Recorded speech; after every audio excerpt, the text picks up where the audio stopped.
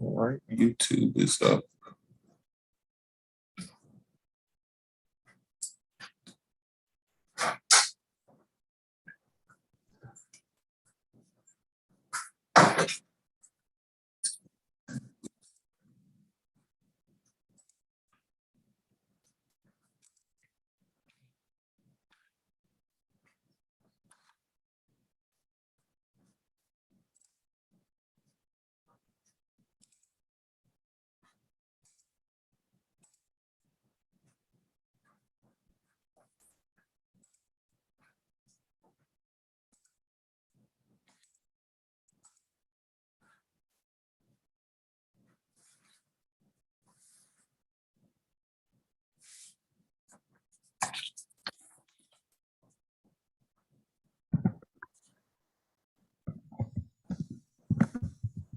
Good evening. How's my sound? Yeah. Hello, sounds good. Okay. Do you care if I share my screen real quick just to make sure it works? No problem.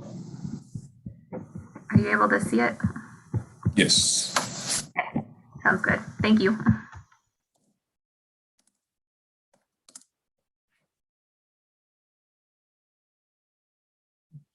Hi, Mayor Heminger. How you doing today? I'm well, thank you. How are you? I'm well. Amy, did you have any more signups after you sent us the email? I did not look again. Okay. Because we usually end up having other folks that register throughout the meeting and Yeah, I was just concerned about time limits, and if I need to put one on the one item, I'll have to do that, but we'll see how it shakes out. okay.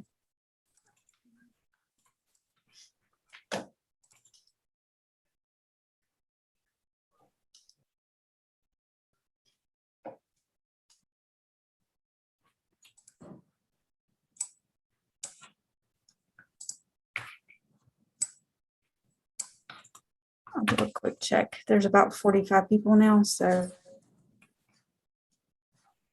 probably not a whole lot, but we'll see.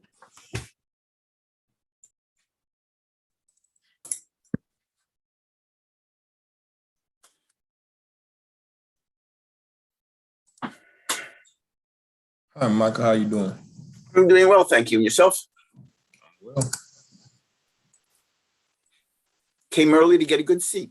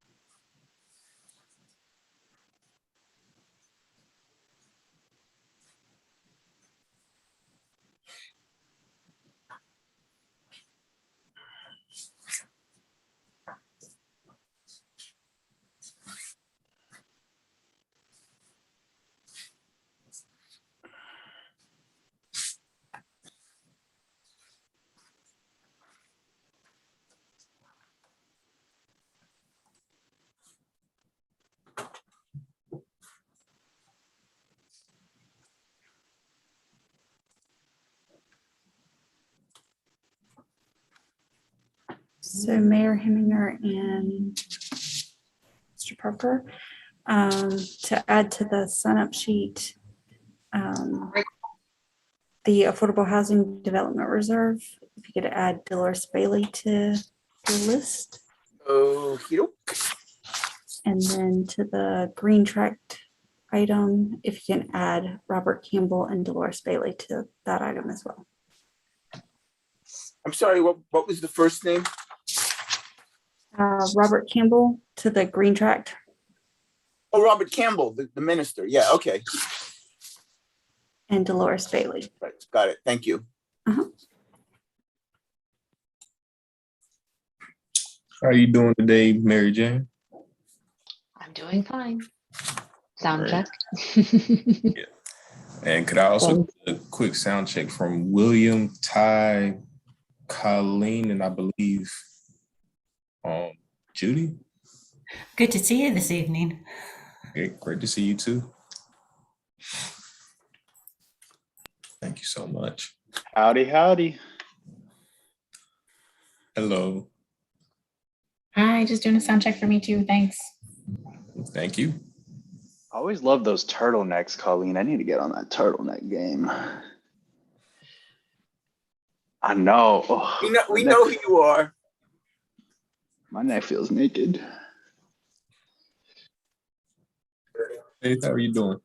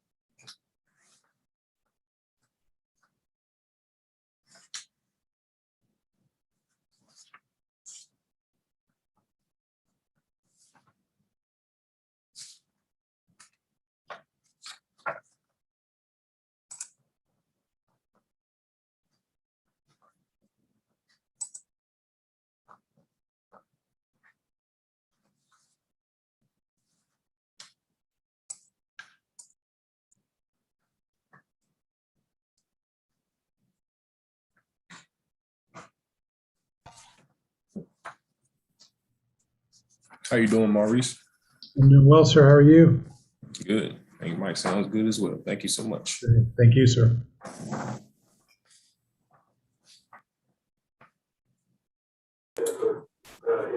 I'm sorry, Markeith, you were checking my mic. Yes. Okay, I hear you. Thank you so much, Faith. You're welcome.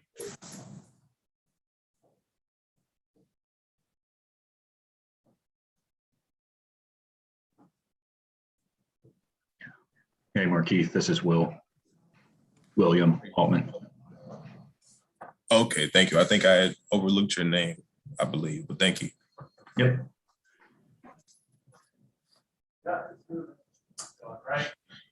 And Markeith, this is Samantha Brown. Okay, thank you, Samantha.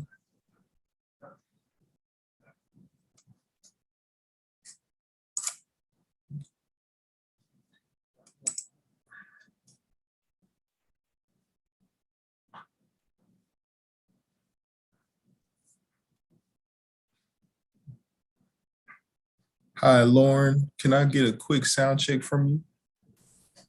Sure thing. Good afternoon or good evening. Good evening. Thank you so much. Thank you.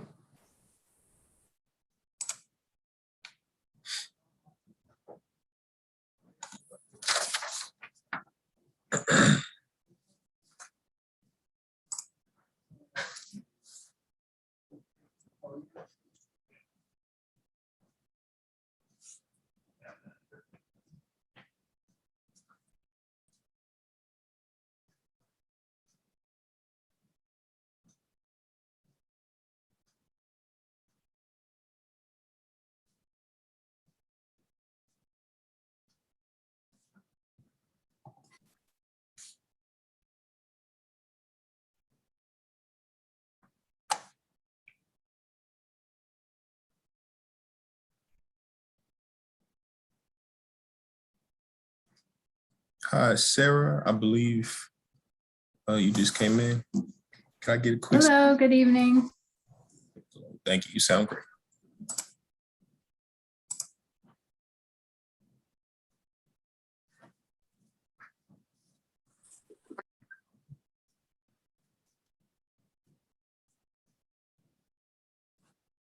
How you doing, Brian?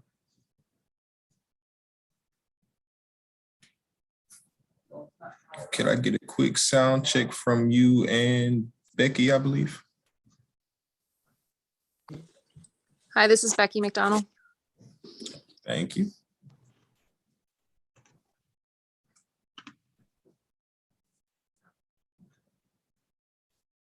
Hello, everyone. 3 minutes. Hi, Amy. How are you, Markeith?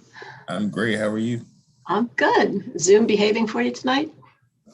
Yes, ma'am. So So far, so good. Bryant, will you say something so they can get a sound check for you? Sure, thank you. I'm Brian Crawford. thank you so much.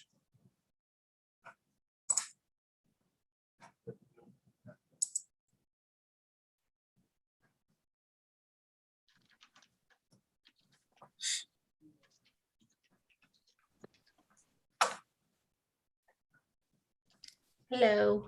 All right, Jess, how are you doing tonight? Good. How are you, Marquis? I'm well. Jess, did you get your ballots in? It was in days ago. She said she still was missing yours, so, okay. What? Hey, Brian Crawford. Yeah, I know, he's there. What? Hey, Jess, how are you? I am good. How are you doing? Wonderful to see you. You too. It's been a while. In a moment. Uh-huh.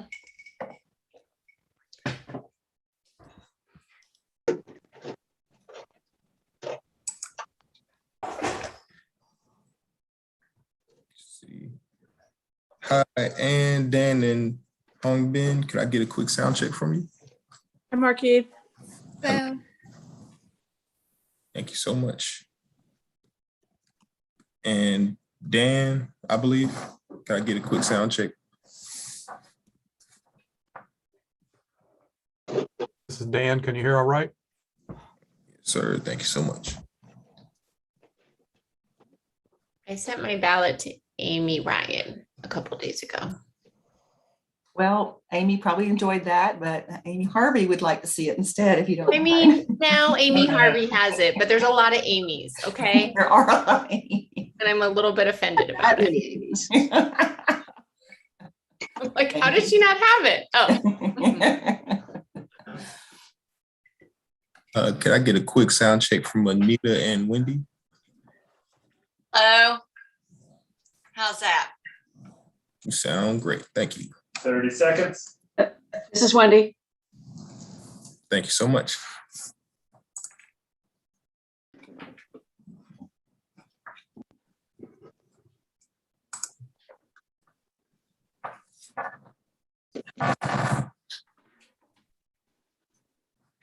Ten seconds. Makes me nervous when you do that. I'm supposed to blast off or something. That's what I was thinking. We're on air. All right, thank you. Good evening, everyone, and welcome to the November 17th meeting of the Chapel Hill Town Council. We're pleased to have you join us tonight.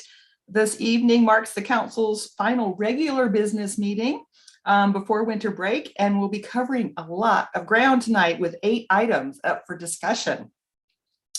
For those in the audience, we will begin by considering a review criteria for the Historic District Commission, followed by a funding plan for affordable housing.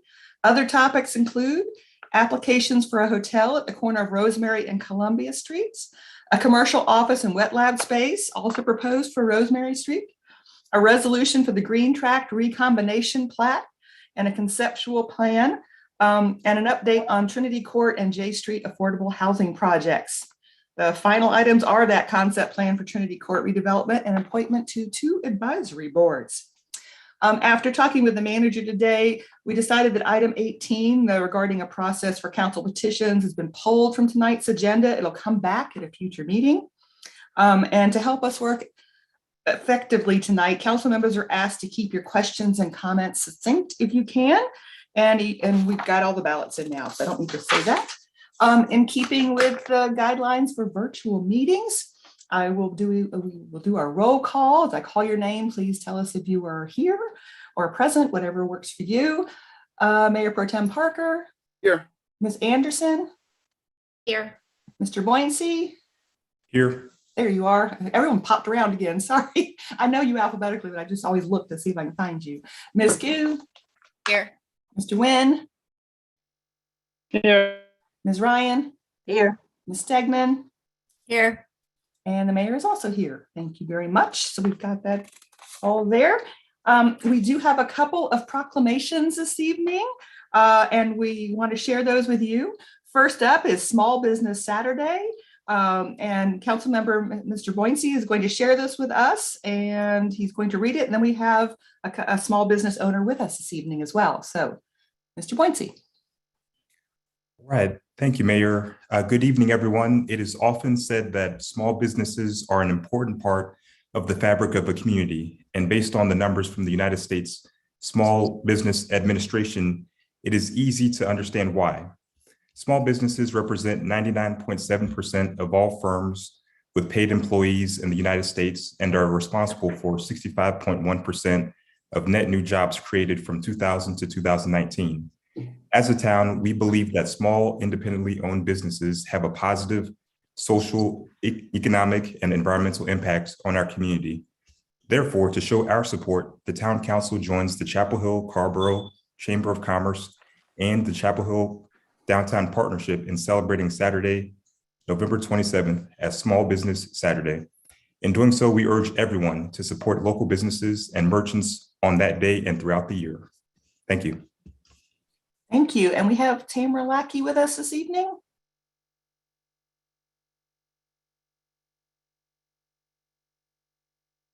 You see her in the audience?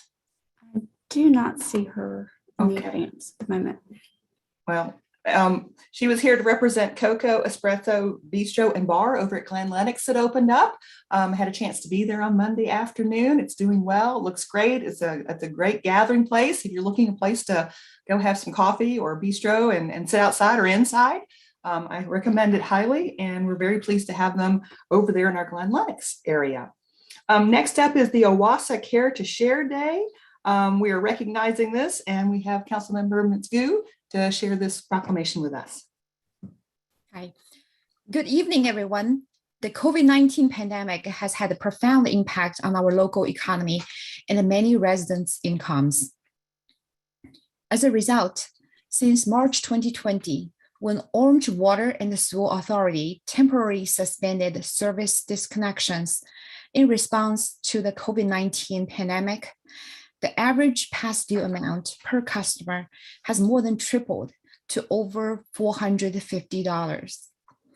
To help local households facing this challenge, the Interfaith Council for Social Service, IFC, has partnered with the OWASA since 1997 to provide water and sewer bill assistance through the Care to Share program. Over the last year, the Care to Share program raised enough funds to help about 105 households to pay $200 down on their past due balance. During the month of November, as we celebrate thankfulness for what we have, OWASA customers are encouraged to make a contribution, either as part of their monthly bill or through a one-time gift. To help raise awareness about this program, the Chapel Hill Town Council is pleased to join OWASA and the IFC in declaring tomorrow, November the 18th, the Care to Share Day in Chapel Hill. Great. Thank you so much. And we are grateful to the IFC and their partnership with OWASA and our community to encourage people who can to help everyone in our community bounce back out of COVID. OWASA is its own entity, and it needs to make up some funding that was racked up, I guess, during COVID. And we want to help those families have their expenses kept to a normal value. So thank you for that. All right, we have a few announcements to make, and I'll ask you guys if you have announcements. The Thanks and Giving Food Truck Rodeo is this weekend on Sunday. The town is bringing together an array of local food trucks and nonprofits for a community picnic. Will be taking place Sunday between 12 and 4 at the Legion Road Open Space. The event is free and open to all, very family friendly. And Table in the IFC will be accepting non-perishable food, winter accessory, or toiletry items during the event. Please go to the town webpage, check out for more information. The council has 2 more meetings before winter break. On Wednesday, December 1st, we'll be holding a hybrid session, more than likely, both work session and part regular meeting. And then on Wednesday, December 8th, there'll be an organizational meeting, at which time the newly elected council members and mayor will be sworn in. And we are thinking that we are canceling the December 3rd economic sustainability meeting and coming back to you in January with that. I will say the December 1st meeting, we're planning on staying virtual for that, but we will be in person for the December 8th community meeting, and you'll get more information about that as well. And I also wanted to share with you some good news about the state budget. While not the budget we were hoping for, it was a compromise worked out, and it looks like the governor is signing the budget. But they did take 5 of the 7 policy statements out of the budget before sending it to the governor. So they are not going to take away our rights to have tree ordinances, short-term rentals, stormwater controls, and I can't remember the 4th one. They are leaving in, and the school placement one, they are leaving in the right, taking away the rights for billboard placement and small cell tower placement. So not really sure why we need to do that. But anyway, that's very good news to us, as we care a lot about our ability to control stormwater, to mandate tree coverage. And we have just passed our own STR ordinances. So we were very pleased with that part of the outcome. And then we also received funding, was restored to the SMAP program for our transit system. So we're pleased with that as well. The budget item is 1,300 pages long, and the attorneys and resources for both Metro mayors and the league are going through all the details, and we'll get more updates as that comes along to understand all the implications of the budget. So that was all good. Okay. Does anyone else have announcements to make? Okay, so that brings us up to the item on the agenda for petitions and comments from the public not on the printed agenda. I know we have one petition that was submitted online. I don't know that anyone's coming to read that petition. And if you're wishing to speak, public input is important to us. And especially during virtual times. And we asked, you could have pre-registered, but don't worry, you can also use the raise the hand function on Zoom, and we can bring you in, and you can use *9 if you're on a phone. Mr. Parker will be bringing you in 2 at a time to help get you transitioned over to be able to speak with us. We ask if you are willing to turn your camera on. We'd like to see you when you speak to us. And we also ask that you try to stay within the 3-minute limit when at all possible. So we'll start with the petition from Will Raymond requesting regarding ethics ruling and guiding council and staff and advisory board conduct. And I'm not sure if he's here. Do we see him, Mr. Parker? We do not. I don't see him unless he's using an alias. No. Okay. Can we, council, are you okay to wait to see if we receive any other petitions so we can do our normal process to receive and refer? Okay. So let's bring in other folks and see what they have to share with us about items not on the printed agenda this evening. Okay. We have, I'm not sure that's why that's not working, but we have Edward Marshall followed by Pristine Onuoha.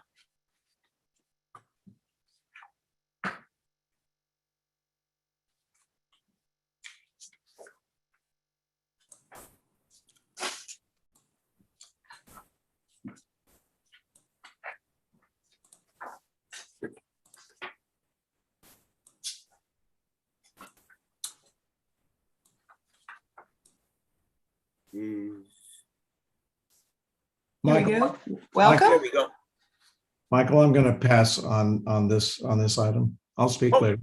Okay. Okay. Thank you. That's fine. Thanks. Then we have Pristine Onuoha followed by Penny Sparacino.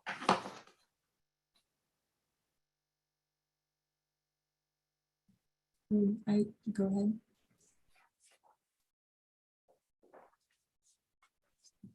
Welcome.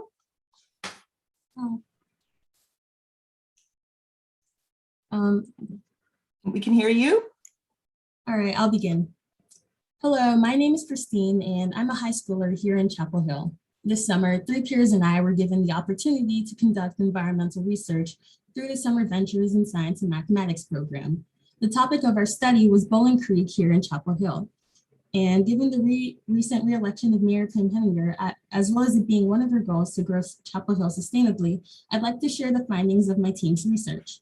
The purpose of our study was to investigate the potential impacts of urbanization on the degradation of Bowling Creek's water quality, because Bowling Creek, as you may know, is on NC 303D list of impaired waters. To gather data, we performed water chemistry tests and analyzed benthic macroinvertebrates, which are just bugs that live at the bottom of the streams. In addition, we also used QGIS land coverage software to estimate the amount of developed land draining into the streams. We use these methods for Bowling Creek and 2 other reference streams, Morgan Creek here in Chapel Hill and Pokeberry Creek, a creek in Chatham County.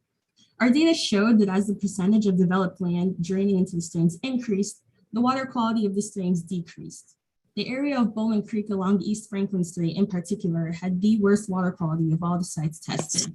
This, combined with the data from the QGIS software showing that Chapel Hill had high levels of developed land, led to the conclusion that urban runoff was a major factor harming Bowling Creek's water quality. Given my team's findings, I implore you, the town council, to make the restoration of Bowling Creek, as well as Chapel Hill's other aquatic ecosystems, a higher priority. The restoration of the riparian buffer along Bowling Creek and other creeks, targeted development changes in Chapel Hill, green infrastructure like green roofs, and the Clean State Revolving Fund could be explored as methods or tools to help accomplish that. And to elaborate on town development changes, these changes should focus on limiting impervious surfaces, such as through preserving green spaces, as well as reducing the number of required parking lots for certain developments. And as an example of the latter, Wegmans by Fordham Boulevard has a massive parking lot, but a large number of its parking spaces typically remain empty. I would also like to mention that there are various groups in Chapel Hill advocating for the health of the town's streams, like the Friends of Bowling Creek nonprofit. Collaborating with these groups more should play a part in the goal of restoring Bowling Creek and other creeks. Lastly, I'd like to address how finding a balance between town growth and sustainability is difficult, but that I and many others believe that prioritizing sustainable growth would be best for Chapel Hill and its aquatic ecosystems in the long run. It is the hope of my research partners and I that Bowling Creek's water quality will return to healthy levels and that Chapel Hill will play a more active role in its transition to environmental sustainability. Thank you. Thank you. Okay, next we have Penny Sparacino, if I'm pronouncing that correctly. Can you hear me? We can hear you. Okay, I can't get the video to show, but I'm nothing much to look at. I am going to, my comments were meant to come at the end of the J Street comments. Okay, so we'll send you back over there to sign up for that, and you can raise your hand during that time. Okay, thank you. Thank you. There, I have no one else. Okay, Ms. Harvey sent us a note that Kendall Page had also submitted a petition for Orange County to have executive planning jurisdiction over a property off Old Lister Road. So I will add that to the petition list. So we have 2 petitions before the council. I move we receive and refer. Moved by Ms. Anderson, second by Mr. Parker to receive and refer to the mayor and manager. We'll do a roll call vote. Mr. Parker? Aye. Ms. Anderson? Aye. Mr. Boyncy? Aye. Ms. Gu? Aye. Mr. Nguyen? Aye. Ms. Ryan? Aye. Ms. Stegman? Aye. And the mayor says aye as well. Thank you very much. Okay, that brings us to our consent agenda. And before we move along, there's a couple of announcements I wanted to share. Item number 4 on our consent agenda shows the town's proposed donation, if you approve this, $100,000 to the North Carolina Botanical Garden Foundation to help expand the Stillhouse Bottom Nature Preserve in Southern Chapel Hill from 23 acres to 48 acres. Botanical Garden Foundation is working to secure additional land donations and conservation easements, which would result in the preserve spanning over 100 acres. Over the years, the town has helped add to the foundation's open space holdings. In 2010, we helped purchase the 7-acre Ivy property. In 2019, we helped with the purchase of the Cochran property. So just wanted to share that with you as we are putting those parcels together, and those are open to land. I also share that the Parks and Rec staff is working on a map to show all of our park spaces, our open spaces, and spaces that are in Chapel Hill that are preserved and open to the public. And we'll be posting that map on our town website so that people can know the places that are open to the public to enjoy and see where they are located very easily. And so that will be forthcoming as we work on that over the winter time. So just wanted to share that with you. Mayor, may I make a comment on the an item on the consent agenda? Sure. So regarding item 6, we are voting tonight to allow renters of single-family homes to be members of the Stormwater Management Utility Advisory Board. I would hope that in the weeks or months ahead, we can take another look at that and make sure that we allow all kinds of renters to participate rather than just a very small subset of the renters in our community. Right, and our attorney says that she'll bring language back for us because right now it actually excludes condo owners and town, and just so there'll be language to help refine this. But yes, at this point, we need to add the other language in there. So, okay. I move the consent agenda. Second. Been moved by Mr. Nguyen, second by Ms. Anderson to move the consent agenda. All right, roll call vote, please. Mr. Parker. Aye. Ms. Anderson. Aye. Mr. Boincy. Aye. Ms. Gu. Aye. Mr. Nguyen. Ms. Ryan. Aye. Ms. Stegman. Aye. And the mayor says aye as well. Thank you very much. Okay. Well, there were a lot on the consent agenda. You also have an information section in your agenda, and we will have further discussions on item number 10 at a later point on there. But that brings up the first discussion item, which is to close the legislative hearing and consider land use management ordinance text amendment, section 3.6.2E related to the Historic Commission review criteria. Anya is with us this evening. All right, good evening, Mayor and Council. I'm Anya Grun with the Planning Department. So like the mayor just said, I'm here tonight with a land use management ordinance or LUMO text amendment related to the Historic District Commission. I have 6 slides and this presentation should take about 2 minutes. The recommendation before you tonight is to close the legislative hearing, adopt the resolution of consistency, and enact Ordinance A. Here is where we are in the process.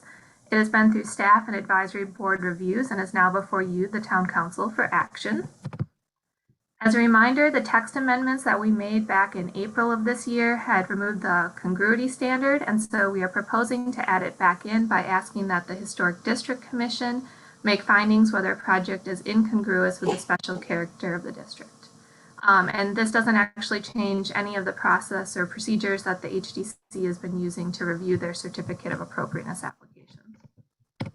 So again, the recommendation before you tonight is to close the legislative hearing, adopt the resolution of consistency, and enact Ordinance A, and I'm happy to answer any questions you might have. Thank you. Council, any clarifying questions? Is there anyone from the public wishing to speak on this item? No. Okay, I bring it back to council for comments or motion. I move consistency.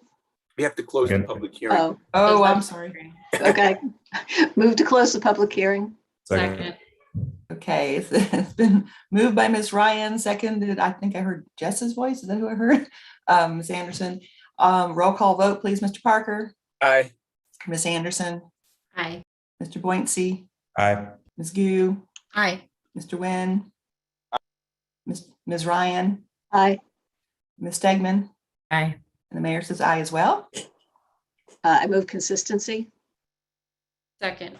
Been moved by Ms. Ryan, second by Ms. Anderson. Roll call vote, please. Mr. Parker. Aye. Ms. Anderson. Aye. Mr. Boincy. Aye. Ms. Gu. Aye. Mr. Nguyen. Aye. Ms. Ryan. Aye. Ms. Stegman. Aye. And the mayor says aye as well. I move ordinance A.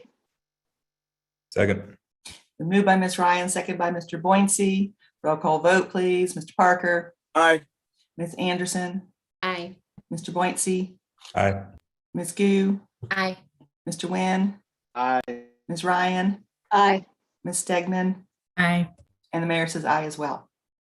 Thank you very much. Is that all we need to do for that item? Yes, it was.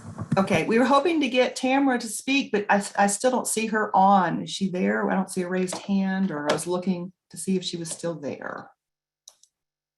We will.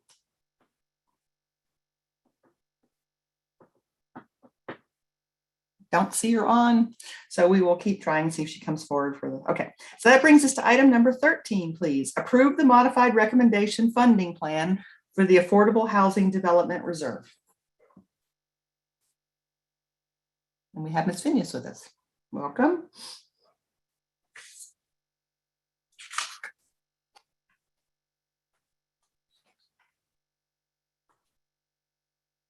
Good evening. Are you seeing my full screen?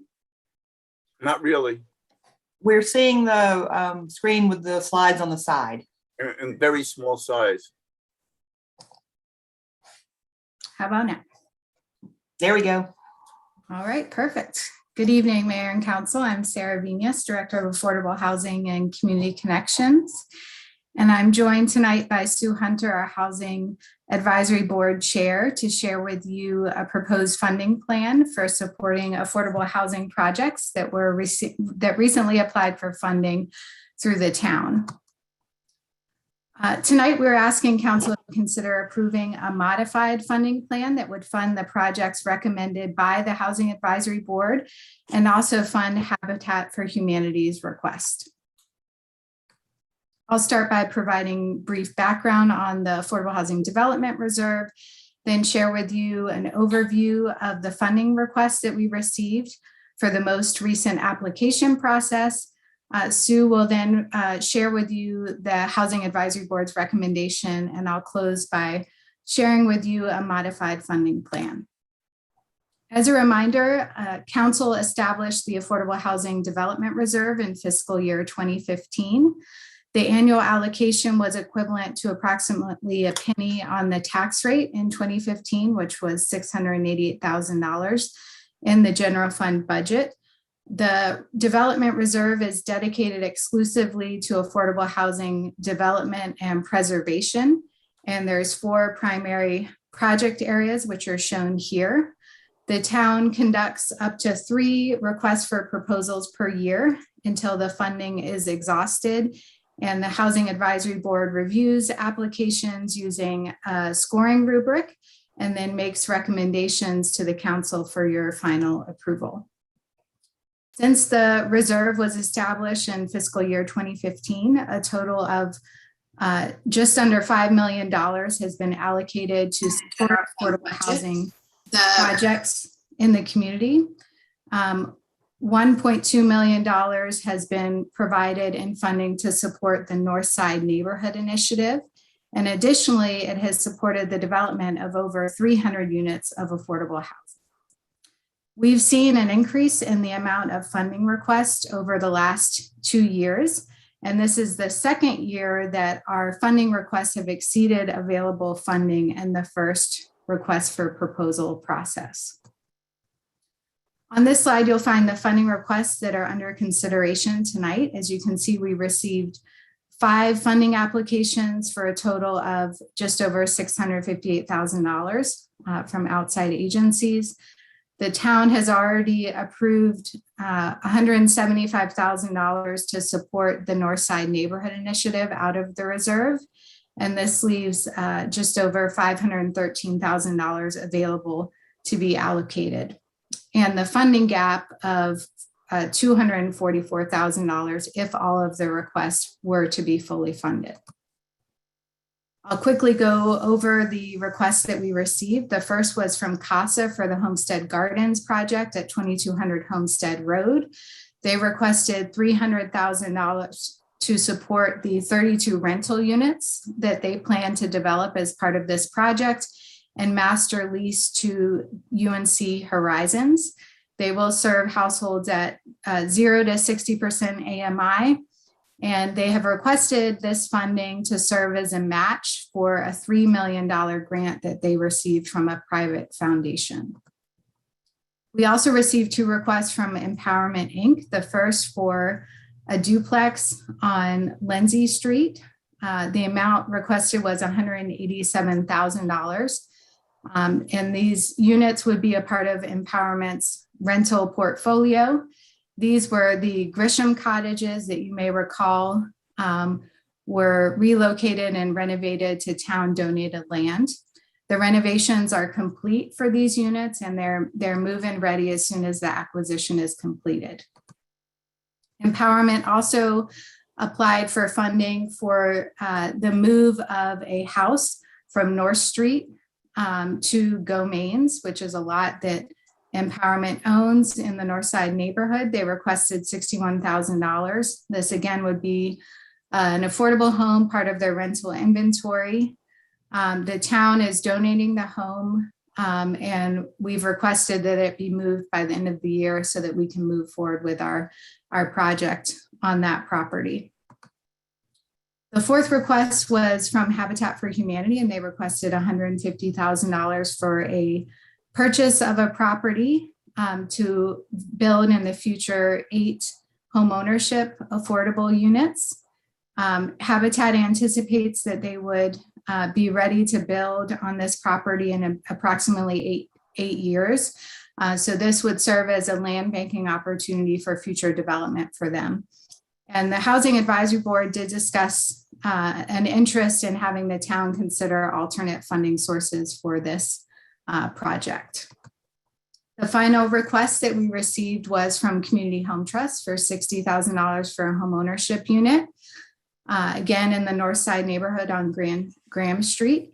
And as Sue will discuss in a moment, the HAB did not recommend funding this project due to limited funding available in the development reserve. So that's a brief overview of the projects that we received, and now I'll invite Sue to share with you the HAB's recommendation. Thank you very much, Sarah, and good evening, Mayor and Council. Staff asked me to come speak tonight so I could present our recommendations and also explain our rationale behind them, because it was a difficult decision. We recommended full funding for CASA because they needed the funding from the town to access the grant funds that were ready and available to them once they met their funding goal. In terms of empowerment, we recommended $187,000 for the Lindsay Street acquisition because that home is ready for people to move into. They just need to purchase it from self-help. The Gomain Street house move, we recommended partial funding for that, $26,395, because the house needs to be moved before the end of the year. For Habitat for Humanity, that was the top scoring application. And the reason we chose not to recommend funding from these funds, but from an alternate source, is because the length of time before the project would be built was at least 8 years. And what came out of the discussion amongst the board members that night was the timeliness of the projects and how soon they could become actual housing for people to live in was really important to the board, because we have such a great need for affordable housing. In terms of Community Home Trust, we didn't have enough funds to fund everything. And Kimberly Sanchez, who attended the meeting that night, was very gracious. And she said that she thought they could find other funding from another source. And so that is what went into our discussion and how we made our decision and our recommendations. Thank you, Ms. Hunter, for joining us and explaining, and thank you for your service on the board. I bring it to council for clarifying questions. And Mayor, I do have sorry, two more slides slides okay, for you sorry. to close out. So based on the HAB's interest, staff did identify additional affordable housing funding. We do have $379,000 available in the Opportunity Fund, which council established within the Affordable Housing Fund this was for future large-scale projects. And if council would like to fully fund or the Habitat request, there would be $229,000 remaining for future projects in the Opportunity Fund. This shows you what the modified recommended funding plan would look like if we were to proceed with funding Habitat's request. The modified funding plan here includes all of what the Housing Advisory Board recommended, but does have that addition of Habitat's request, and the total allocation would be just over $663,000 and support the development of 128 affordable units. So in closing, we're asking council to consider approving the modified recommended funding plan that would fund projects recommended by the HAB and also fund Habitat's request. We did include 2 resolutions in your packet. The first, Resolution R9, would approve the HAB's recommendation as originally presented at their meeting. R10 would approve the modified funding plan, which includes funding Habitat's request. And that concludes our presentation. Happy to answer any of your questions. Thank you. Thank you.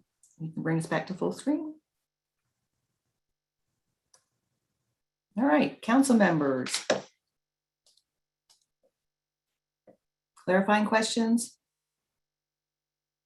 All right, then we will take it to the public for input. I know the CASA representative said she's here, but Jazz says she's only to answer any questions if she didn't need to speak, but she's welcome to speak. And then I think we had a couple others, Mr. Parker. Yeah, we have Jennifer Player followed by Dolores Bailey. Great, thank you. While they're transitioning in, we'll have Ms. Lackey speak after we finish this item. She was able to join us for Small Business Saturday, so we'll have her come in after we finish up this item.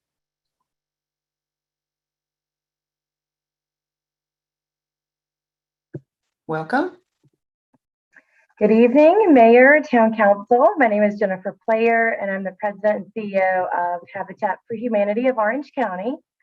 I'm here tonight to voice Habitat's strong support for the affordable housing funding recommendation that includes fully funding our request to purchase land on Weiner Street in Chapel Hill.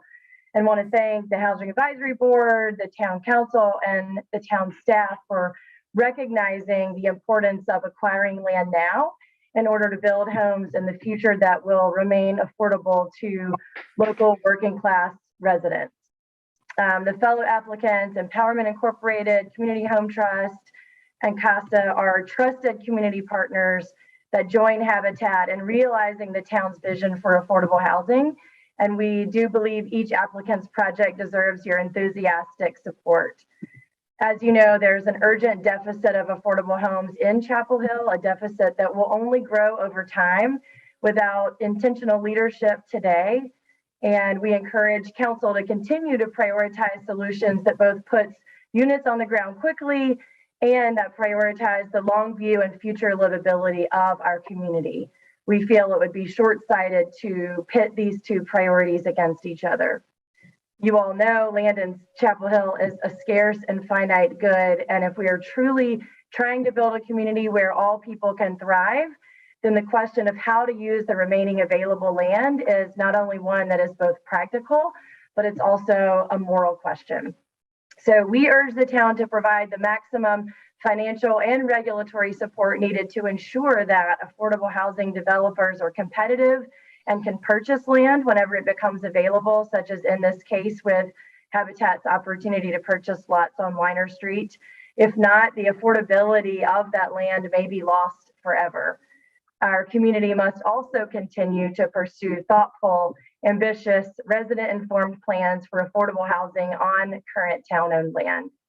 So thank you again for your time and hopefully your support of the full funding recommendation as proposed. We truly believe that if we all work together, including our other nonprofit community partners, that we can realize the town's vision to create a vibrant and inclusive community where all residents have access to affordable housing and opportunities to thrive. Thank you so much. Thank you. Okay, next we have Dolores Bailey.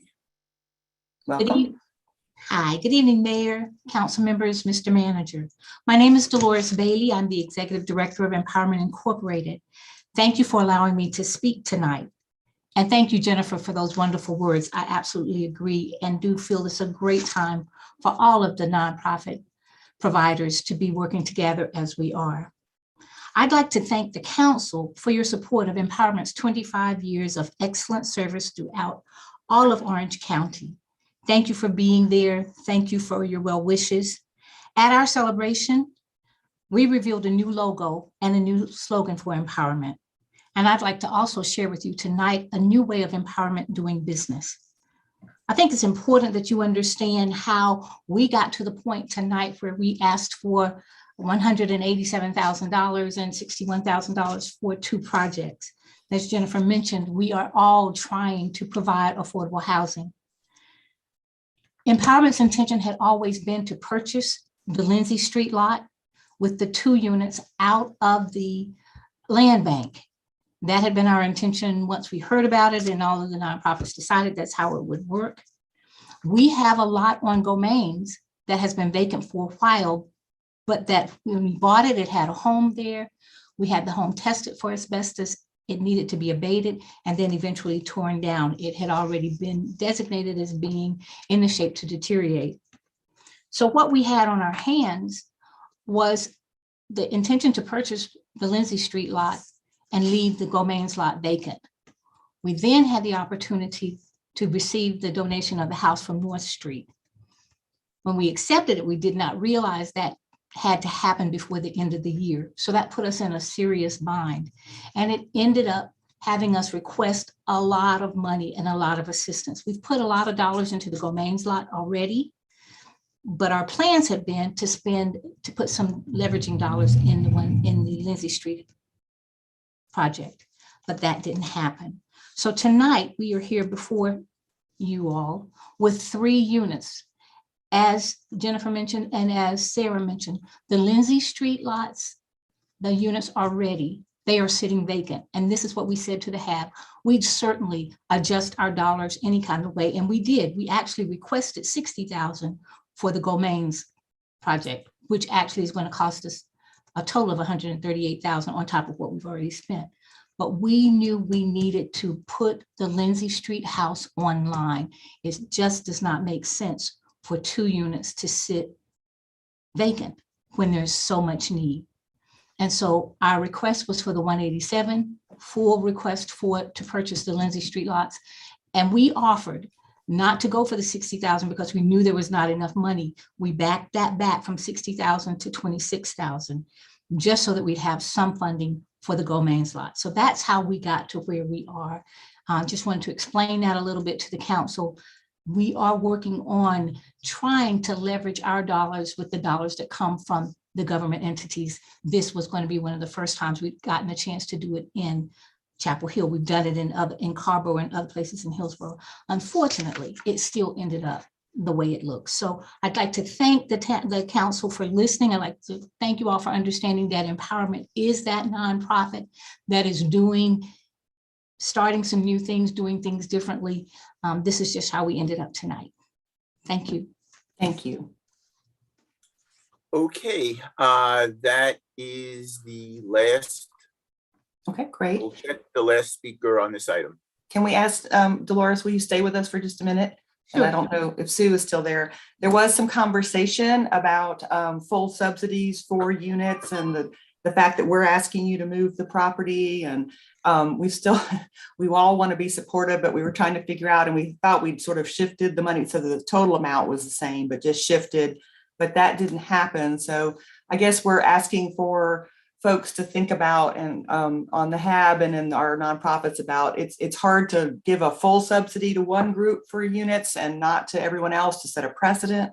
So to work towards figuring out how to make that work better in the future. So that, and Dolores, I understand that we asked Empowerment to move the building before. Yeah, I mean, it was sort of out of the blue for you guys. So, and we understand that, and we understand that the requests are always more than what we seem to have, and we understand the future.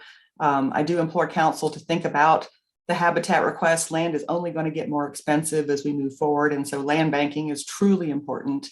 You will be hearing the good financial news I was hinting to earlier at our December 1st meeting, so I don't want anyone to stress that this is going to break the bank or anything. We're in good shape, and securing land for the future is important. Getting affordable housing, getting units online right away is also important.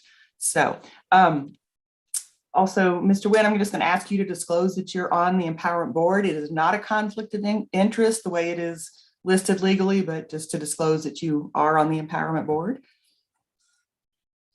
Yes, I am a non-voting member of the Empowerment Board. Thank you. And make sure, and so that, okay, Mr. Boyce, you have a comment or question? Yes, question. So just wondering about, what the timetable is on the Affordable Housing Fund money, when decisions would need to be made with respect to that. Because keeping in mind, as you said, Mayor, about, land getting more expensive as time goes along. Ms. Phineas, when do you distribute the monies that they're approved this evening? We would move forward with putting in performance agreements immediately. And if the question is more about Habitat's timeline, I would invite Jennifer to speak to that. But assuming approval tonight, we would move forward immediately to put performance agreements in place, and organizations could access the money as soon as they needed it. Did that answer your question, Mr. Boynton? It does, yeah. Thanks. Ms. Anderson? I think it's really important that we do all of the above and make sure that we help Habitat with the land banking. So I'd like to move R10. Oh, okay. Is there a second? Second. Oh, I heard Ms. Stegman first. It's moved by Ms. Anderson, second by Ms. Stegman. Any other comments to share? Yeah, I just wanted to make a comment on the empowerment funding, if I might. So I just want to, first of all, to thank Ms. Bailey and the entire empowerment staff for all they're doing. And I know that it's been a real stretch getting ready to move that house. And I think following up on what the mayor said, I think, we need to start thinking a little bit more rigorously about guidelines for levels of subsidy provided and how much subsidy we're willing to provide versus other things. That said, I am really enthusiastic about making sure that empowerment gets every penny that's allocated in this tranche of funding. And I also do support Habitat getting their money. So I think that the way I think about it is, even though how empowerment only asked for about $60-some thousand for the Gomains lot and moving the house, they've spent quite a lot more than that. And so at least I'd like the council to think about, when they look at the Lindsay Street, that a lot of that money is really paying for the house move, and it's not really 100% subsidy for the 2 duplexes, if that makes sense to everybody. Thank you, Mr. Parker. I know we were having some discussions about that and figuring all that out, and also talked with Dolores quite a bit about those things. And I do bring it back, Sue, to the HAB to talk about how you can set some priorities on land banking, because I think that's going to be really important for the future as well. And we do have ARP monies coming forward. So I encourage you guys to think more broadly about the needs and maybe even replenishing the fund for the Opportunity Fund. Maybe that's a request. So lots of thoughts out there and lots of excitement about increasing our affordable housing stock. So it was moved by Ms. Anderson, second by Ms. Stegman. We'll go with the roll call vote. Mr. Parker? Aye. Ms. Anderson? Aye. Mr. Boyncy? Aye. Ms. Gu? Aye. Mr. Wynn? Aye. Ms. Ryan? Aye. And Ms. Stegman? Everyone moved again. Aye. And the mayor says aye as well. Thank you all for joining us, and thank you for the work you do in our community to partner with us on affordable housing, creating more affordable housing opportunity. Great. Ms. Lackey, we're happy you could join us, and we invite you to say a few words representing small businesses for Small Business Saturday. Are you there with us? Yes, I'm here. Can Hey, you hear me welcome. okay? Yeah. Thank you so much for, I appreciate your patience as I navigated to the correct browser. My name is Tamara Lackey, and I'm the owner of Coco here in Chapel Hill, the new 3,000 square foot espresso bistro and bar in this beautiful new recently constructed Gwendolyn building at Glen Lennox. It is my pleasure this evening to receive this proclamation on behalf of the many small businesses throughout Chapel Hill and share some reflections together with the Chamber for a Greater Chapel Hill Carborough and the Chapel Hill Downtown Partnership. First of all, I want to sincerely thank you for declaring Saturday, November 27th as Small Business Saturday. As you know, Small Business Saturday is now a nationally recognized day. Always the Saturday after Thanksgiving, this day is dedicated to celebrating local businesses and encouraging everyone to shop small, which I'm a fan of. For several years, the Chamber and Downtown Partnership have activated on Small Business Saturday and have also extended the Buy Local celebration throughout the entire holiday season. Buying local, of course, is so important because every time you make a purchase at a local business, you support local jobs and you help to preserve the local character of our community. In fact, 67 cents of every dollar spent at a local Chapel Hill business actually stays in Chapel Hill. The bottom line is when we spend it here, we keep it here. So let's keep it local. Second, I would like to invite you and everyone watching to join us this year in supporting small businesses and buying local this holiday season. We have many things planned this holiday season to make it fun and easy to support small businesses and knock out your entire holiday shopping list in one local swoop. Please join us in shopping small on Small Business Saturday, which is Saturday, November 27th. Small businesses like mine will be open and ready to safely receive you. And many of us are selling gifts and gift cards online too. You can find local businesses by category when you visit carolinachamber.org/directory. That's it. And downtownchapelhill.com. We encourage you on joining us to make Cyber Monday, the Monday after Thanksgiving, local Cyber Monday. Again, you can visit both the Chamber and Downtown Partnership directories to find local businesses and shop online. And I personally very much encourage you to join us in making Giving Tuesday, the Tuesday after Thanksgiving, which is Tuesday, November 30th, Local Giving Tuesday. Let's share some serious love for our local nonprofits. We just heard Habitat for Humanity and so many amazing organizations here. And I would personally love to plug our nonprofit, the Beautiful Together Animal Sanctuary here in Orange County, about 15 minutes down 54 from Cocoa. And we encourage you to join us on Saturday, December 4th for the Art Center Annual Elf Market, a holiday craft market featuring local artisans taking place at University Place from 10 to 5. Finally, a personal reflection. I want to thank you all for your commitment to development, density in downtown and along transit corridors. It is locations with lots of workers and residents and foot, bike, and car accidents that give local retailers like me, and this is not an exaggeration after COVID, a fighting chance to make it in today's fiercely competitive global marketplace. That was one of the reasons I was really excited to move into this new Gwendolyn building, all the support for independent business, focus on sustainability, but also an emphasis on supporting foot and bike access through the growth of extended greenways, something that I and many people around Chapel Hill are very excited about. Local Chapel Hill businesses like Carolina Coffee Shop, Top of the Hill, and hopefully Cocoa can help make Chapel Hill the charming and thriving community that we love. And it's decisions that you make as a council, both today through this proclamation and in your thoughtful development decisions that make Chapel Hill a place where local businesses can thrive. Mayor and council, thank you again for declaring Small Business Saturday and for helping spread the word to shop small this holiday season. We appreciate it. Thank you, Tamara. Thank you. And your coffee and sweet treats are awesome. Was there Monday, even with the power out, your staff was just very delightful. I appreciate that. And then and enjoyed ourselves to coffee after the power was back up. Wonderful, wonderful. Thank you for joining us. Thank you. Okay, great. All right, we're up to item number 14, please.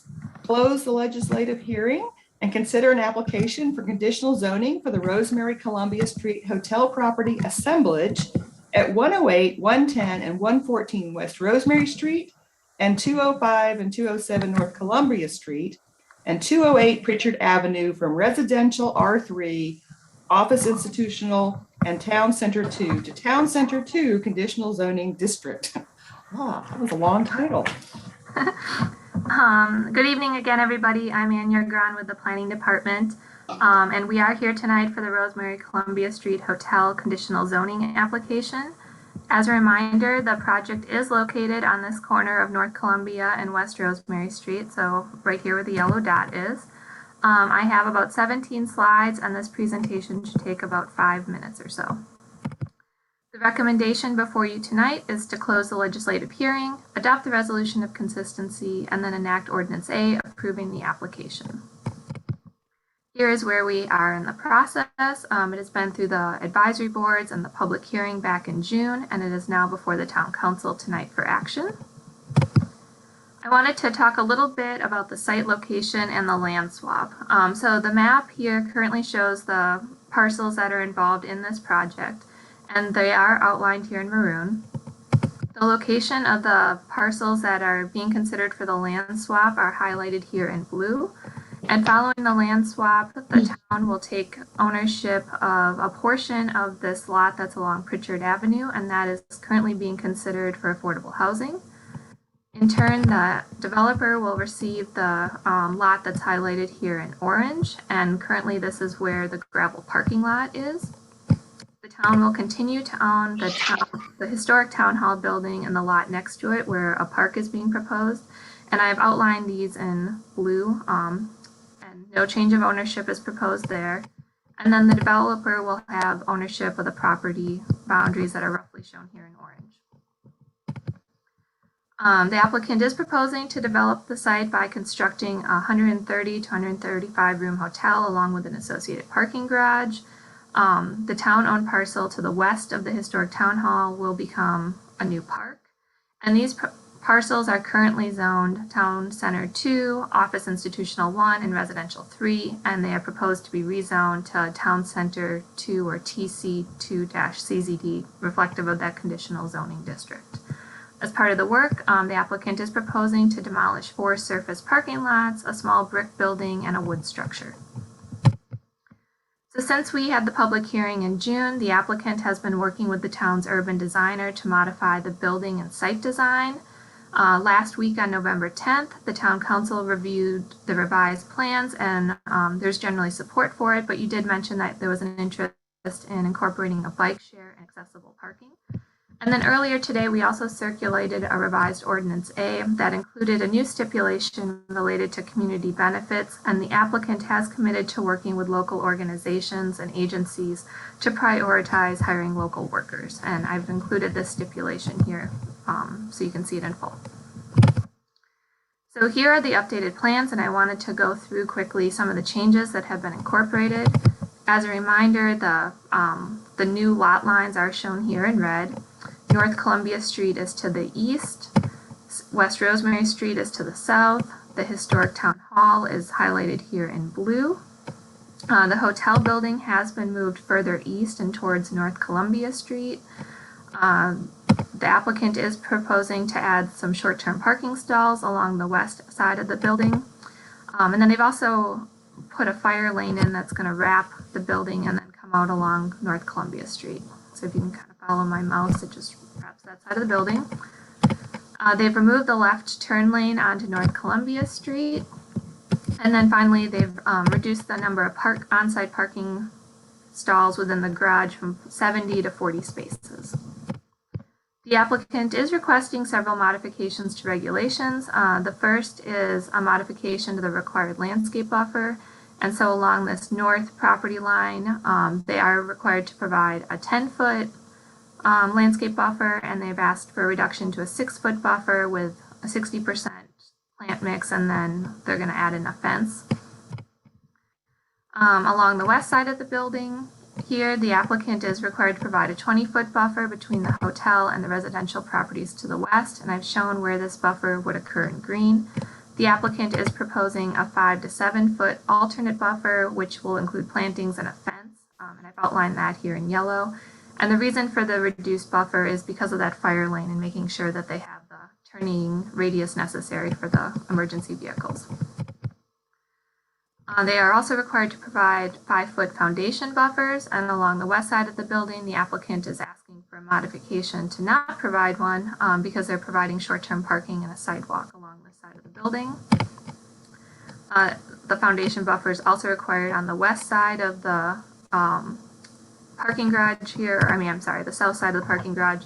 And I've highlighted the new property lines in red, and you can see that the landscape buffer is being included, but it'll encroach onto the town's property.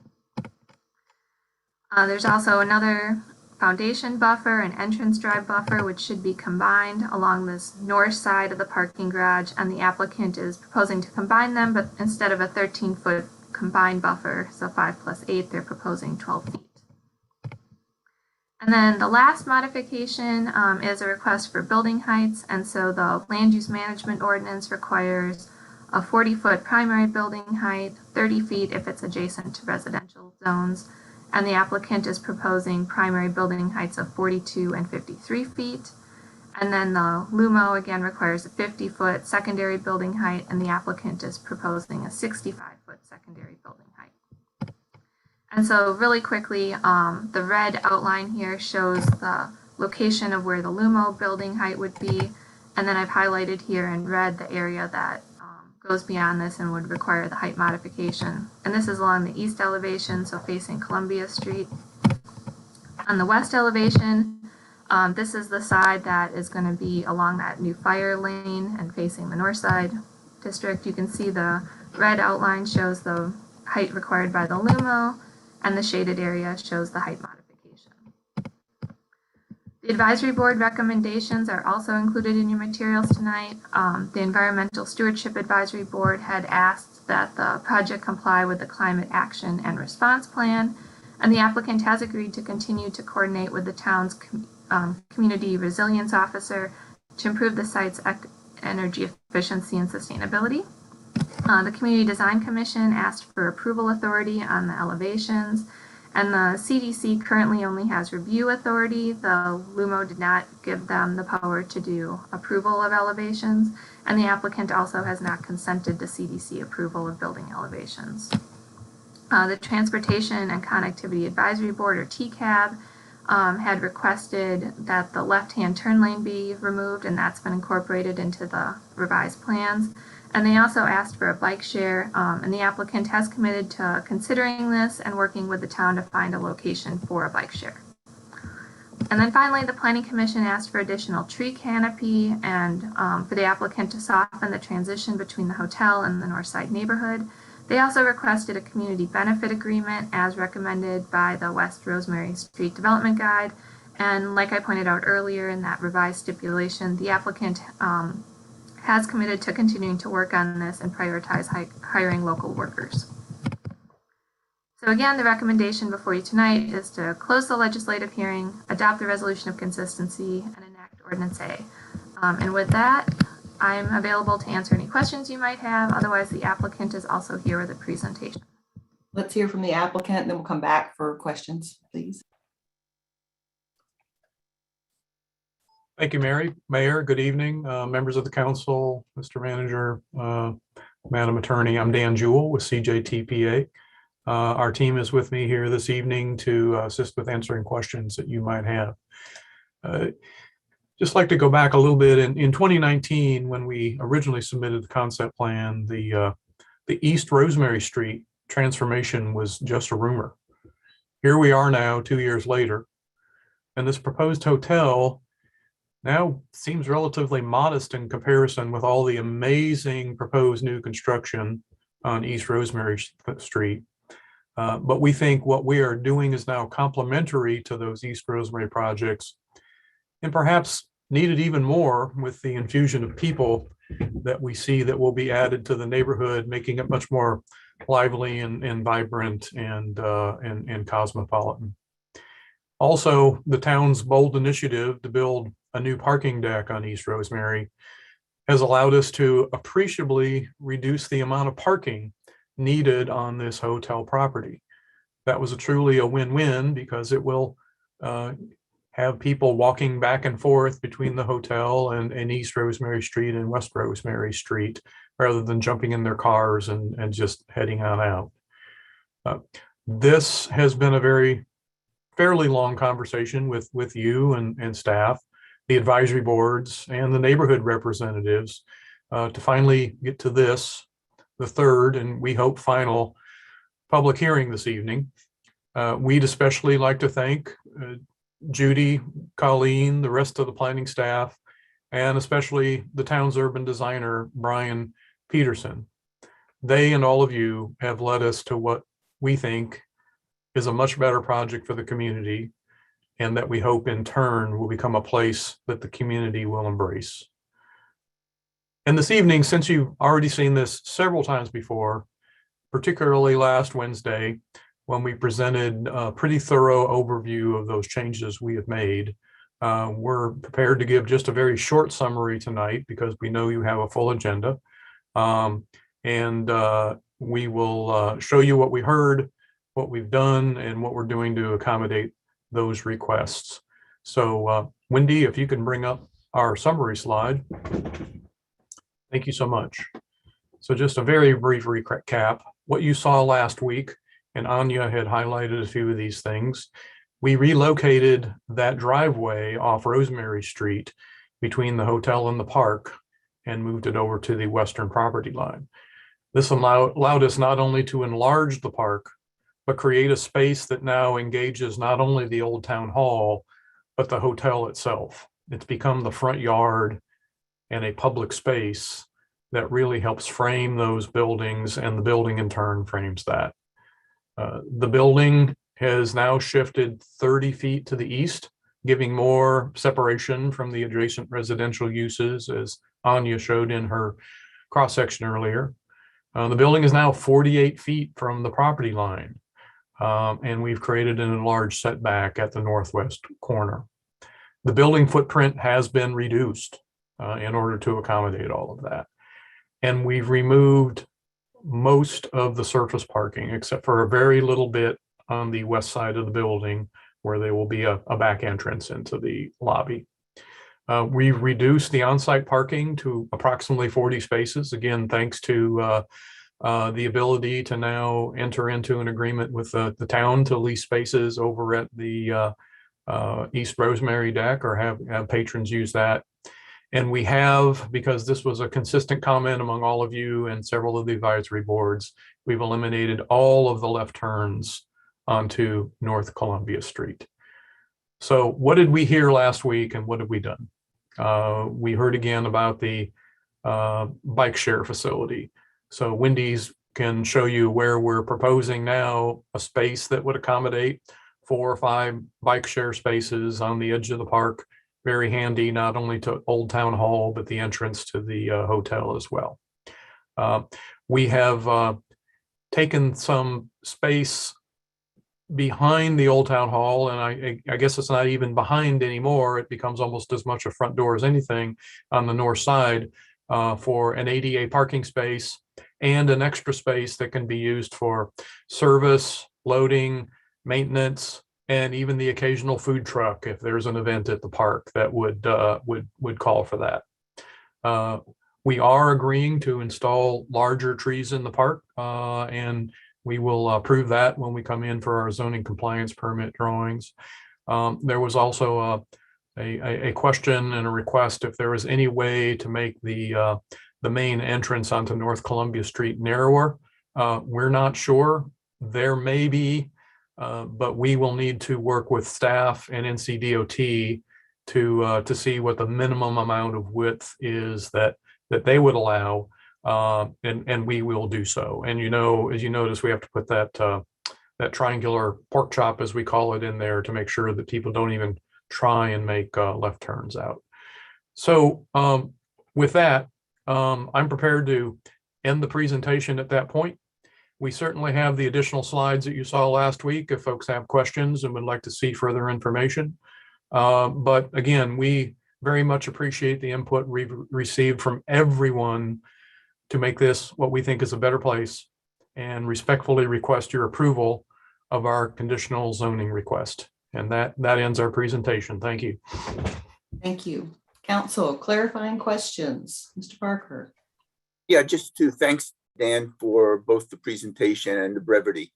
So one is, I know the stipulation and what you just referred to is a potential location for a bike share. I'd be wondering if you're willing to commit to doing a bike share rather than, the language as I read it in the resolution right now says you can do it rather than you will do it. And I much prefer that you will do it. The other question that I have, and it may be buried in some of the material, and if it is, I apologize for not having seen it. Who will have responsibility for maintaining the park once it's built? We will build the park, and my understanding is that the town would have responsibility for maintaining the park, but we will build it to the town's specifications and make sure that it's designed and constructed in such a way that town staff are comfortable that they're able to maintain it. Is that consistent with, if I may interrupt, is that consistent with our staffs under Manager Jones? Is that consistent with your understanding? Yes, it is. Okay, great. Thank you. And Councilman Parker, as to your question about the bike share, yes, we're happy to build it, to run the conduit there that's needed if there's any electricity, and put it in place. If the desire by the town is to do some sort of a docked bike share system, which I think is what it's called, that would assume that somewhere else in town there's other docks and bikes that people can share back and forth. But we're happy to install that. Okay, yeah. So if while we're continuing to talk, if on your end could modify the stipulation, I'd really appreciate it. Thanks very much. Thank you. Other questions, Ms. Ryan? Hello, do you have any EV charging stations in the deck? Wendy, can you respond to that? Yes, we have a dual station that is going to serve. So there are 40 spaces altogether. We've got a dual station which will serve a standard parking space and a handicap parking space. Great, thank you. A minor question, but we were willing to install a water line either from Old Town Hall to the park or from the building to the park for watering purposes. Sure. Now is the time to do it. Yes. So I don't know. I'll let you and staff work out, but agree to the stipulation of putting a water line in and able to keep the park hydrated. We agree to that stipulation. Yes. Good one. Thank you. All right. We want to hear from the public on this item. If you are wishing to speak on this item, we ask you to please raise your hand. We'll call you in two at a time. I'm not sure. I think we had one person signed up to speak. Yeah, so far just one person signed up. That's Matt Gladdick.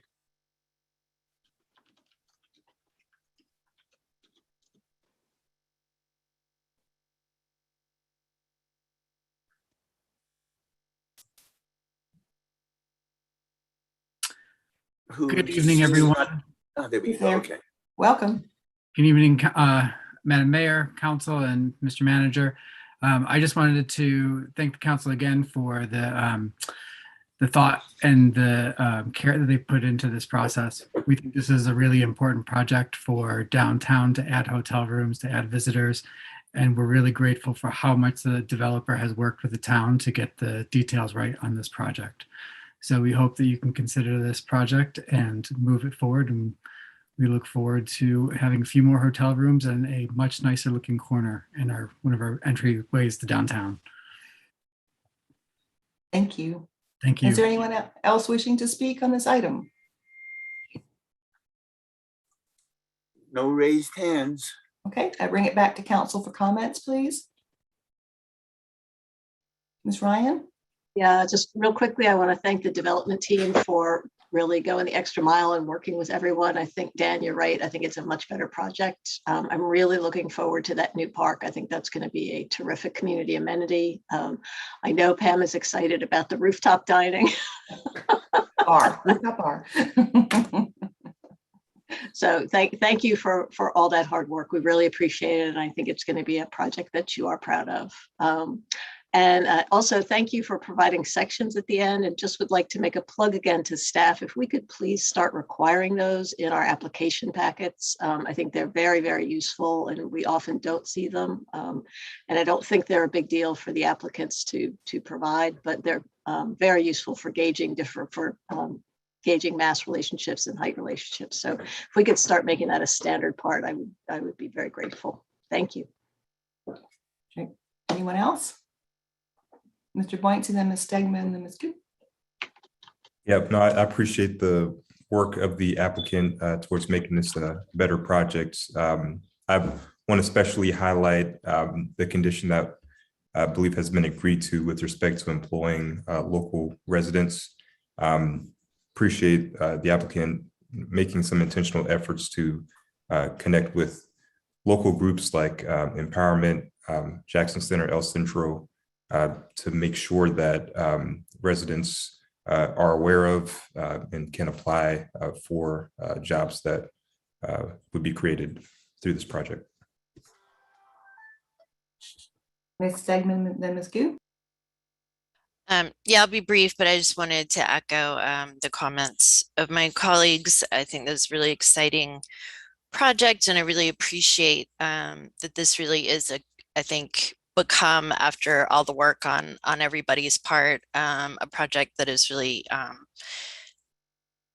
is going to be good for downtown. It has the real kind of community benefits we talk about. I think the park has become a really I think it's gonna be a really inviting place that people want to go to. It will bring people to the nice rooftop bar, employing local community members, the trees, the shared parking. It's really exciting to see some of these things we talk about in action and really come together. So I really appreciate the partnering on some of those things, and that you listened. And I think this is really going to benefit both businesses downtown and be good for the community as a whole. So thanks.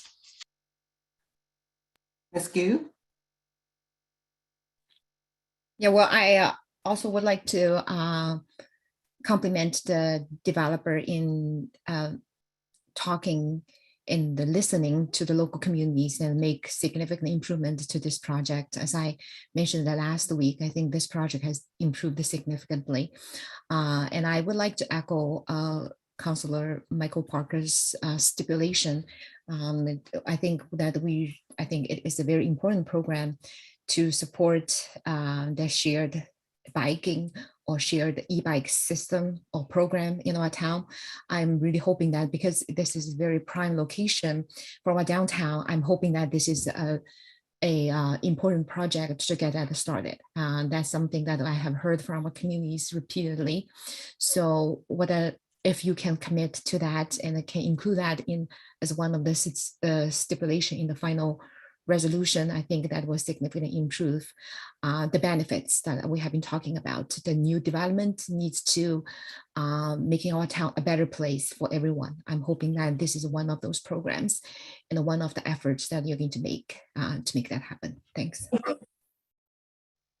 Okay, I'll wrap us up here before we make a motion. I want to echo a lot of the comments, but also just say thank you for being willing to listen and to really create this to be Chapel Hill based. And we're excited about the opportunities it does bring for our downtown district.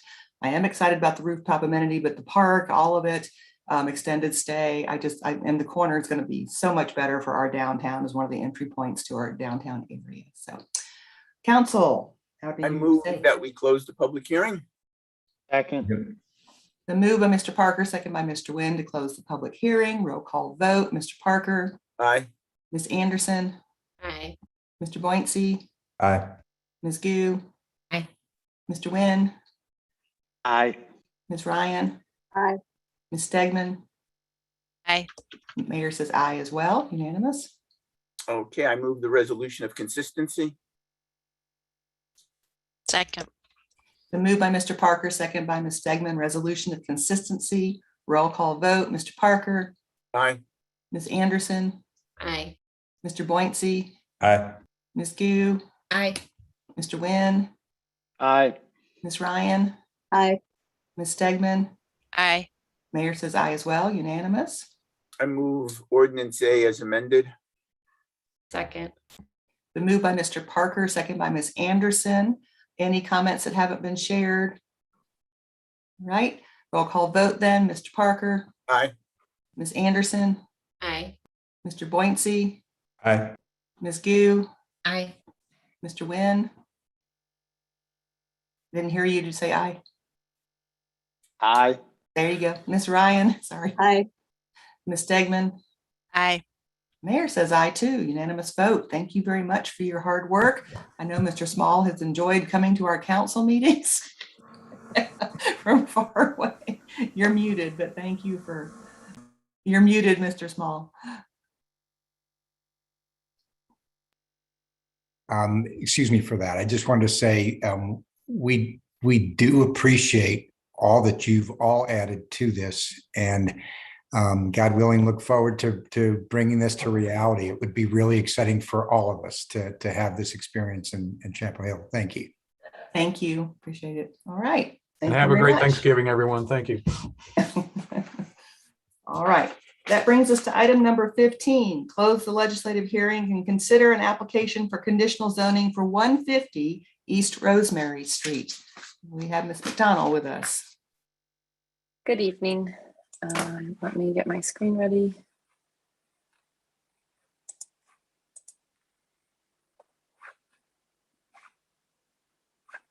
All right, can everyone see that? Yes, yes, we can see it. Okay. All right, good evening, Mayor and Council. My name is Becky McDonald. I'm with our Planning Department. And tonight we have an application for conditional zoning at 150 East Rosemary Street at the corner of Henderson Street and East Rosemary Street, just north of Franklin Street. I have 8 slides. I'll take less than 10 minutes. So this is an overview of the process for a conditional zoning application. So this project has already gone through staff review with our technical review team, as well as advisory board and commission review. The legislative hearing was opened on October 27th, and tonight the project is scheduled for possible action. The recommendation tonight is to close the legislative hearing and consider adopting the resolution of consistency and then consider enacting Ordinance A. You're all familiar with this project already, so I'll just go through a very brief overview. The site is at the corner of Henderson Street and East Rosemary Street. It's a 1.5 acre site that currently houses the Wallace parking deck and that area behind the post office. The site is currently zoned Town Center 2, and the developer has proposed a Town Center 3 conditional zoning district to allow the construction of a 7-story lab and office building above 3 levels of parking and a town green. This is the proposed site plan. You can see the building in gray and the town green on the right side of the screen. The applicant has revised the plans for the town green since the submittal of this site plan, and they'll provide some additional details on that later on. The parking levels and the NCNB alley are accessed off of East Rosemary Street over here on the top left corner, with an exit only out onto Henderson Street here. The solid waste collection enclosure is located just north of that exit. The parking levels will contain 158 parking spaces and 181 bike parking spaces, including some e-bike parking spaces both inside and out the building. In order to accommodate this proposed development, the developer is requesting modifications to the maximum height allowed in the underlying Town Center 3 zoning district. So the request is to increase the maximum setback height from 44 feet to 112 feet, and the maximum core height from 120 feet to 140 feet. So this blue area shows what would be allowed by right under a Town Center 3 zoning. The red area shows what the new proposed building envelope would be if the modification requests were granted. So this is the difference on top. This red area shows the areas of the building that would exceed that original building envelope. Finally, there are several updates since the last time we discussed this project on October 27th. And I won't go into too much detail here because the developer has a really detailed presentation on all of these issues, but I'll just go through them briefly. So as I mentioned, the town green, the design has been updated to include some more green space, and additional information has been provided on ADA accessibility, public art and programming, and a shade study as well. The developer has also provided information about the location of the solid waste enclosure and the existing and proposed trash collection processes. E-bike parking spaces have been provided, as I mentioned, and additional information has been provided on lab uses and the flexibility required for those various tenants. And finally, the developer has also provided information, renderings, and cross sections on the height and massing of the building and its relationship to other nearby buildings, as well as some additional options for the mechanical penthouse screening, and a sound study has also been provided. So again, our recommendation tonight is to close the legislative hearing and consider adopting Resolution A and consider enacting Ordinance A. I'm happy to answer any questions that you might have, and the developer is also here with a presentation. Thanks. Thank you. Let's hear from the developer, please. Good evening, Mayor Heminger, members of council, Manager Jones. Joe Dye with Grove Properties. Great to be with you again tonight. With me tonight are Michael Stevenson from Perkins Eastman and Whitney St. Charles on the Grove team. Thank you, Becky, for the nice overview of the project. It's been great to work with staff like Becky, Judy, Brian Peterson, and others. You have a great staff, and they should be commended for their efforts here.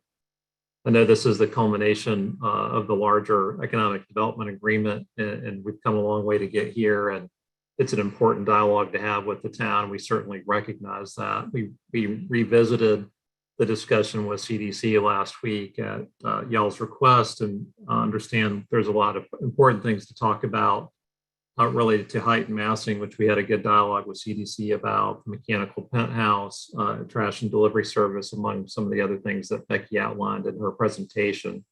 So without further ado, I'm going to turn it over to Michael. He has a detailed presentation we can walk you through, and we welcome the opportunity to continue the dialogue with you all tonight. Thank you. Thank you, and good evening, Mayor, council members, and town manager. I will share my screen. I realize that you have received this information, so I'm not going to dwell on it. I'll move through it quickly, but happy to pause at any point if we need to go into more detail. Of course, we're aware of the larger East Rosemary Street redevelopment initiative that we're in the middle of. These were some of the key takeaways from the last meeting, which have already been highlighted, that we're going to explain a little bit more tonight. So starting with the town green, there were comments about the amount of green space, some concerns that it may be too hot, like 140 West Franklin, ADA access, opportunities for public art, and tree species selection. So we have gone back to our landscape architect and looked at where we could add actually green space. So this is the new plan showing all of the planted areas highlighted in green. So the paved area is roughly 30%. The rest of it is planted or Chapel Hill grit. We do want some level spaces for outdoor seating that would not be lawn. So currently we're showing that as the Chapel Hill grit, which also is something Historic District Commission was in favor of. So these renderings show the additional greenery.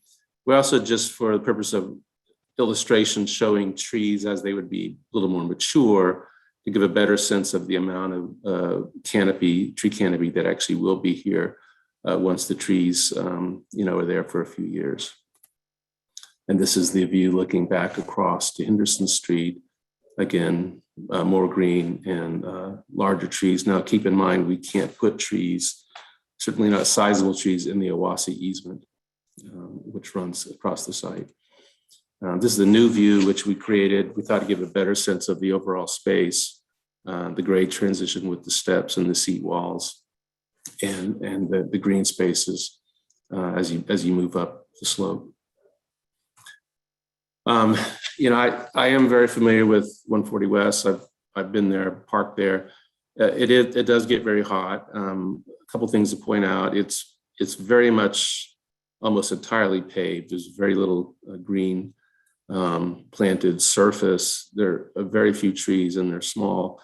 But most importantly, it's facing southwest. So this space is in the sun for the entire afternoon during all the hot months, and it does get very hot indeed, and there's very little relief from the sun.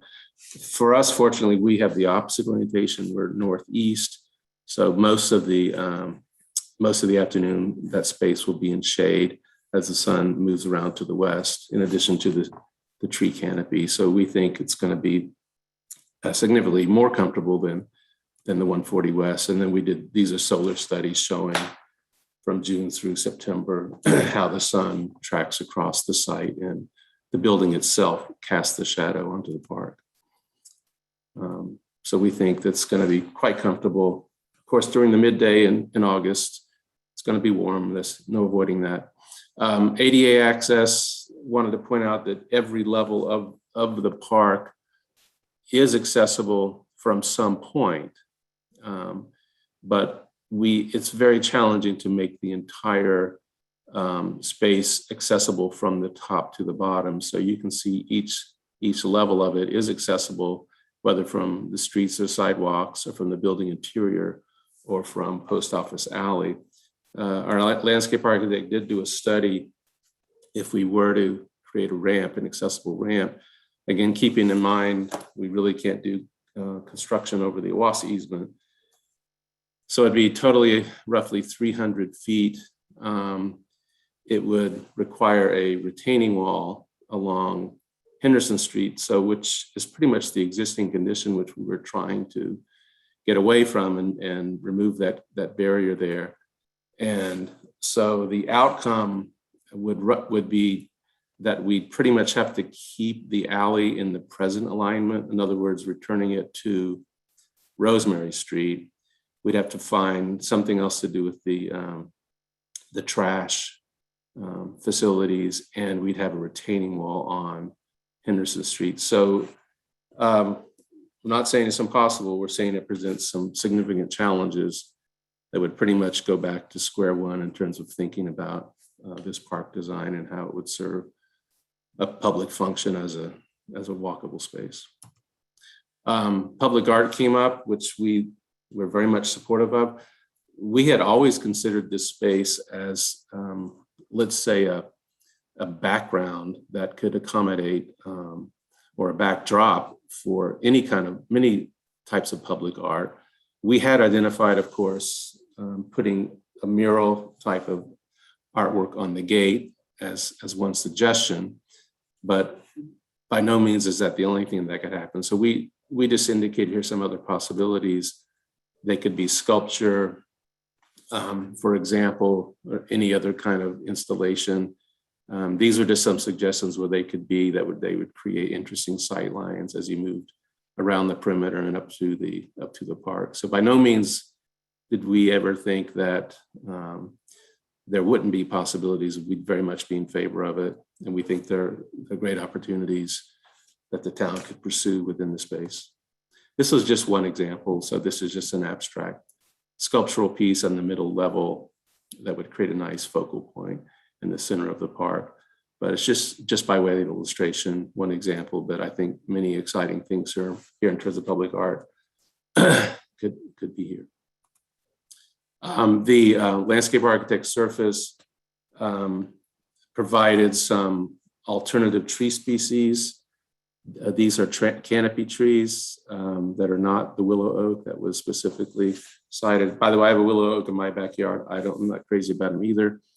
But these are other ones, and these are all native species or cultivars of native species. We're not at the point of final selection, but these are some under consideration. Likewise with ornamental trees that would be within the park space itself. So trash, this one we've all been trying to work through here for the past few months, but I wanted to go back to the existing condition. I don't know how clear we've been about this, but the way it functions now, there's a compactor behind the post office that's accessed from Rosemary across the parking lot. But all of these businesses are bringing their trash to that location. They're wheeling them down the alley and putting them in the compactor. So I wanted to clarify that this was not just something that's being done for the new building, but it's serving the businesses that back up along the alley. And so our proposal is basically to keep that system in place, but to change the way that the compactors access from Rosemary to Henderson Street. And I know that's that's created some concern. We have our own concerns, but we, at this point in time, we're not seeing really other promising solutions to this, given the layout of the site and the options that we have. We certainly think this is preferable to having it, for example, on Rosemary Street. So this is where we are in the design. Again, the main purpose of this is to make a more pedestrian-oriented and more attractive park, and move that from the top of the hill behind the post office down to street level, where it can be screened from view and won't be an obstruction to pedestrians coming through Post Office Alley. Just clarifying, there was a question about lab waste versus general waste. So the general trash from the building and from the other businesses goes into a compactor, and then a very large truck comes and picks it up. The lab waste, however, is much smaller quantities. The lab tenants themselves are responsible for sorting and storing these in the proper types of containers. And then those are going to be held within the building down near the loading dock, and they are picked up by a different type of specialized lab disposal company. So it's a totally different waste stream, much smaller volumes, not intermingled with the general trash. And then just to wrap up on that, this again was what we proposed, to put that behind this enclosure with fieldstone walls, and then a gate which could be some sort of artwork. Bike parking, we've gone in and looked at where we could put those e-bike spots, which are floor mounted, without reducing the wall mounted 150 bikes we already had. So the blue shows we could put 5 on the P2 level, and then we could fit about 20 more on P3, one level above. So P2 is directly accessible off of Rosemary Street from outside. P3 is directly accessible from the alley on the back. So we think we're getting about 25 e-bikes, and that's without reducing the wall mount bike racks or reducing the car parking. If we wanted to go more, we'd be sacrificing one or the other. So the massing of the building and the height and the penthouse treatment, we've created some additional graphics. I did want to go back though, speaking about massing as opposed to facade treatments, because I believe that our massing was very purposeful, very intentional. It was related to the site and the context and the zoning ordinance. So from left to right, we started with a basic program, which could be represented by just a simple volume, but then respecting the intention of the zoning, we're stepping it away from Rosemary Street to reduce the visible height from street level. We receive a fair amount of input that early on, that it's a very long building, we should look to break it up vertically somehow. So we did do that. We created vertical breaks. One of them marks the main entrance on Rosemary Street. And finally, then activating the ground plane, the street frontage and the park. So those just kind of simply show the basic massing idea that the design is based on. And finally, that we were thinking very much about the relationship of the new parking deck, as well as the 136 Rosemary Street building, and breaking this building into these volumes of a similar scale, height, and width. So you start to create these scale relationships as you move down the street. This was requested, a cross-section going from Rosemary all the way to Franklin. We don't have any final design information, but we do know there's a new 4 or 5 story building at the Portal Alley development that it's something of this scale, not precisely. And then the rendering of the building in its current state of design, which is still very early, still schematic design, showing the updated park design. So this section shows some height relationships of the building to the parking deck. The frontage on Rosemary Street is 100 feet from the street level before it steps back, as opposed to 74 feet across. I want to point out there's no point at which these buildings are directly across the street from one another.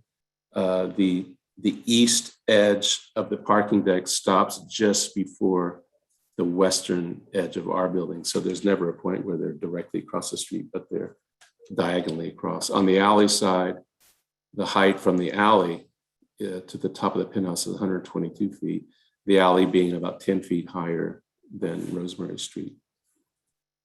Cutting the other way, longitudinally, the building along Rosemary Street before it steps back is about 100 feet, depending the street slopes as you move along it, as opposed to 98 feet of the 136 Rosemary Street building, and it's about 95 from the town green end, because that end of the street's a little bit higher. Then if we cut further back into the building, now we're cutting to the mechanical penthouse. And of course, it's taller there, it's 132 feet. And then, but keeping in mind, the Rosemary Street building also has a penthouse, is 108 feet. So that shows the height relationships between those two buildings.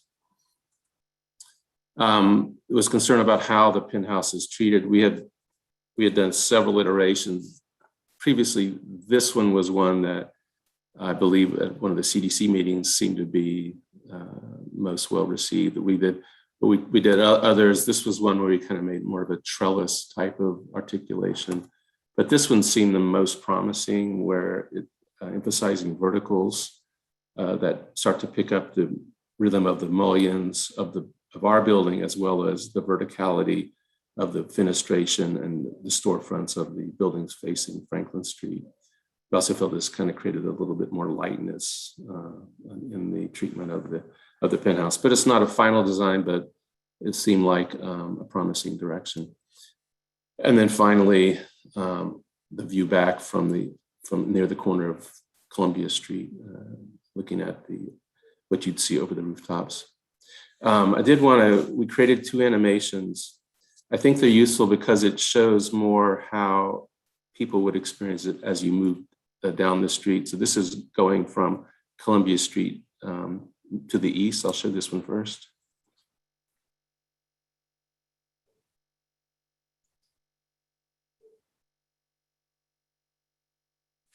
And that's 137 Franklin.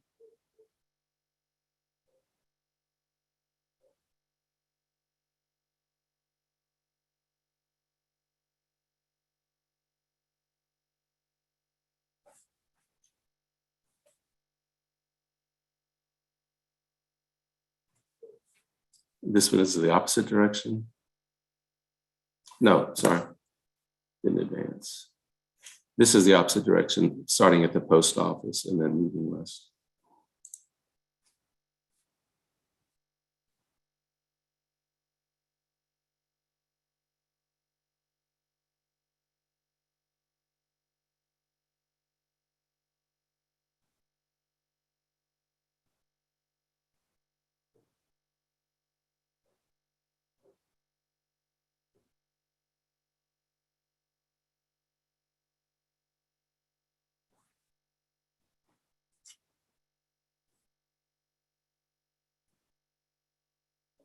And then you can see there the penthouse of 136 East Rosemary there towards the end of that clip.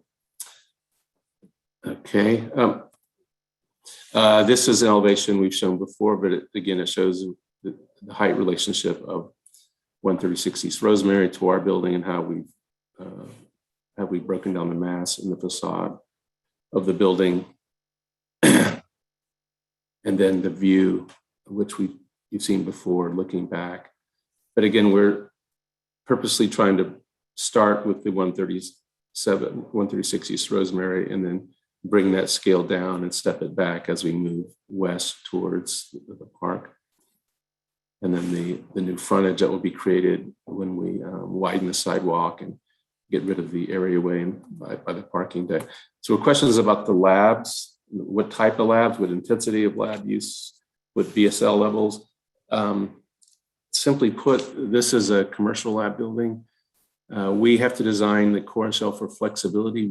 We can't say today exactly who the lab tenants will be, or if there will even be more labs or more offices, or what the proportion will be. But the structure of the building, the column bays, the mechanical system, infrastructure is designed for a high degree of flexibility to accommodate a lot of different types of tenants. And we're confident that the building is designed as robust enough to accommodate those. And then the other thing to point out is that each lab tenant, or office tenant for that matter, they will have to, with their own design team, go through the entire design and permitting process for each fit up, and have to be fully code compliant and meet all the safety regulations that are enforced. So that process will continue over the period that the building is leased up. But today we can't, we don't know exactly who those tenants will be. It could be university as well as private businesses that would be in the building.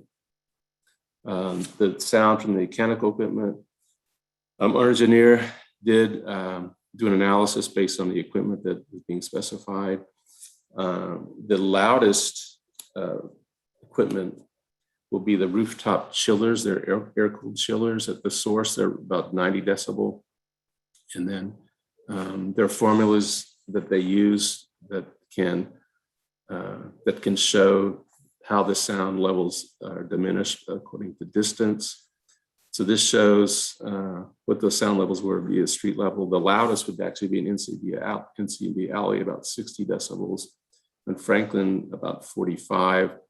And then we had provided a sound level comparison chart that showed what are those equal to. 60 decibels is roughly about a conversation, 45 is even less.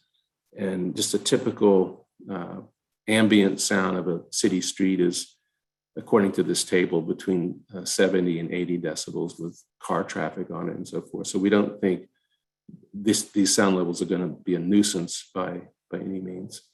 And then much of the sound also will be directed straight up with the exhaust fans, that they'll have virtually no impact on that street level. This is the chart, showing the equivalent sound levels and how it's derived on the left. It's a logarithmic scale. So that's what we have for you this evening. I'm happy to answer questions, or if you need to go back to any of the graphics, I can easily call those up. Thank you. Can you bring us to full screen, please? Absolutely. All right, council members, clarifying questions, please. No, you have them. All right, Mr. Parker, then Ms. Gu. Yeah, just I guess one really relates to the penthouse. I mean, I don't recall, but it looks like the penthouse, I think you said, was about 20 feet tall. Are there any, do I have that right, Mr. Stevenson? That's correct. Are there any ways of either, I mean, it looks like it doesn't cover the entire roof. So maybe by sort of stretching it, or maybe dispersing some of the equipment elsewhere, having a more distributed type of engineering solution. Is there any way you could lower the height of the penthouse at least by, getting your engineers to be more, more creative? Well, that's a good question. I don't have a roof plan, but in fact, the penthouse occupies most of the top level roof. That seventh floor steps back quite a bit from Rosemary, as well as from the end on the town green. Anyway, the penthouse does occupy most of that roof level. I will just say, the architects, really did push the engineers, and it's a real Rubik's Cube inside of that space in terms of their fitting the air handlers. They're very large ducts.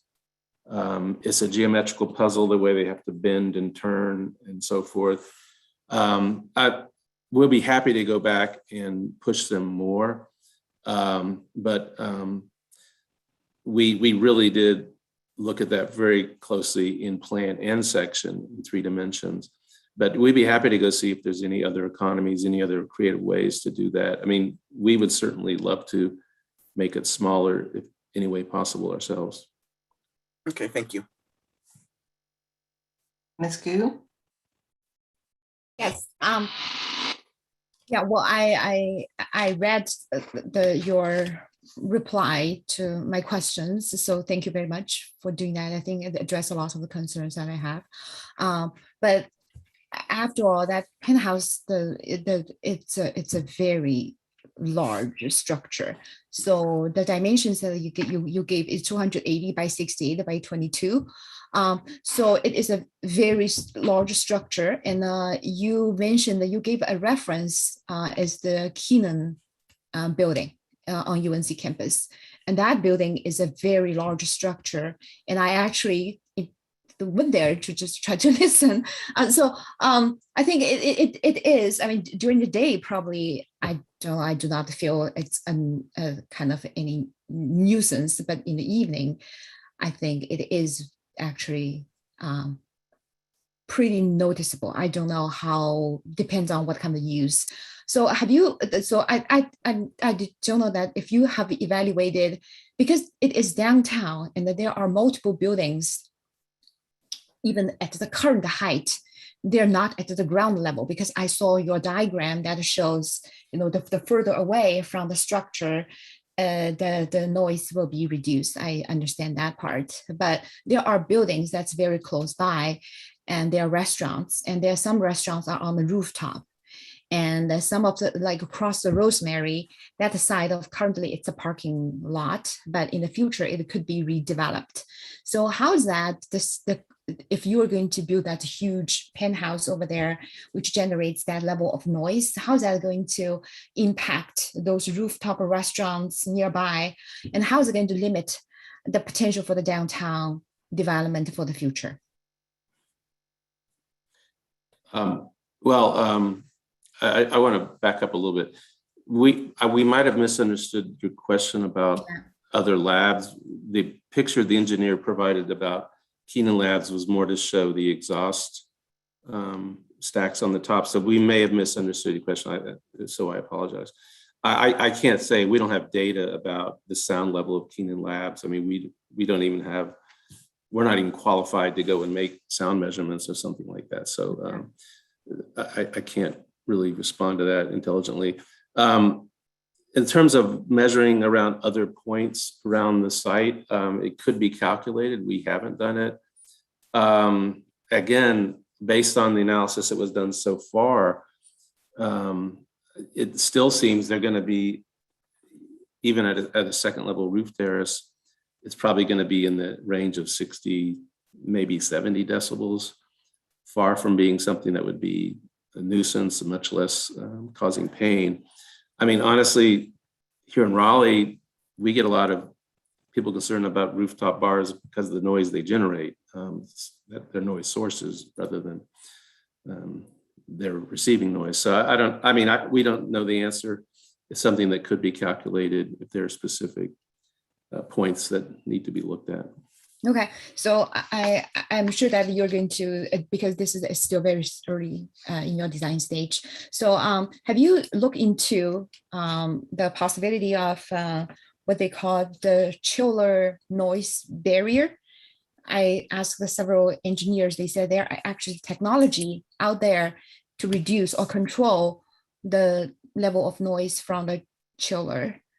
Especially that given the size 280 by 68 by 22, almost all of them saying that that will be that level, the engineering structure of chiller noise barrier might be something that you should consider. I don't know if you have done something in that area. Yeah, the chillers are rooftop mounted, but we can certainly ask about if they can have barriers around them that have sound deflectors or sound absorbers. That's certainly something we can ask about. Yep. Okay, that's great. And another concern, of course, is the safety. So you mentioned that it's a general wet lab, so you needed the flexibility. So you cannot specify what's the wet lab safety level. But isn't that or given that it is a downtown prime location, should we say that this building will only accommodate the wet lab for category 1 and 2? It will not open to labs in category 3 and 4. Is that something that you would be willing to make that commitment? I'm not going to answer for the developer because it affects the ability to lease to potential tenants. Can I interrupt and ask Anya, or Becky, sorry, my last item. Can you tell us on the use table? I believe only 1 and 2 are permitted on the use table. Is that correct? I was just looking this up. So it would be research activities is the use group. And it doesn't specify the level. It just says research, development, and testing conducted in dry labs, wet labs, or other types of facilities related to such fields as chemical, pharmaceutical, etc., provided such activities are conducted within entirely enclosed buildings and produce no noise, smoke, glare, vibration, or odor detectable outside the buildings. Okay, so I was having a discussion with the manager and the attorney and our planning director today at a CCS meeting 5 years ago, so before their time. We had a meeting about wet lab uses that were permitted, and we were told that only 1 and 2 were permitted in a heavily populated area, that there were other, like the facility that UNC has out way west that has animals involved, was a different kind of lab level. So I think we need to be more clear, whatever that statement is. But lab uses, and I'm sorry, but I thought they said A, B, C, D, 1, 2, 3, 4 is fine, but as far as what the labels are, but I do think we need to be clear or find if, I don't know what we referenced at that CCS meeting way back. Yeah, there may be those categories may correspond to, or may be regulated outside of, our land use management ordinance, and we can find out more information. Thank you. Yeah. And I'm sorry, I understood Councilmember Gu's question is relating to biosafety levels 1 and 2. So I think we're speaking about 2 different things. Oh, okay. Yeah, and so, but the specific design criteria for those lab suites within a tenant space, they're very clear, very strict criteria that have to be met during the design of those individual labs. Yeah, but sorry, Ms. Gu, go ahead. Yeah, so my question is, should we, I think that given how sensitive that location is, and I think that we all know there are lab leaks that in the past, in history, that we all know, that will cause significant impact to the community. I believe that it will be necessary for us to do more research and say what we as a town or as a council think it is the safety level that our community feel it's comfortable to have that level of wet lab in our downtown, in this almost the center of our downtown. So I just want to know that if there is any discussion, I think it's a very important topic. And I got asked by several people. Some of them actually is in working in the wet lab themselves. They're saying that we need to settle that issue early on. So I'm hoping that there's some clarities in that. Becky, could you actually reference if the research, the Chesterfield building in Durham is a wet lab building or has wet lab components, and so does the lab, I don't know what it's called in RTP, but we should find out what those guidances are on those. So there's examples. Sure. Okay. Thank you. Thank you. Well, okay. But I mean, the university has basically every kind of lab on its campus, so we ought to be looking and seeing what they've got and how they're regulated as well. That's helpful too. Thank you. Ms. Ryan? Yeah, thank you. So in the drawings that you've shown, there's a gray structure on top of the penthouse. Is that the chiller?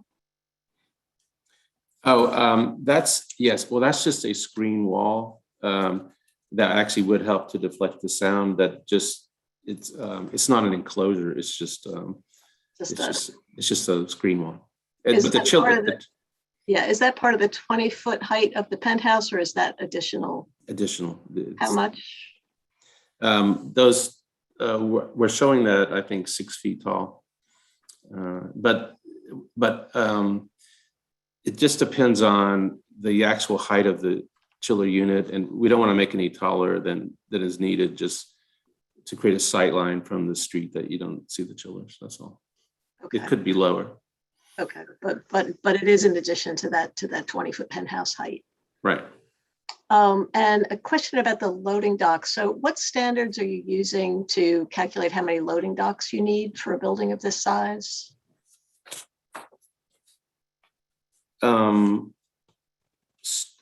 sorry, I'm not sure what you mean by standards. Well, I know I'm just doing some quick internet searching. It seems like different research places have, for this many gross square footage, if you're designing this kind of facility, we recommend that you have this kind of loading facilities. So what did you base your one loading dock on?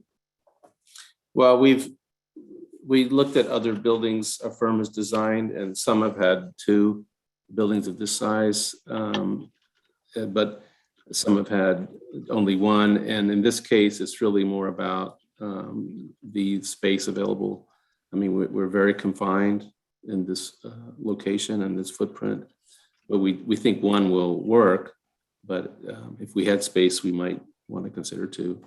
Yeah, I mean, that for me, that's an issue just because that's going to really affect the whole functioning of your building if that isn't done right. And I understand this is a very narrow site and you're trying to do a lot here, but I think just, if very basic things like that don't function well, I think that's going to be a problem for your building. And just as a final comment, I agree with Ms. Gu about needing to do more research about what reasonable limits the town should set on what kind of lab activity occurs in the building. I think it's a safety issue, and I think we need to determine that as we go forward. Thank you. Other questions? I have a couple of. Okay. I understand the garbage compactor, narrow alleyway concerns, joint use, but still don't like that we're having a compactor facing the street, having it there. Could you possibly switch back to rollout carts? I just want you to take a look at it again and give up maybe 3 or 4 parking spaces on that level, the parking garage to store the carts and be able to have them loaded like they're doing currently. I'm not sure what the assemblage of garbage is from these. As you're separating out the lab garbage, it wouldn't be part of that component anyway. We're really struggling with having a garbage compactor at street level, not only smell, but design. And you don't see it that way in cities. And I understand usually it's behind the building and you have a front loader come in and back out. I understand that, but this is really, it's a struggle because we're having a park and a pedestrian area, and then we're sticking garbage right next to it. And a truck coming in and out of there right there. And I know we could schedule it to be, odd times of the early morning, which is noisy too, though, as you know. And I didn't know if there could be some relook and rethought. I had, it was explained to me about how we've congregated all the retailers and folks along Franklin with those carts at the back of the CBS building on property that may or not be available to continue to use. But I really want us to find a better option. That just doesn't seem like a very progressive option for there. And then the massing view from Franklin Street is still, I don't know if there's different materials for the penthouse or different, I don't know how to say, it just feels like it's looming over those, 1 to 2 story buildings on Franklin. It's hard. You've done a nice job with stepping back on Rosemary and giving some articulation there to break up the feel of massing, but the feel of massing is what we're still struggling with this building. I've heard it from many of my colleagues, but I don't know what else can be done, but I want to put that out there. We're going to hear from the public. And I know you went to the CDC last week and heard some comments. And again, we stress, we really want to find a way to work together to get this done. It's the first big building like this to come there. And the feeling is what else could be done to just make it feel a little more like part of that downtown area. Do we want to hear from the public? Colleagues? Yes. Okay. If you're wishing to speak on this item, we welcome your comments. We had some people pre-register, but again, if you want to, please use the raise your hand function or *9 if you're via phone, and Mr. Parker will help bring you in. Okay, first up is Matt Gladdick, followed by Scott Levitan.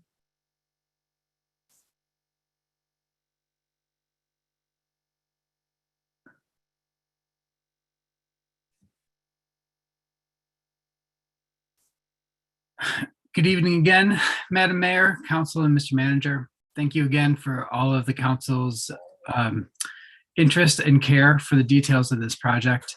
We don't speak on behalf of individual projects, just in terms of how they meet the goals of downtown. And right now, bringing in this much lab space to downtown is a major need as we shift to making downtown an economy that exists for 12 months out of the year and not just the academic calendar. It's also bringing in high-paying jobs that'll eat lunches and spend time out at dinner afterwards, which is really important. To address some of the concerns on the urban area, Councilmember Gu, thank you for considering downtown restaurants and noise issues. Downtown Durham currently has about 700,000 square feet of wet lab space, with another 200,000 square feet under construction. In the time there's never been any complaints about noise issues that I'm aware of.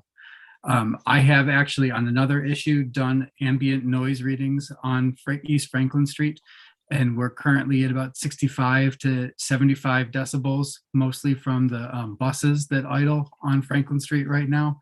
So the noise from the chillers is less than the current noise from we're dealing with. Additionally, as we talk about jobs and the shift to who is going to stay post-pandemic in their spaces, wet lab is a really important function of that. Downtown Durham has about 1.5% vacancy pre-pandemic in its lab space, and it's renting at the top market rents for them. So this is a really important part for Chapel Hill to have a piece of in the market. And because of the research dollars at UNC, this is an excellent way for us to be moving forward for a strong office market in downtown. So thank you again for your care and concern for downtown, and I appreciate the details that you go to in doing this work. Thank you. Okay, Scott Levitan, followed by David Schwartz. Good evening, Madam Mayor, members of the Town Council, and the Town Manager. Thank you for having me. I am a member of the Community Design Commission. I'm not here to speak on behalf of the Community Design Commission, but I was encouraged to share some comments based on my experience. I am the president of Research Triangle Foundation. We administer Research Triangle Park. So there are a couple of lab buildings in the park, but the context is different in RTP. And as a resident of Chapel Hill, I appreciate that. But in my former work, I was the director of University and Commercial Real Estate at Harvard for 11 years. I then was the executive director of real estate at Georgia Tech. And I had the fortune also for the last 11 years before I came here of being senior vice president of a developer working in partnership with Johns Hopkins on the redevelopment of 88 acres in East Baltimore, adjacent to the Johns Hopkins Medical Center. So all that, I'm not trying to show off or brag, but I have had a lot of experience building about 4 million square feet of lab space. And I just thought I could add a little bit of context. First of all, when I worked in Cambridge, it was from 1986 to the late 90s, and Cambridge was a much different place then. It had a lot of similarities to Chapel Hill. It was a loved and cherished historical community, much passion for Cambridge, but the reality was that about 20% of, or actually 25% of the entire land was off the tax rolls for not-for-profit, and the city of Cambridge really came to the conclusion that it needed to balance its tax burden, and it invited the development of labs. And now we see what happened in Kendall Square and along Mass Ave and University Park. And it really comes, if you've ever seen an aerial photo of Cambridge, you'll see that there is this, this grouping of historic, and it's a coexistence, I guess, of historic and larger scale modern buildings like labs. And it actually does work, and it actually adds to the character of Cambridge.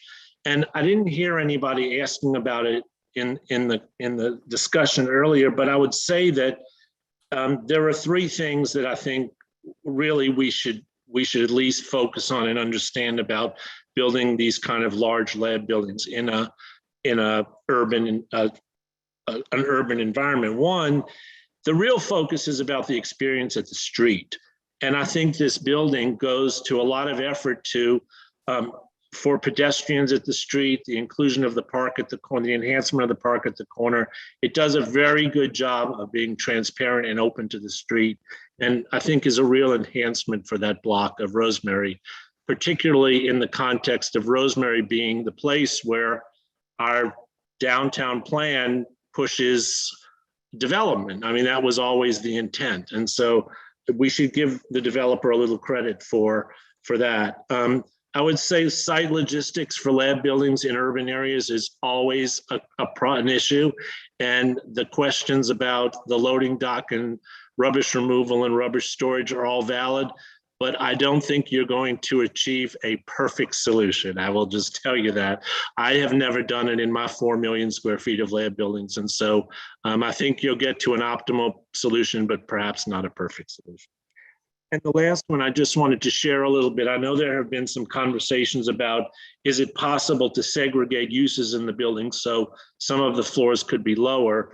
The reality is that the nature of lab work these days, first of all, I don't think office tenants are going to rent this building. I'm sure the developer would love to have that happen, but the cost of occupying a lab building rent-wise is significantly, prohibitively, I would say, too high if you just wanted to rent some office space.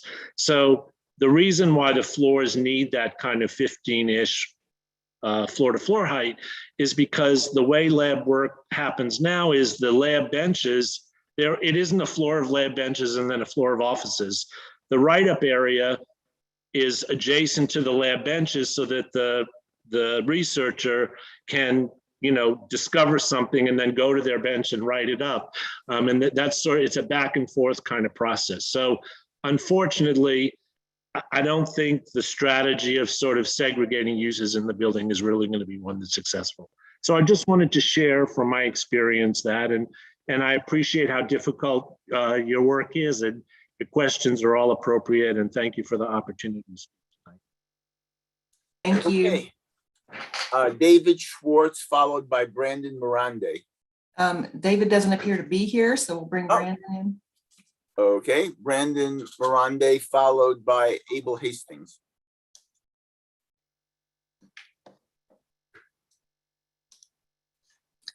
Hello, thank you. Can you hear me? We can hear you. All right, thank you. So just a small comment this evening. So the current Wallace deck does have public restrooms that are extremely accessible in that back alley. And although they do have limited hours, they have been a vital necessity throughout the pandemic for not only the general public, but also our unsheltered community members. And I was wondering if we could get some confirmation on whether this new plan has public restrooms that are accessible either from the alley or the park or some space. And if not, I would encourage the town and the developer to find a way to develop some public bathrooms in this space. Thank you. Thank you, Brandon. We put public restrooms in the parking deck, just to make you aware, across the street. So we do have public restrooms there. All right. Thank you so much. That's great to hear. Thank you. Hey. So I saw David Schwartz under Abel Hastings. Abel Hastings, yes. But I don't know where he went, so. There's a magic transformation has happened, apparently. Oh. In any event. There he is. Okay. David, we see you, but you're labeled Abel. I don't know why. So Abel Schwartz, we'll see. Okay, I'm here on behalf of the Historic District Commission. They have asked me to come and convey to you some of the comments that arose out of our review of a certificate of appropriateness for part of this project. I'll read you those comments and then just be available for any questions that you might have. Thank you.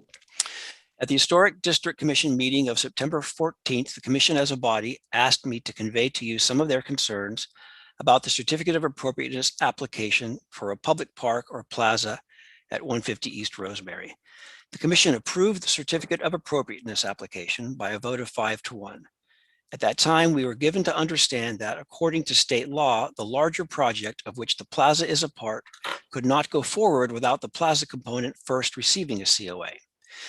Our approval included 2 conditions. One, that public artwork to be determined by the applicant and the town shall be placed on the trash enclosure gates. Of course, if that facility gets moved somewhere else, then that is no longer operative. And then second, that the project shall use town standards for streetlights, and the applicant was amenable to both of these conditions. However, the HDC also voted to recommend to the council that 1, the council undertake a public process for design of the park plaza, and 2, if any changes are made to the design of the plaza based upon its conditional zoning approval, the modified design be brought back to the HDC for an amendment to the COA. Some commissioners felt that it was premature and or confusing for the HDC to be reviewing this project at this stage because 1, the design of the adjacent office building had not been finalized, and it's hard for us to evaluate the design of the plaza without knowing what context the adjacent structure will provide. And 2, the town, as owner of the site, and I'm talking specifically about the park or the plaza at the corner, the town as owner of the site is officially the applicant. And yet the town seems not to have played much of a role in the application process that we could discern at that time.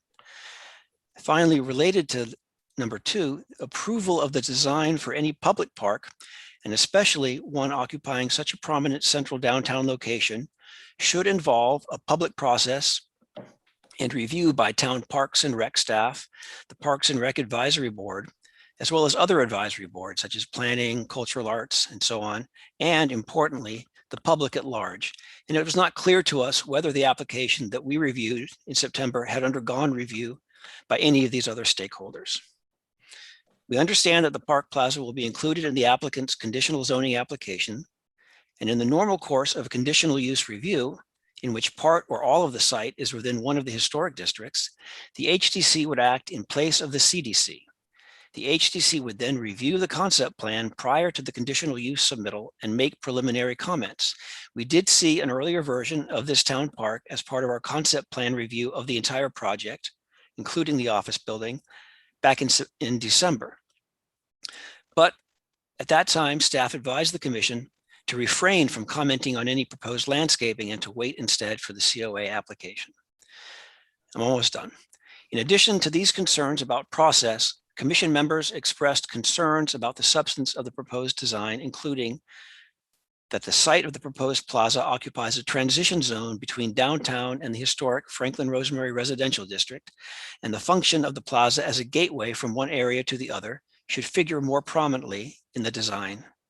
And then finally, several commissioners expressed concern about the inaccessibility of much of the plaza to those in wheelchairs or pushing strollers or with other mobility limitations. And there was concern that the proposed park design may not meet ADA accessibility standards. And that is the comments they asked me to convey to you, and I'm happy to answer any questions that you may have about the HDC's review. Thank you. Okay, our last speaker is Philip Lyons.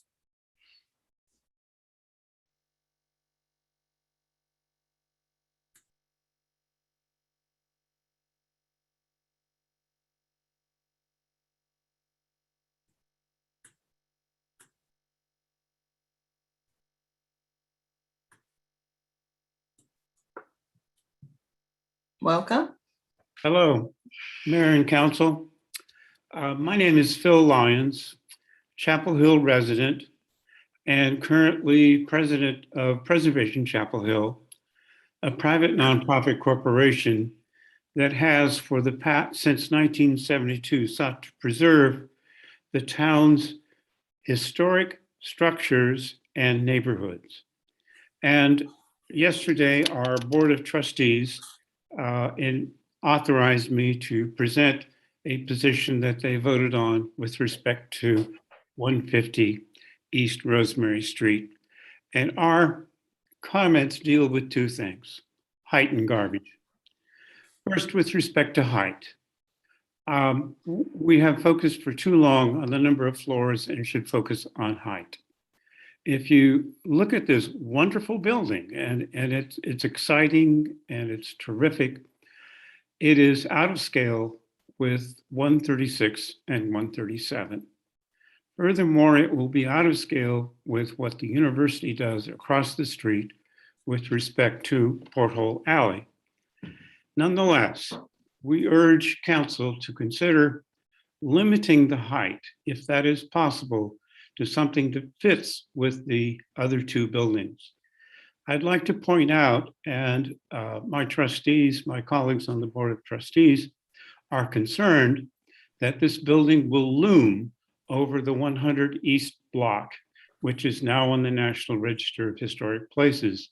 It will loom over the old post office, which is in the town local historic district, and it will be a specter looming over North Street from Henderson halfway to Martin Luther King, which is also in the National Register of Historic Places.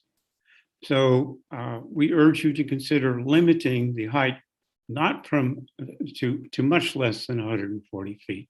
And with respect to garbage, we would go along with pretty much along with what the mayor mentioned with respect to moving the trash compactor or the trash situation to something other than trash facing Henderson Street, which once again is on the in the local historic district. So with those two things, I will limit my comments, and thank you all very much for letting me to comment on behalf of Preservation Chapel Hill. Thank you very much for your service. Thank you. And that is our last speaker on this topic. Okay, I was asked to read a chat comment into the record from Dr. Edward Marshall. He says, please consider what types of biological materials would be used by the wet labs. Do we really want to have biomaterials or hazardous materials right downtown? Can we regulate or restrict the types of materials that can be used in the building? So I've read that into the record. All right, so I bring it back to council for comments, questions, concerns. Before I call on you, I do want to say that we've been having discussions with the applicant because this is an opportunity zone. There are concerns about meeting the end of the year opportunity tax credits and different kinds of tax things that go along in an opportunity zone. That is one concern. The other opportunity we have, if you so desired as a council, we could have agreement that we could come back and make our December 1st meeting a hybrid meeting to see what things could be answered or changed with this building at that meeting, if you so chose to do that. So instead of spending a long time trying to figure out if we can get anything happening right here, you do have that option. So I put that out there for you to be thinking as we move along the path. So Ms. Ryan. Thank you very much. So I do want to say I really want a lab building here. I really want this project here. So I'm a fan. I just have issues with how big this building is. In our concept plan discussions and early on, as we talked about it, we were talking about a 7-story building, and I think we were assuming 12-foot floor heights and not the penthouse and a whole bunch of other things. So this is about half again as big as what I was expecting. I'm very concerned it's just really out of scale with what's going on there. If we could lose a floor, I think I would be much, much more comfortable with it and feel like it was actually fitting into downtown. If you do come back, and I actually would support coming back on December 1st, I think we do have some unanswered questions. So we just finished a process with an applicant at the hotel who was willing to work with us toward a win-win, and I hope we can have that same cooperation here. If you do come back, could we have the view of, say, someone sitting at the Carolina coffee shop and looking toward the back end of the building as it as it will be seen above those floors. In the drive-by, it was just really hard to get a sense of what it looks like from that across the street position. I know that with the shortbread lofts, that was the kind of view that I really felt like you got a real sense of that building and its relationships. So just some other comments. I think just, again, think about that loading dock, if there's anything to do with that. I agree about moving the dumpsters. I think it's problematic, especially because the way the walls are right now, you're gonna have, if a truck was trying to make a left turn onto Henderson and there's pedestrians walking south on Henderson, they're not gonna be able, or it may be difficult for them to see a truck or a car coming there. So I think you're maybe setting up something that's unsafe. Agree with the mayor about working on that facade on Franklin Street. It's going to be very, very visible, and I think it needs to not be back of house. I think we should include in the stipulations what kind of level of biological material or whatever the correct classification of that is that are appropriate here. To talk about some specific environmental standards. I know we didn't really cover that tonight, but you were talking about LEED, and while we're certainly interested in that kind of thing, there are some LEED factors that are more meaningful than others. So I think if we can talk about important ones, that would be good. And I assume you're putting EV charging stations and conduit in, but just to make sure that that's spelled out in the resolution. Thank you. Okay, Mr. Parker. A few small things and then some larger things. So in terms of the e-bikes, I think given what seems to be going on in terms of the popularity of e-bikes in the hills we have in Chapel Hill, I would suspect that you will very quickly outgrow 25 parking spaces for e-bikes. And if it costs you a car or two, that's kind of a good thing. So I would really like you to take a harder look at what you're doing about e-bikes and even the potential, again, for some kind of an e-bike share station, unless we're doing that in the parking deck. But everything I read says e-bikes are really going to become very important. And as I think I said earlier, with the hills we have in Chapel Hill, I think there's going to be a real desire for those.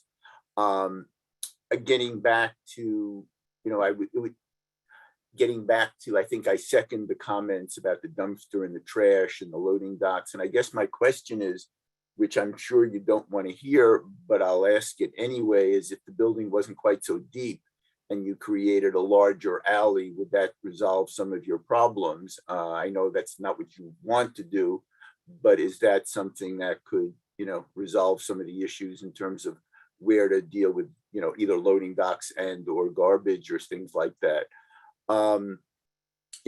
Again, penthouse is, bigger than any of your floors for that matter. Your floor to floor is 15 and your penthouse is 22. Anything you can do to reduce the height, shrink it, figure out if there are, get your engineers to sort of put on their thinking caps. Are there any options for distributing some of the mechanical equipment throughout the building? Unless, the chillers themselves are 22 feet high, in which case we are where we are. But I think, all the comments you've heard about sort of looming, I understand that the building has to pencil out in terms of making your returns, but at the same time, I think we really do have to take a good hard look at it and see what options are available to make it, as I think I may have said last time, either not as high or not look as high as it is, and be more creative architecturally with that. What I worry about is, again, to second Ms. Ryan, I want this lab building. I think we need it. It really is vital. But what I don't want is this building to get built and then cause our town residents to be so distraught that we don't get anything again for decades. That's what happened with the NCNB building. That went up in the early 70s, and it was 40 years till anything of substance was built downtown. We can't afford a repeat of that either. So I would just urge you to really, be mindful that you have a greater responsibility to the town than just this building, but a lot of what you're doing will set the course for future development and redevelopment of downtown. And I think the better people like this building, the better the town, the better off the town will be in terms of doing other things down the road. So I think, we as a council and you as, sort of the first ones out of the box really have an increased responsibility that we have to shoulder. And if I didn't say it earlier, I would definitely like to hear back after you've heard all of our comments and, not act until December 1st when you've had a chance to, give us your thoughtful responses. So thank you. Thank you. Karen, your cat want to comment on anything? Ms. Gu? Then Mr. Nguyen.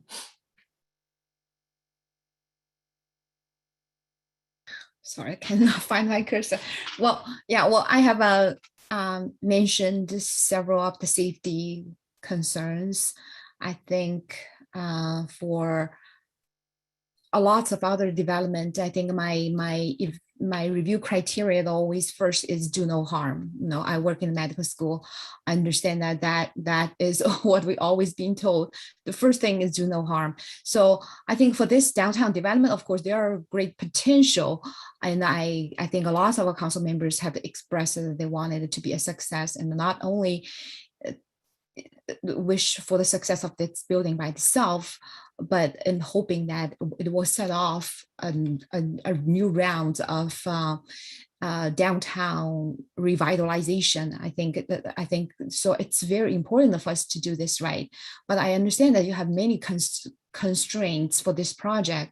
One, of course, this building is at a very expensive site, a downtown. So in order to make all these things work together, there are probably you have a lot of constraints with regard to how large the building is going to be and how far you would willing to push so that there will be more people interested in, the biotech people who are working on the wet labs, they would make the decision that they're willing to come to Chapel Hill downtown to spend that premium. So I think there are a lot of factors. I understand that will play into your decision, but for the town council, I think our primary consideration, I would think the first is the safety. So we need to whatever the financial calculation that you're going to do, but I think it's very important for us to make sure that this building, this lab is safe for our community. So I talked about this, what's the category? I think we need to specify that biosafety category that we are willing to tolerate or willing to take on in our downtown. So I think that's the first thing. I haven't seen clear specification at this time. So I think that's one crucial question that I want answer for. The second is the noise control.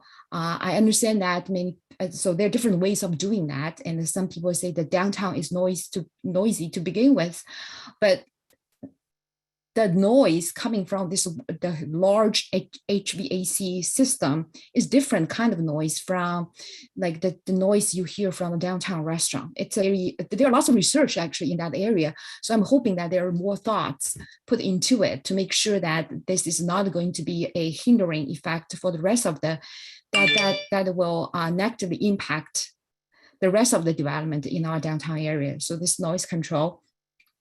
And I certainly agree with the other council members' concerns with regard to the trash dumpster. This is just opposite for a restaurant on Henderson Street. I think that needs to be taken into our consideration. So how this building by itself is going to impact our historic district, how it's going to impact the rest of the commerce and the restaurants. I think if anything that we can do, I'm hoping that there is a better solution for what we are provided now. The building mass, I agree, it is going to be a very large building, especially the top penthouse plus the ventilation fan. So it's 22 feet plus 6, it's almost 30 just for those mechanical structures. Regardless of how tall the building is going to be. So it's going to be a very massive, very industrial looking building right in our downtown. So I don't know what the solution is, but I share the concern with many of our council members. Okay, Mr. Nguyen. Thank you. Yeah, I will be brief and won't echo the concerns around the trash compactor and the pedestrian square and the building. I do wonder if we could do something more decorative with the massing on the penthouse, especially since it is so prominent up there. I remember when you showed us the kind of metal inlay with like almost like an image on it for the parking deck, Mr. Stevenson, if we could do something similar to that. I don't know if that's possible, but exploring more decorative ways of wrapping that. The noise I'm not as concerned about, especially given that we're getting a rooftop dance club right next to y'all. So I believe that there will be plenty of other noise sources around. But I do think that this will be a huge improvement for our downtown and a step in the right direction. Not only will you be drastically improving the streetscape and pedestrian experience for, I forgot what the percentage was, but it was most of East Rosemary Street. And then also bringing those jobs to our downtown would be crucial in helping us be more competitive with Durham, who has, I think Matt said it was 1 million square feet of wet lab space in their downtown, and we're at a whopping 0. So I'm very excited for this project and what it will do for our innovation ecosystem here in Chapel Hill. Mr. Boyncey?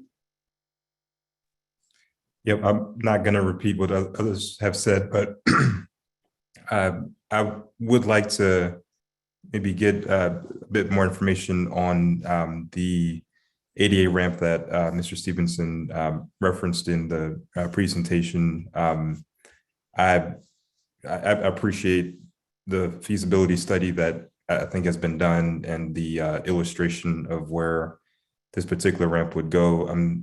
I guess I'm still not really clear on kind of where exactly it slopes, and and also want to make sure that there are definitely spaces along that ramp that or places at the base of that ramp where people will have access to various activities or the space. So next time around, we would love to get a bit more information about the elevations, different elevations of the ramp, and what that experience would be like for someone using the ADA ramp. Okay. Ms. Stegman?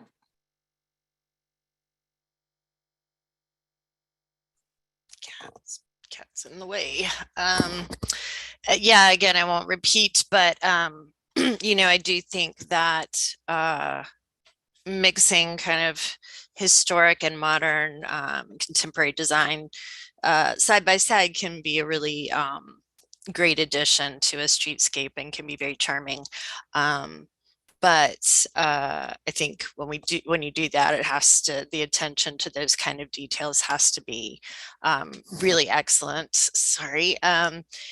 So to Ty's point and others who talked about the design and the more ways, I think you've listened to us and improved on sort of the visual impact, but I'm hoping there's more to be done there.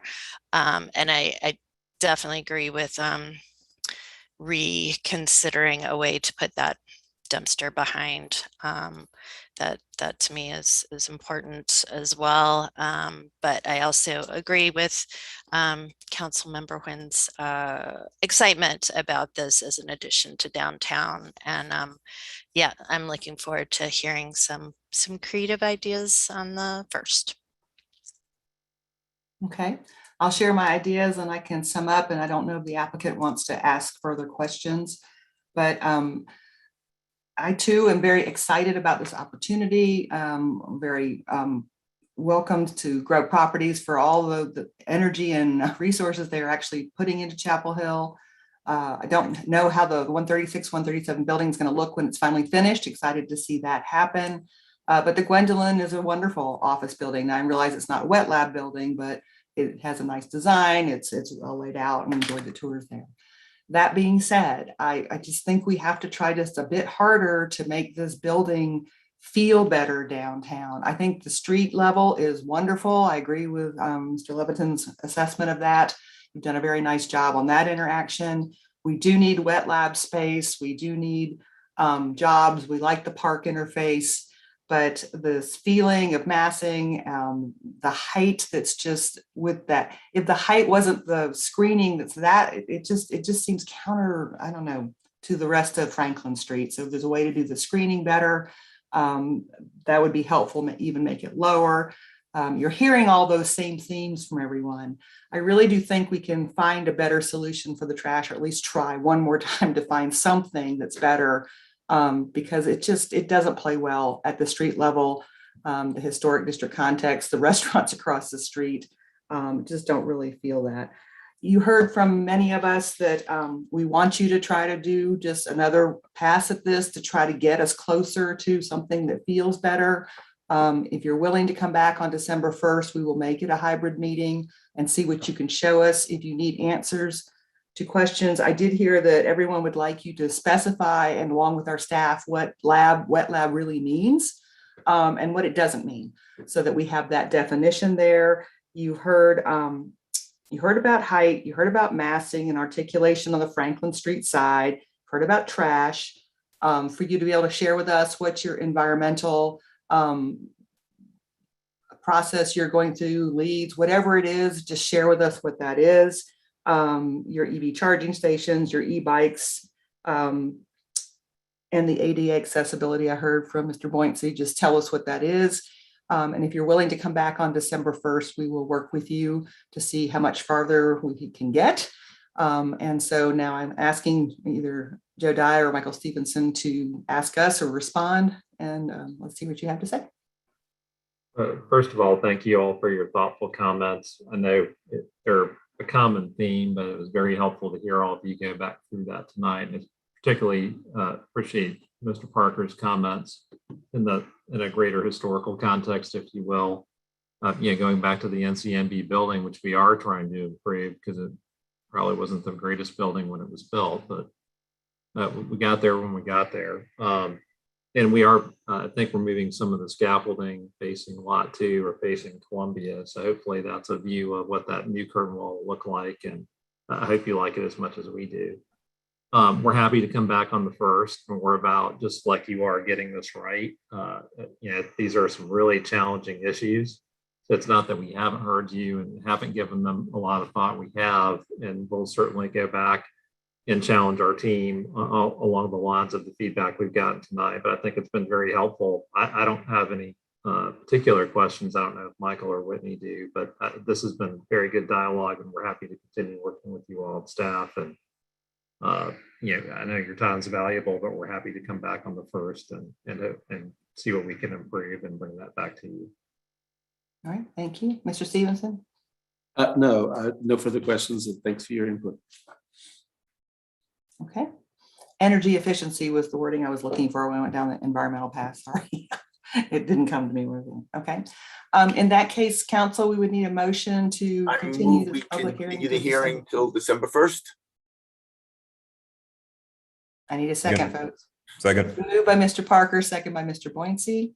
Roll call vote, please. Mr. Parker. Aye. Ms. Anderson. She said she was having a child issue there, so will Mr. Boynton. Aye. Ms. Gu. Aye. Mr. Nguyen. Ms. Ryan. Aye. Ms. Stegman. Aye. The mayor says aye, so motion passes. We will see you back on December 1st. If you are able to give answers to any of the questions before then via email, we would welcome that as well, so that we can be ready to rock and roll. And I think when you come back to us, you just need to show us the changes. We don't need to go through the entire presentation again. We would be happy to see what changes have been made. And if you need help from our staff, I am sure they would be willing to help. I know Brian Peterson gave you some good comments originally as well, but just really want you to take a better look at some of these situations. So appreciate that. All right. Absolutely. And noted about brevity when we come back. So we'll try our best to keep it succinct. Okay. Thank you all. Thank you. Now I got to find the rest of my agenda here. Sorry. Okay. That brings us to item number 16. Consider adopting the Green Track resolution for recombination of plat and conceptual plan. I know we have a staff presentation, then I'd like to make a comment. So we'll let Judy make the presentation first. Okay, good evening. You can see my presentation fine. Okay, I am Judy Johnson with our planning department, and I want to say that I'm actually here on behalf of the town of Chapel Hill, as well as our partners with Carborough and Orange County. Just to give you a brief rundown of what we're going to go through this evening is I'm going to share some background information, goals of our partners, a summary of the resolution, kind of walk you through the conceptual plan briefly, and talk a little bit about the public meetings that we held a couple weeks ago, and a little bit on next steps. So let me spend first. So our recommendation is to receive comments and then consider adopting resolution 15. And I think you got a copy of a revision to that resolution. There was one of the whereas's clauses has been updated to include additional language referencing the historic Rogers Road Neighborhood Task Force report and the Mapping Our Community Future. So just want to make sure that we have that new language in the resolution that is before you. And I did want to take just a minute to talk about the different jurisdictions involved in this project. So you can see all three of those are represented on this map. So the town of Chapel Hill, our town limits, is shown in the kind of darker blue on the right side of the screen. This project Green Track shown there in the middle is within our planning jurisdiction. Is in our ETJ, our extraterritorial jurisdiction. And the town limits at Carborough are just to the west of Rogers Road. They're on the opposite side of the street of Rogers Road. And then the county rural buffer, their planning jurisdiction, is up in the northwest part of that map. So those are our three partners. And I think we've been through this before, and I think you know the project is shown there. It's about 164 acres. The top piece of that is the 60 acres owned by Orange County. That's the Headwaters Preserve. And the southern piece of that is the portion that's 104 acres, which is jointly owned by the three jurisdictions. And I think everybody, you can see where that is located. The railroad track does run up along the eastern side of that property, to the north of Homestead, east of Rogers Road, and south of Eubanks. So just to take a second to go through some of the milestones that we've gone through over the past, this has been going on for 20 or 30 years now. And one thing that we've tried to do recently is try to consolidate all of our information at one location, and that is the under number one there is the Orange County's webpage, where you can find the Green Track. If you go to orangecounty.nc.gov and just in the search box type in Green Track, it will bring up the webpage, and we're trying to use that as one location that we're keeping all the information. This goes back to the original purchase of the property and a lot of the activities that early reports that happened in the 90s and early 2000s. So you can gather all that information in one location. I just wanted to talk a little bit about some of the more recent things that have happened there. So in 2016, the Jackson Center led an effort for a community first planning. I think we all are familiar with the Rogers Road Mapping Our Community Future. And this report, we've been using it as a strategy document. It's not necessarily it doesn't necessarily have a plan, a regulating plan. But it's a lot of goals, do's and don'ts, that sort of thing. So more of a strategy for us all to consider as anything moves forward on this property. We've had a couple of resolutions have been brought forward to council. The most recent, most recent is quite the right word, but the most prolific one was in 2020. In January, we along with our partners, Chapel Hill, Carborough, and Orange County, all adopted a similar resolution at that time. And at that time, the resolution stated pursuing an environmental assessment of the property, drafting a memorandum of understanding for the three partners to work with for decision making and process making concepts. And at that time, we designated 22 acres as a joint preserve, 16 acres for the school site and a recreation facility, as well as 66 acres, which was designated for housing and mixed use. So that resolution that was adopted did indicate these land uses and the acreages. It did not, however, put those on the map. And to follow up just a bit, we did do the environmental assessment that has been completed. And then you can see in April of earlier this year, we did come forward and the council did authorize the mayor to sign that MOU interlocal agreement with our partners. Did want to talk, we had just briefly passed through these, the land use needs and goals on the site. These were the tenets of one of our earlier resolution back in 2020, looking at affordable and mixed income housing opportunities on the green track, concern in preserving the valuable environmental features on that property, and protecting the historical and cultural significant sites on that property, and looking at being efficient in how we develop the property for infrastructure, including the school's site and recreation site, and looking at the earmarking those that's 66 acres for mixed income housing and mixed use potential. So, and then as we turn our sights to tonight, the resolution before you this evening does approve a draft recombination plat. I know there was a copy in your packet. This was the actual plat that you have in your packet, and I don't have that in my presentation. It's but what that plat does is to modify the county-owned 60 acres and the jointly owned 104 acres. It's moving property lines. It's common practice a lot in planning. It does come before council because, and Carrboro and Orange County, as you all are the property owners. The other thing this resolution does is it reaffirms those land uses and acreages that we designated a year ago and places them on the conceptual plan. And I do want to just say this is a conceptual plan. It's a schematic. This is not a development plan. This is just the very beginning of a process.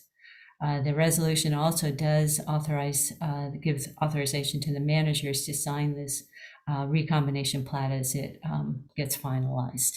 And also talking about continually to solicit input from our public governing boards, our housing partners, and everybody as we move through this, take the next step. So let me talk just a moment quickly about this land use configuration and how this moves into our conceptual plan. You can see that map there, the northern piece, the green is the county 60-acre headwater preserve. And we have identified the environmental assessment that we did, identified that lower green kind of odd blob of 22 acres. And this is associated with the headwaters of the Bowling Creek. And so those are what we have as the property stands today. And through a lot of review by our staff from the 3 jurisdictions through this environmental assessment and talking with the public about different things, we've come up with this conceptual plan, which is in your packet. And you can see that green shape on the northern part of the property does become the 60-acre headwater preserve. That would be retained as the Orange County parcel with the shape reconfigured there. So we have done some modifications to that to look at the environmental aspects of that, as well as the cultural and historic significant sites on the property, trying to preserve some of the historic home site on the property. There's a house from, I believe it's like the remnants of a house from the early 1850s or 60s, as well as the large heritage oak trees that are kind of smack dab in the middle of the property. The other benefit of this is it does provide a connection. You can see now from the south part of the site up to the north as a wildlife environmental areas are now merged. So we're looking at this brings a little bit better connectivity for a wildlife habitat to traverse through the property. And then you can see the blue on the southern part of that property is the designated 16 acres for the school site with the associated rec site. And then the yellow areas are earmarked as the development areas. So what this has done from the previous resolution that you adopted is now begins to label the map with these uses. So just to touch on the public input we have received and have started to do, we've been obviously hampered quite a bit by COVID. So we have not done a lot over the last year and a half. Just it's been a trying, difficult time, but we did do the environmental assessment, and a video has been produced by the consultant firm that did that, and that is available on Orange County's website. We held an in-person open house. This was just meant to be an open house we had tables with different information to allow folks to start to, to re-engage with us on the things happening on the property. We estimate about 125 people showed up. We did get comment cards from 34 comment cards submitted. And the following day, we did hold a virtual meeting, and there were 124 registered attendees. We are in the process of trying to go through all of the questions and comments and hope to have those prepared shortly. But just a high level, the comments we received, people were interested in need for green space, park space, trails, concern about traffic and access to the property, the impacts on the ecosystem, watershed, vegetation, concern about climate change and wildlife. There was support for affordable housing. There was support for preserving 80% of the green track as a preserved area. Some discussion about the location and need for a school site, and also concern about the inclusion of market rate housing on the property. As I said, our partners, Carborough and Orange County, both considered this resolution last evening. Both of them approved it unanimously. And just wanted to touch briefly on some of the next steps for this project. Obviously, continuing engagement with our housing partners within each of the jurisdictions, like our internal town housing staff, as well as our nonprofit partners, all of the ones who I know we're all very familiar with, and continue discussion with them. Certainly engage continually with the Rogers Road community, looking at those preservation and development goals for the site. Really, hopefully, as we're moving forward, hopefully out of COVID, we can really begin to have much more public outreach and engagement as we start to think about the next steps.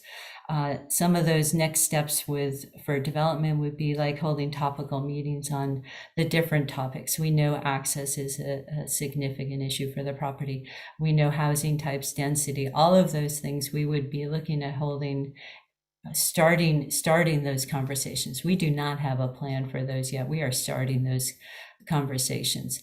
And then, of course, continuing to work with the school district on the school site.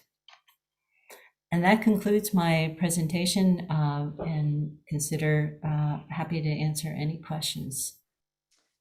Thank you, Judy. Can you bring us back to full screen?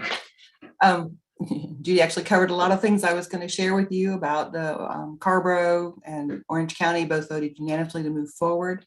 I wanted to remind council and the public that we are only considering relining the parcels. We are not opening up for discussion or changing any of the other things that have already been agreed to at this point.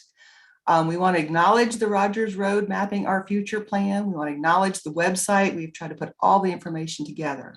I will say this council and I pushed really hard for this environmental assessment so that we could make sure we were protecting the most environmentally sensitive pieces of these parcels together, which would yield at least 82 acres of protected space. There may be more as we look forward into the future on how we create housing and what other aspects there may be. There's a lot more work to be done, but these conversations have been going on for way over 25 years. And Judy has been involved for almost every one of those. I got involved back in 2002. We need to keep moving forward. We can't keep going in circles. And that's why we take these incremental steps.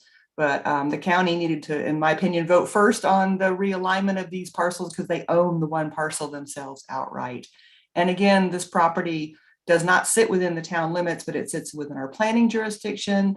But at any point, if there is development or things to occur, it would go through the Chapel Hill planning process, which involves our boards and commissions and community members. And so we look forward to working with groups to go through this, especially our Rogers Road community neighbors and friends. So I open up for clarifying questions, and then we have members of the public signed up to speak. I appreciate council members attending. A lot of you attended both sessions, the in-person and virtual, to learn more. I know you've been looking at the website and the information there as well. And like I said, we tried to really work at the MMC to make sure that we're being transparent and sharing that information and posting it to the website as we move along. But again, tonight is only about realigning the two parcels to make the headwaters preserve be protective of, and it actually creates a better corridor for wildlife and those kinds of things. So clarifying questions from council. All right, then we will hear from, Ms. Gu. Clarification question. So you mentioned, I think, at least twice, is that tonight we're only going to have the conversation about the boundaries. It's not about the partition of how much land is going to be used for conservation, how much is going to be used for development? Nope, we already had those conversations and verified that, as you saw in the presentation, in January and then again in April of this year. Well, that's the clarification question that I have for Judy, but isn't that a part of our the resolution that we're going to vote for, like 66, what's the numbers? Yeah, 66 acre for affordable and the mixed housing, and 18 for school, and the 60 for headwater preservation. And are these numbers going to be voted for today? So you have agreed to those, and that we're basically today we would be reaffirming those numbers and placing, like now we're showing where the school site is on that lower portion, and the two yellow areas on that map are the development areas. I mean, the numbers have not, they bobbled. We had a different number in 2019. It was 67 acres of development area, and I think the school site was 15 acres. So it's, adjusting, working with the school system on their desired need for acreage. We've changed that to 16 acres for the school system, and then the 66 acres for the development area. So putting those numbers on the map and redrawing the line is what we're talking about this evening. So you're saying that those numbers are not open to discussion or debate tonight. It already been decided. Yes. Is that what you're saying? They've been decided. I mean, you've voted on them. I think it's been three resolutions in the past year and a half. Is that in 2019 that you mentioned? 2019, and then the 2020, and then the one in April of this year. Those numbers have always been in there. The only bobble is that one in 2019 had, I think it was 15 acres for the school system and 67 for development. Oh, okay. So if that's the case, I don't know that why didn't we clarify this at the beginning of the public open house last week? Because I attended both sessions. It seems like that is the focus of the discussion in those hearings. Why don't we clarify at the very beginning that these numbers are already decided? It's not open for discussion. We try, and there's different dialogues that are going on, and my job, I'm only here to share with the community what I hear from you. So we have shared those numbers continually and they were part of your presentation at the virtual meeting. Yeah. I mean, they were there. You verified all the different times that we had affirmed and confirmed those numbers as part of your presentation on that night. Okay, yeah, well, that's my correct. So I think I'm just getting confused when I'm hearing all the conversations in the community and over here. I don't know which stage that we are in. Why don't we make the clear to the public where we are? Anyway, but I think thanks for. Okay, all right. Let's hear from our public. Mr. Parker, can you help bring folks in? And a friendly reminder, we welcome your input. We'll bring you in 2 at a time, and we'd love it if you would share your video with us if you're willing to, but if you can try to keep your comments to under 3 minutes, that would be great. And we'll bring you in. Okay, we'll start with Jeffrey Green, followed by Douglas Frederick.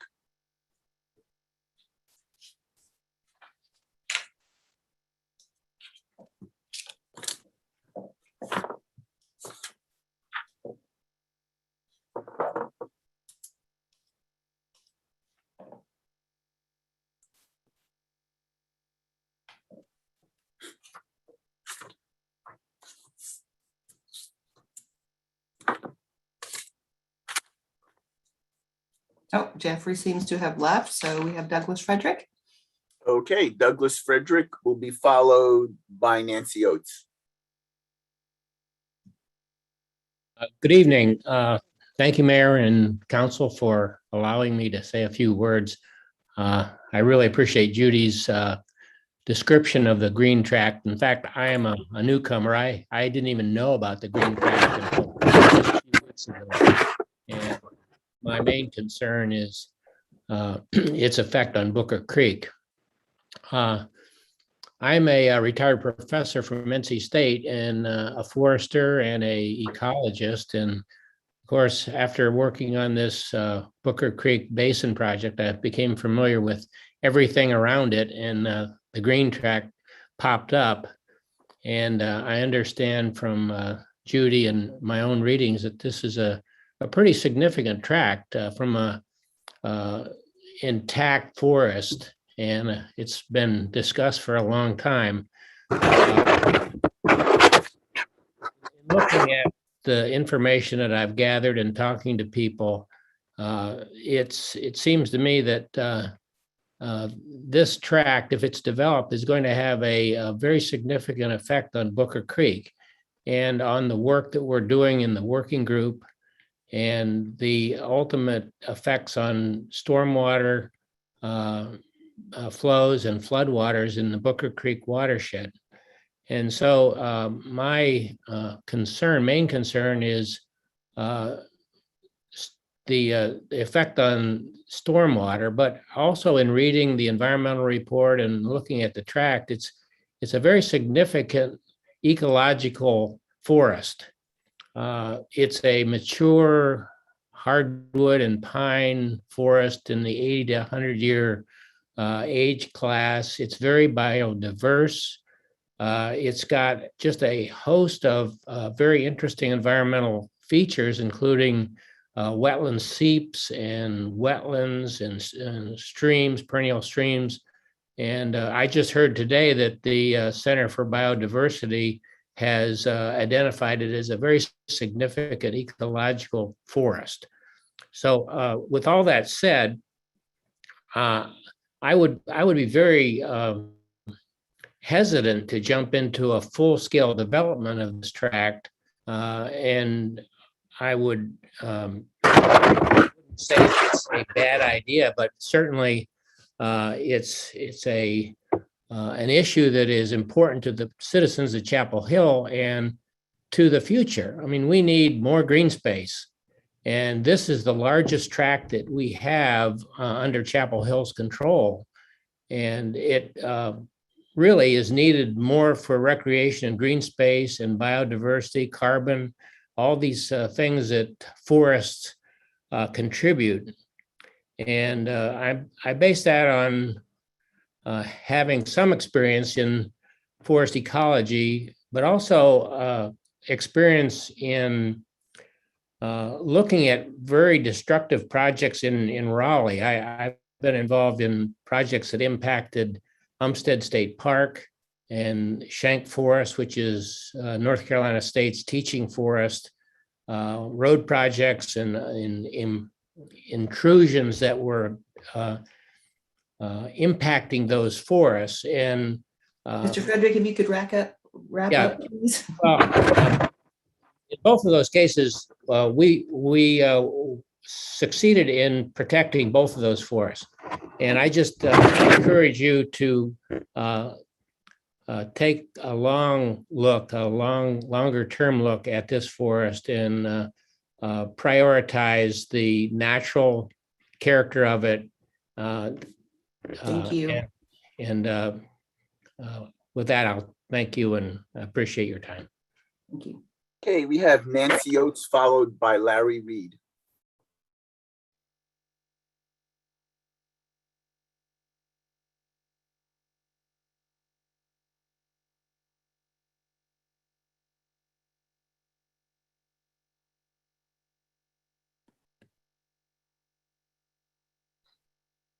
Okay, there I am. I'm Nancy Oates, and I'm a longtime advocate of affordable housing. This process has been the ugliest I've ever seen in Chapel Hill politics. We've heard people in the community vilifying other residents. We've had council members attacking constituents. And the irony is everyone is united in support of affordable housing. And you on council could end this divisiveness now. Simply add one sentence to the resolution that you commit to donating any of the land slated for development to DHIC or another nonprofit, so that 100% of the housing is affordable. You heard last night at the county commissioners meeting, the commissioners objecting vociferously to the closed door meetings where no minutes were shared with the public, where decisions were made without input from anyone in the community, and even other council elected officials were kept in the dark. So voting on this tonight is troublesome on many levels, in part because you haven't explained why you're doing this, why you're changing the borders, and what are the ramifications and consequences. And I'm not sure that all of you know, at the in-person and the online presentations, none of the elected officials was able to explain it. The Rogers Road spokesmen have been clear that they don't want stack 'em and pack 'em housing, but that's exactly what mixed use for all income levels is. In 2019, some of you told me that your plan was to sell off land to private developers to pay for the infrastructure. And you could get more money if you allowed mixed use market rate apartment buildings. If you've changed your mind on that, put that in the resolution tonight so that you can commit to donating land to a nonprofit and ensuring that 100% of the units are affordable. If you use the 2200 Homestead Road as the model, you could put 660 affordable units on the green track. If you use any of the market rate projects that you've approved, you wouldn't get that many affordable units, even if you clear cut the entire 167 acres. No one has told the Rogers Road residents about the traffic impact of high density development, how difficult it would be to get in and out of the Edgar Street during certain times of the day, like the Somerset Drive neighborhoods off Estes and the neighborhoods off Homestead Road. You've designated land for a school that the school board chair in 2019 said was too small for a school, and you've paid for an environmental report that states no infrastructure is to be laid in the protected areas. And then you drew a map that put utilities and roads all the way through the protected areas. So I urge you to learn more about what this vote is about, answer the public's questions and get their feedback, and let the newly elected officials vote on it. If it's a good decision, it'll hold up. If it's not, why are you supporting it? Thank you. Okay, we have Larry Reed followed by Abel Hastings. Good evening, and thank you, Mayor and Council, for allowing me to speak this evening. And I want to start out by just saying it feels like it's been 2 years ago we stood before this council to ask you for help in getting this item moved this far along, and as well getting the environmental study. So to that, thank you very much. It is greatly appreciated, because what it did for us is it solidified the fact that what we've done the past 20 years working on the formulation for our community, the other small area plans we did to work in here, has really been a total culmination of saying we were on the right track of where we were headed. And for the environmental statement to come back saying we are able to do the kinds of building and development that might need to could go in there.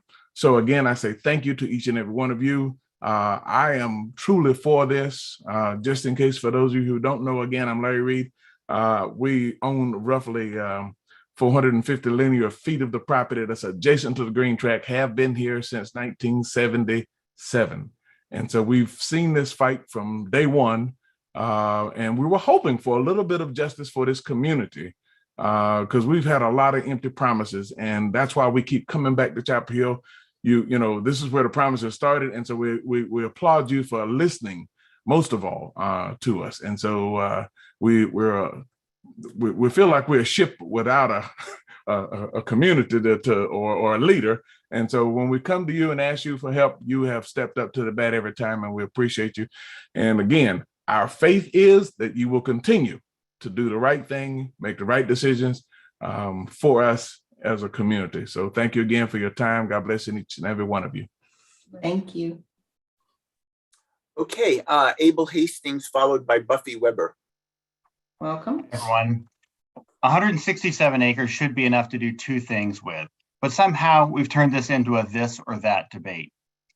We all keep saying that affordable housing and the environment are priorities, but it's clear that driving a wedge between a community that agrees on both is a good way to get ahead in today's politics.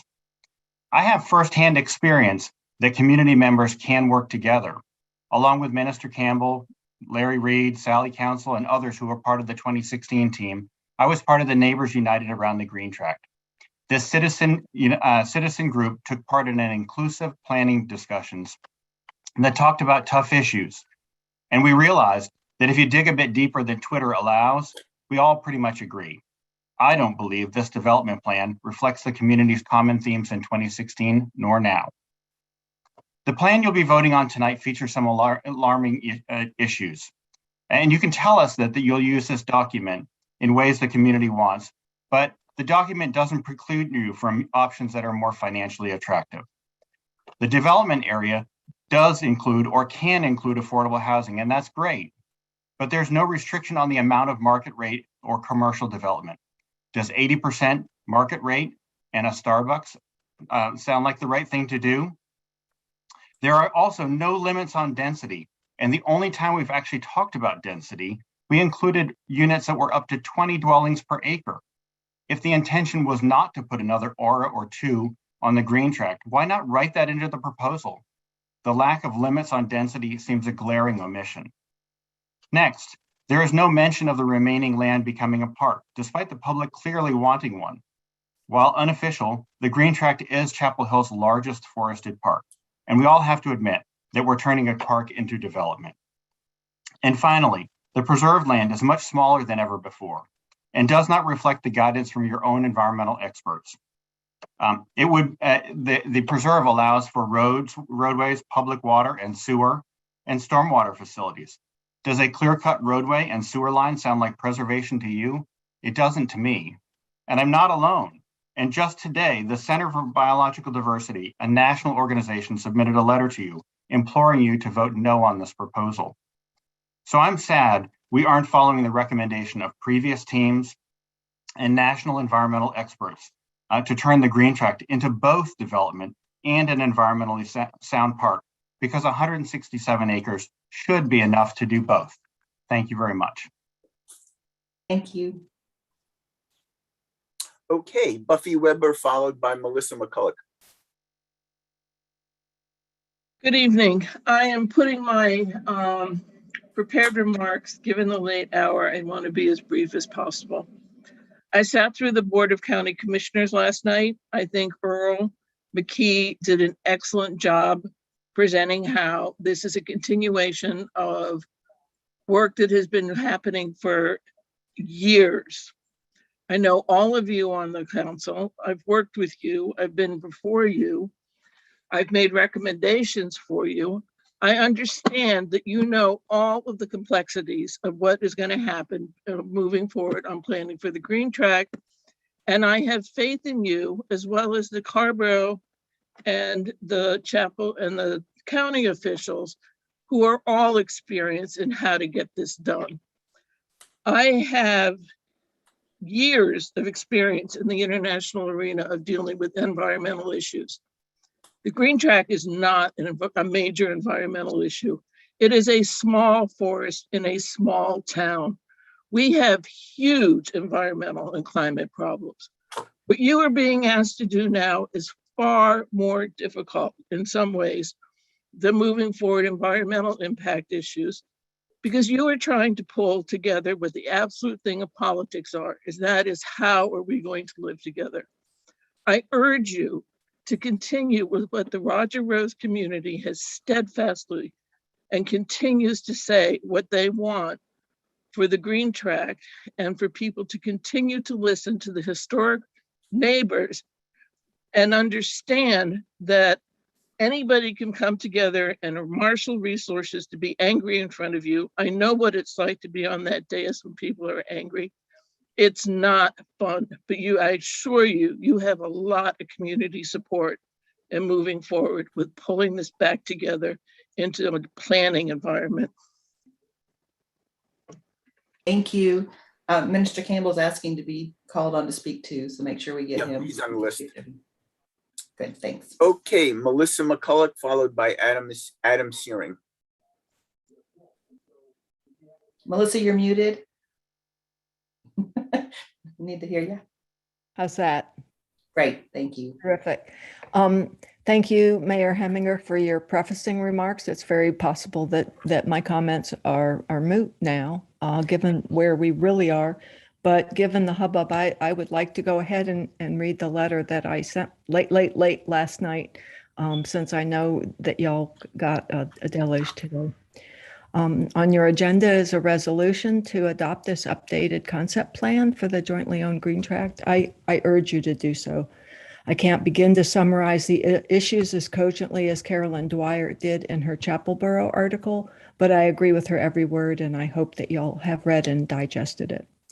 I've been watching the Green Tract meetings at the Arena Center, including last Sunday. I've read the report. I've heard Reverend Campbell speak and spoken myself to some of the neighbors, and I have been appalled at the environmental racism and broken promises inflicted on the historic neighborhood residents over the decades by the local governments. You have a chance tonight to actually fulfill those promises. I understand that y'all are under pressure from noisy, privileged white people who are so tone deaf as to bring Lycra uniformed teens on expensive trail bikes to a poor neighborhood community center for an information session. But the arguments they make are based on mischaracterized quotes from the Mapping Our Community's Future report, as has been addressed by the neighbors there, Reverend Campbell, misuse of incomplete crowdsourced data on Chapel Hill Park acreage, and really an offensive paternalism toward the Rogers Road neighborhoods residents. I'm an ecologist, and I could go on ad nauseum about how the sprawl pattern of development in which these privileged people live has destroyed more forests than the amount that will be used for housing and mixed-use development on the Green Tract. But the real bottom line about this whole argument is that it's not one about protecting forests. The real bottom line about this is that you are possibly going to trade mountain bike trails for the well-to-do in exchange for the debts and promises that are owed to this historic neighborhood by the town of Chapel Hill. I hope that you respect the work that has been done in the past, the promises made in the past, and approve the resolution on the Green Tract tonight, as our local neighboring local governments have done unanimously last night. Thank you very much. Thank you. Okay, Adam Searing, followed by Robert Campbell. Welcome. You're muted, Adam.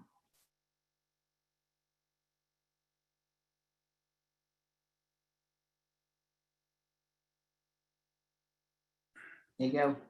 All right, there we go. Thank you all very much. Good evening, Mayor and council members. I really wish I could be up there tonight to talk about this issue with you all. And I will soon, but during my campaign, I spoke to so many folks in our community. I have such strong feelings about this issue on all sides. But I am happy to talk with you briefly tonight, and I'll do so and appreciate the opportunity. This development resolution that you are looking at in the Green Tract Forest really doesn't meet the standards of good stewardship of public lands that I believe are important for our community. And the process over the last few weeks to get us to this point where you all are voting here tonight before January really hasn't been that great either. And I'm not the only one raising questions.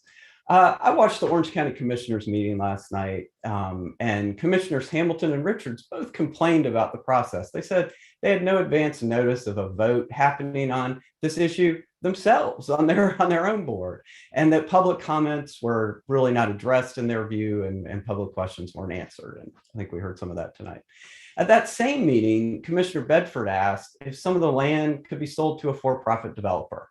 There are no agreements we have to do this at this moment, was the answer from staff. At this moment, there is no prohibition about the sale of a land to a private developer in this proposal. And indeed, as a lawyer, I know the details really matter. And when you have preserved areas that under the clear language in this proposal would allow for installation of unlimited roads, unlimited water lines, sewer lines, retention ponds, that should really be a red flag. Look, almost everyone I have met in this debate agrees that building a great affordable community development on this property in keeping with the historic Rogers Road community and what they want is desirable and obtainable. And I will pledge here tonight, as I have along with many others and have for quite a while, to work very, very hard towards that goal. But we really need to get the details in this language right, or we'll give up the other part of what everyone has said for years they want as well. A way to preserve in its natural state what could really be Chapel Hill's greatest forest park. Now, finally, I would really like to say a word about the divisiveness of this debate. As an attorney and a public health advocate, I've never worked in a law firm or private industry. Rather, I've devoted my entire professional career to working for social justice. In fact, one of the main reasons I became an advocate was the experience of losing a very close family member in the 1980s to the AIDS epidemic and seeing firsthand how divisive public debate focused on personal attacks can make for truly bad public policy. So, as I've decided to try and run and be a politician, feel free to criticize me in any way you like. It's part of the job description. It's part of what I signed up for. And goodness knows I've spent years criticizing other politicians and having smoke come out of their ears. So I'm getting some of my just comeuppance. But I think we should try and tone down the rhetoric from all sides, and especially those personal attacks and those involving our kids, whether they are student journalists or student mountain bikers or whoever. We can have a really spirited disagreement on these issues, and this being Chapel Hill, I'm sure we will. But I think we can all do better, and indeed, living in a democracy, the demand is that we do better. I will certainly try and do so on myself. So thank you very much for your time, and I appreciate the opportunity. Okay, Minister Robert Campbell, followed by Dolores Bailey. Yes, first of all, I want to thank the mayor and the councilman and the manager and the staff for all the work that have gone into this. But I want to say, and hope that is understood, this reconfiguration is not a declaration for development. We have an opportunity to use this process to bring everybody back to the table to have dialogue about how to move forward. We can come together. I know we have different opinions. I hear it. But the overall thing is that development for affordable housing can work hand in hand with the environment. But until we get back to the table to hash out what this is going to look like, we're still going to continue to bump heads because this is not a declaration for development. It doesn't spell out development. That would take place at the table. Come to the table and have the conversation about how do we move forward. We have an opportunity here tonight. A vote for yes tells us that we have evolved to the point where we can come together, socialize, and work this thing out. Because there are recommendations that is going on in my head. When we started to mapping our future, the first thing we did, those who did not know about the green track got together and we did 3 tours of the green track to know what it was about. We have people that still don't know what it's about, but yet still they want to make recommendation about development. We haven't got to that point yet. So let us move this forward so we can all come together, bring the community together without the devices that is going out there now with this misinformation. Come to the table.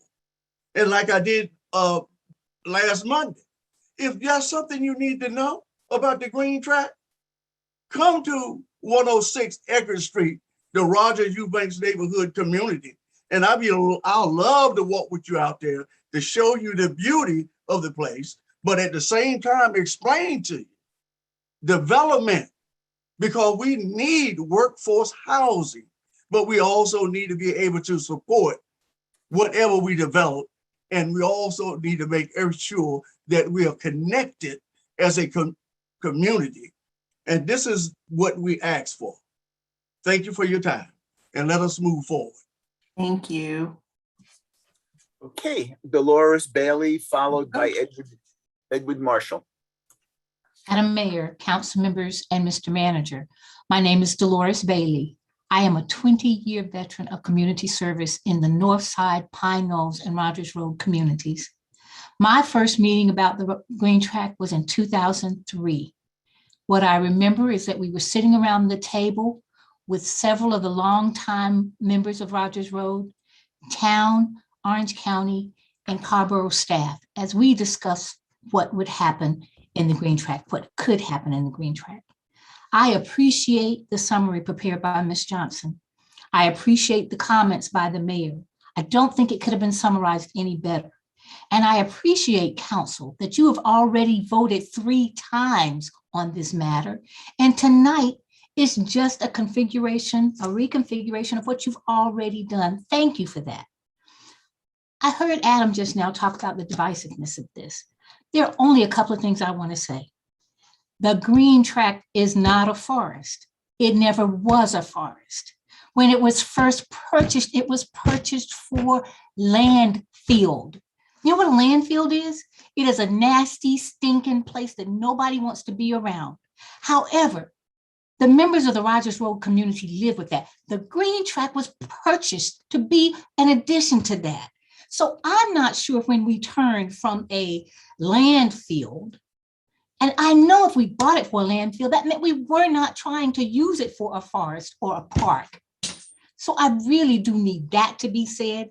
And I need to feel good about knowing that people, and I understand what the doctor said about a forest and how we should maintain a forest. And all of that would be true if the landfill were a forest. I don't know, do forests magically become forest just because of time? I don't think so. I want to say this. I agree with Minister Campbell. This is really an opportunity for us to come back to the table. I am urging the council to make this positive vote tonight. Make this happen.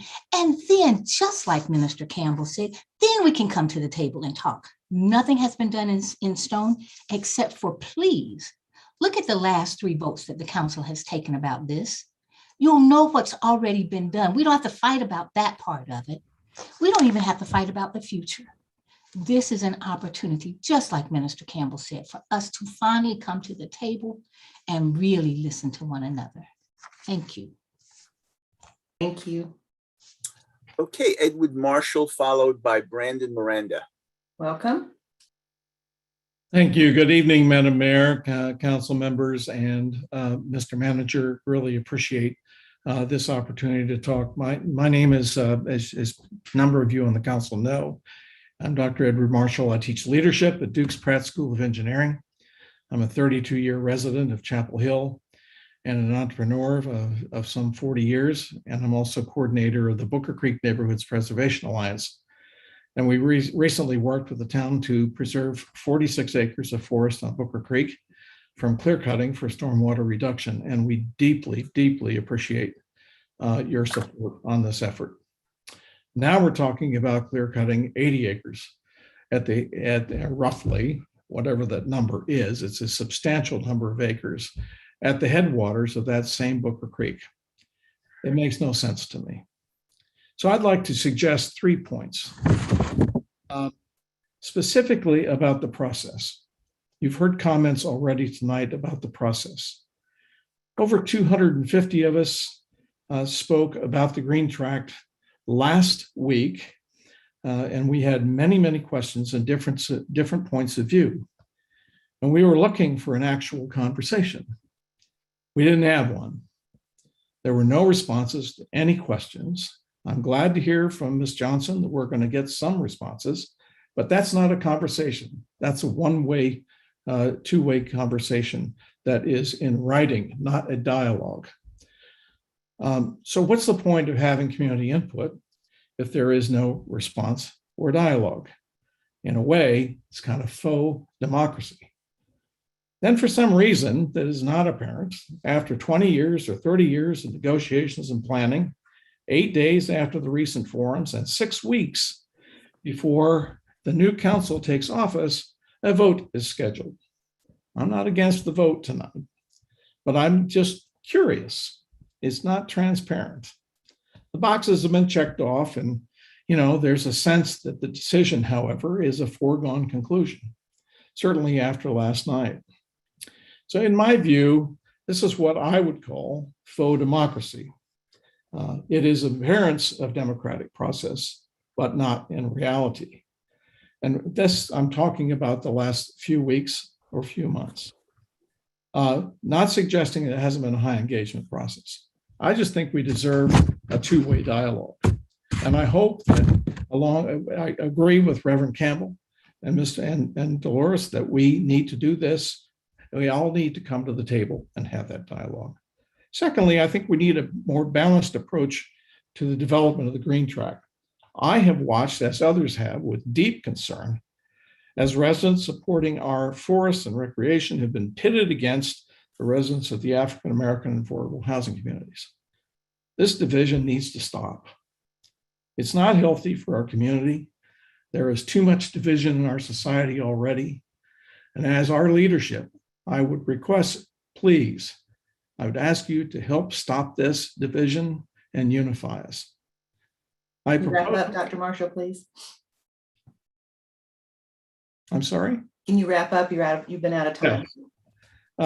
I'm proposing a more balanced approach, which is that we balance two principles: racial equity and affordable housing with no gentrification. And secondly, forest preservation, green infrastructure, and climate resilience. And then finally, I think we need a new vision for Chapel Hill. Certainly that's what this debate suggests. Thank you. And that we desperately need a 2040 vision for the future of Chapel Hill that all 244 neighborhoods, all of us own. And that I view as true democracy. Thank you for your time. Okay, Brandon Miranda, who appears to be our last speaker. Thank you. I am speaking out in support for the resolution on realignment this evening. From attending the public hearings and reading the reports, it's very clear that the towns and county, as well as many community groups, have worked tirelessly over many years to find an environmentally sustainable way to not only preserve the corridors, but also address community needs, including providing much needed affordable housing. I would like to say, not everyone that shows up, I would like to say that from knocking on doors for Danny Nowell's campaign, as well as other tenant organizing I have done, there is widespread community support, especially amongst renters who are excited for more affordable housing opportunities in a beautiful location like that, which would truly provide greater access to this public amenity to a wider range of people in Chapel Hill, in Carrboro, and the county. So I'm excited for discussions on development in the future and finding a way to move this forward. Thank you. Okay. Heather Bretz, I think, had raised her hand, but I didn't see it raised. I'm sorry? Heather Bretz had raised her hand. Do you wish to speak? All right. We will bring it back to council. Mr. Nguyen, you asked to speak first. And Mr. Boynton, then Ms. Anderson. And Stegman. Okay.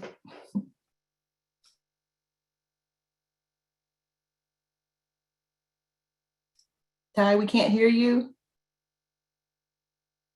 You're not muted, but we can't hear you. Hello, can you hear me now? Now I can hear you. I feel like the Verizon commercial. Hope that doesn't cut into my 3 minutes. Sorry about that. Thank you, Mayor Heminger. Tonight, we're being asked to vote on a very important resolution. And as we do so, I think it's important to address some of the misinformation that's been rampant in our community surrounding the Green Tract. There was a great piece written, as mentioned by Ms. Bailey and some of the other speakers, by a professional planner, Caroline Dwyer in Chapel Borough, that I encourage everyone to go read. And I just wanted to make sure that some of the key facts included in that piece were put into our public record, one of which has already been so eloquently stated by Ms. Bailey. The first is that the Green Tract was indeed not purchased for conservation purposes, but to expand a landfill next to the historically African-American community that is the Rogers Road neighborhood, a community that has suffered extreme negative health impacts from said landfill and suffered many broken promises from the towns and counties. The second is that an active and open planning process for the Green Tract has been underway since 1999. I'm pretty bad at math, but I think that's well over 20 years. Third is that land that is not currently protected or doesn't allow public use will gain new permanent protections under the proposed resolution. What currently exists, as was said by multiple speakers, is not a preserved forest, park, or equitable accessible space as it has been framed so many times. It is a large property that is nearly entirely inaccessible for most of our community. There's tons of no trespassing signs posted all over the Green Tract. This is not a park. The idea of conservation presented in the much often referenced but seldom read Mapping Our Community's Future was never intended to support leaving the Green Tract as it is.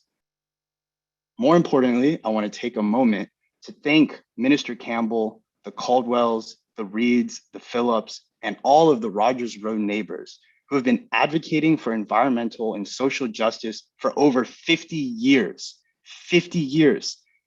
That's double my lifetime. The burden of educating our community on your experiences and needs and correcting misinformation should not fall on you. And yet you have carried it for decades. Even now, as he mentioned, Minister Campbell is giving tours of the Green Tract to community members and teaching them of its historical significance. You all have fought not only for your neighbors, but for every single person in our community that serves and works here and yet cannot afford to live here. I agree that there are many important issues for our community to consider as we proceed in this planning process. And I hope that we will continue to center and uplift the voices of the Rogers Road neighbors. I wholeheartedly support my Rogers Road neighbors, and I support the resolution. Thank you. Thank you. All right, yeah, I was listening, so I forgot who's next. I think it's Mr. Boynton, then Ms. Anderson and Ms. Stegman. Was that right? Okay, there we go. Come around. Thank you. Thank you. So back in the summer of 2013, I had the honor and privilege of working with the historic Rogers Road community as a law school intern at the UNC Center for Civil Rights. And in that time, I received one of the best educations I could have ever received on environmental justice, the history of municipal underbounding, the impacts of unilateral decision-making on a community of people of color, and the nearly 50 years long effort, the work that my council colleague, Tai Nguyen, referenced, 50 years long work of residents to fight for dignity, respect, and equity. The Green Tract features prominently into this history. And I've said this before, but we owe it to listen closely to the needs of the neighboring community and to be responsive.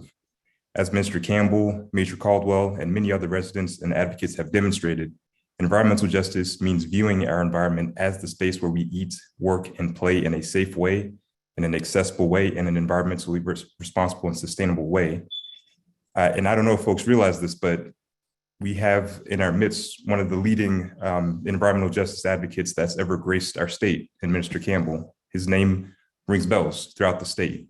And so with that, I do think that this resolution is responsive. It moves the ball forward, and it's not the end. It is the beginning of a process that will create opportunities for the public to engage meaningfully and impactfully with this area. And I would strongly encourage folks reach out to the Rogers Road neighborhood and community for meaningful dialogue. One of the best things that ever happened in my life was talking to and learning from this neighborhood. And I encourage everyone to go ahead and do so moving forward. Thank you. Ms. Anderson, then Ms. Stegman, then Mr. Parker, then Ms. Gu. Thank you. In this community, we often talk about a commitment to racial equity and using a racial equity lens in how we do our work. We also often don't always agree on what the best way forward is, even when we're committed to these shared values. And sometimes we don't get enough feedback or buy-in from those impacted the most. In this case, we don't have that problem. When Chapel Hill asked to modify our resolution over a year ago, it was in response to confusion and concern from not just some elected officials, but leaders in the Rogers Road community who expressed concern about the direction we were going and how and if it matched up with the Mapping Our Future report. We all decided to get additional environmental information so that we could learn what areas are suited for development versus preservation. This was never intended to subvert the process, but keep our firm commitment to mapping our future. If you don't know the history of Rogers Road and what they've gone through to get to this point, there are lots of resources out there and ways to get that information. That is the history and underpinning of why this work is so centered on the Rogers Road community and what we have been promising but not delivering for decades. Now we have before us a resolution that the Rogers Road community unequivocally supports and wants us to move forward with. After approving this next step, we can get to work on figuring out what realistic and viable options can meet the vision and goals of Rogers Road and RENA, while of course trying to preserve as much green space as possible and mitigate the impact of the needed development infrastructure, which is for everyone in the community from Rogers Road and beyond. In this next step, we need to be careful and mindful of the intentions of our Rogers Road neighbors and give possibilities and options that are respectful, financially realistic, and environmentally responsible. I would suggest showing Weaver's Grove, Greenfield Commons in place, 2200 Homestead, and a couple other existing projects as possible options to model, while also asking the three governments to propose what type of subsidy they can bring forward in order to make whatever plan is agreed to a reality in the future. We have the opportunity and responsibility to take this step forward tonight and do it in a way that shows our commitment to racial equity and environmental sustainability in actions, not just words. Thanks. Thank you. Ms. Stegman, then Mr. Parker, then Ms. Gu. I'll be brief. I don't have a statement prepared, but just to lift up the statement of my colleagues and especially of Councilmember Juan. You know, we have local government is slow. 3 governments having to agree together is just way too slow. This process has already taken far too long. This is a commitment and a promise that the 3 governments made to the Rogers Road community that should have been fulfilled many years ago. So this is not moving quickly. This is not being rushed. This is a tediously slow, stepwise process that is that way because of having to agree with 3 governments and all of the process that's gone along with this. But I'm very excited to vote for this and to keep moving forward quickly.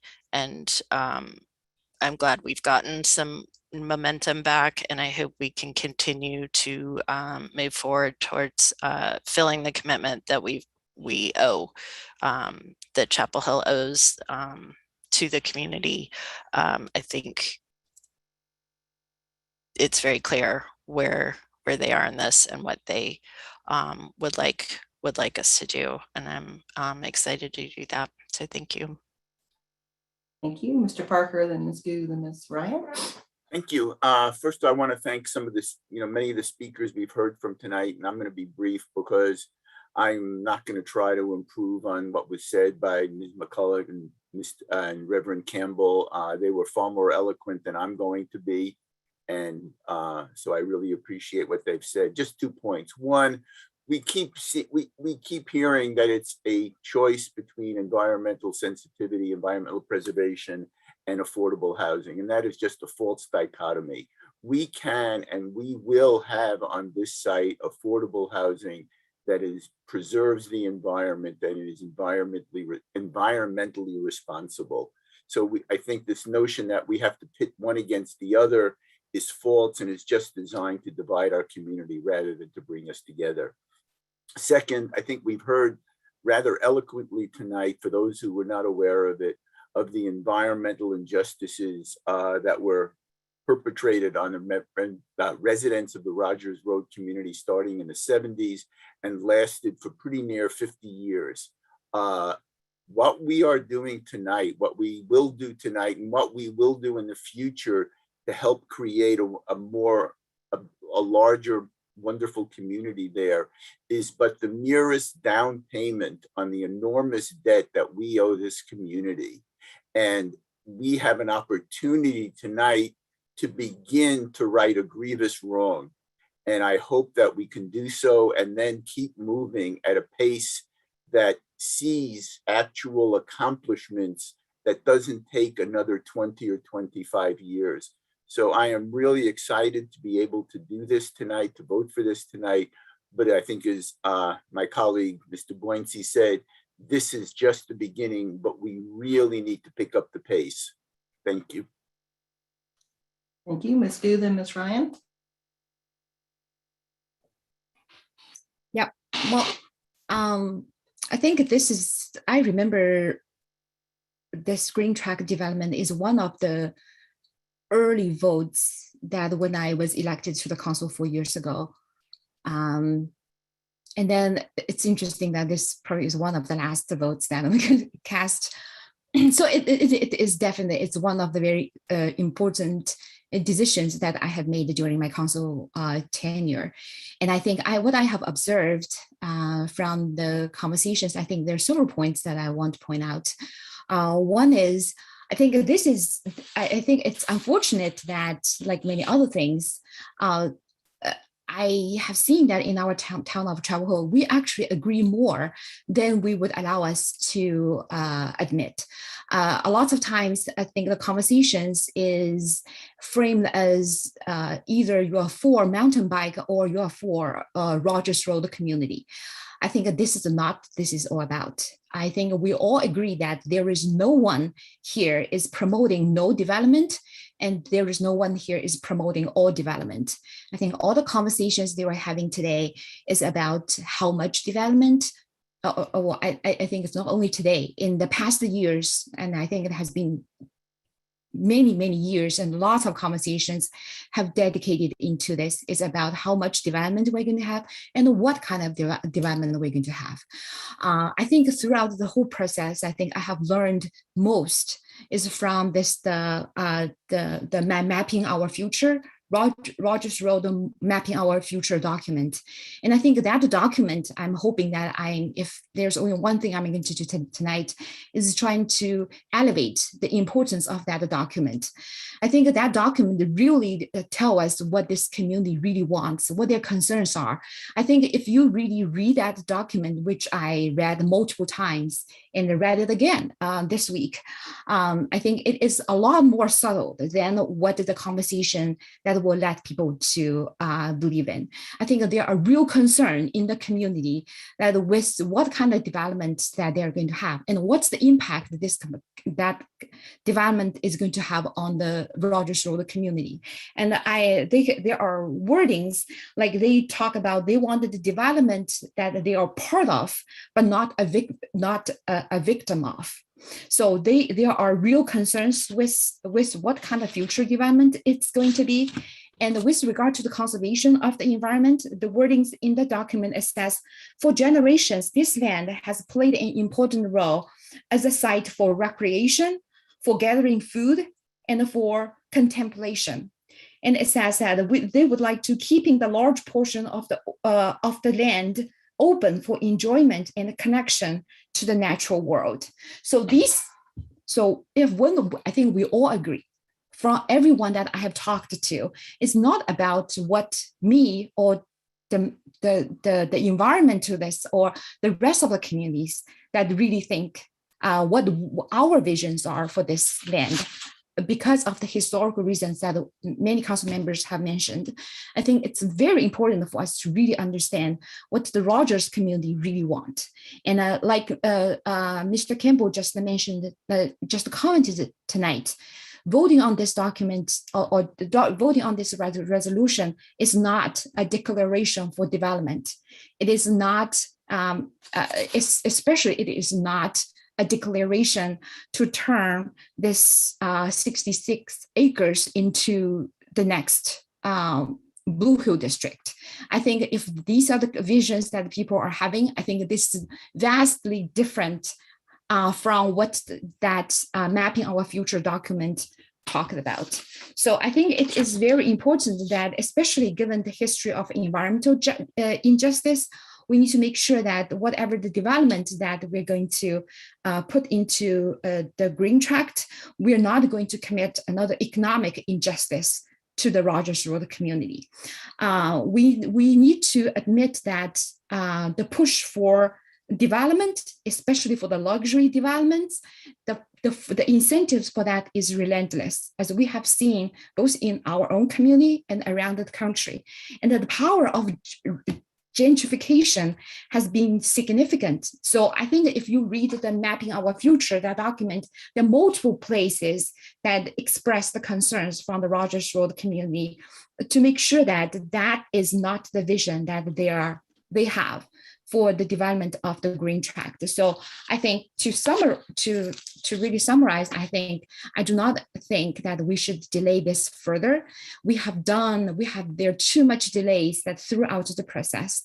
I think I would agree that this is the time that we need to move forward. But at the same time, I think we need to really listen to the Rogers Road community, especially in that document of Mapping Our Future, to understand both the aspiration as well as the concerns for the community and really do it right this time. Thank you, Ms. Ryan. Yeah, I'd like to start by thanking my fellow council members for their comments, especially Councilmember Nguyen. He made his points very eloquently, so I appreciate him starting us off with that. I also I agree with Councilmember Gu. I've recently read the Mapping Our Community's Future and just really appreciated the hard work and the honesty and the wisdom and the vision in those pages. Anybody who hasn't read it needs to go look. This plan and the voices of the Rogers Road neighborhood must be our touchstone going forward as we come to the table, as Ms. Bailey and the Reverend Campbell have urged us to do in the next step of this process as we move forward. So I'm looking forward to that. I think we're going to have some great discussions. I think that we will be very successful. I think this will be a wonderful place. And I think the vision that plan has of building community here, I think we can realize it if we all work together. So, and I think we should all remember to take a minute to celebrate that part of what this vote is about is preserving 60 acres of forest for the residents of the area and of the county well into the future. I think that's a really big, important thing that's happening tonight. So I'm fully in support of the plan and hope it goes forward. Thank you. Thank you.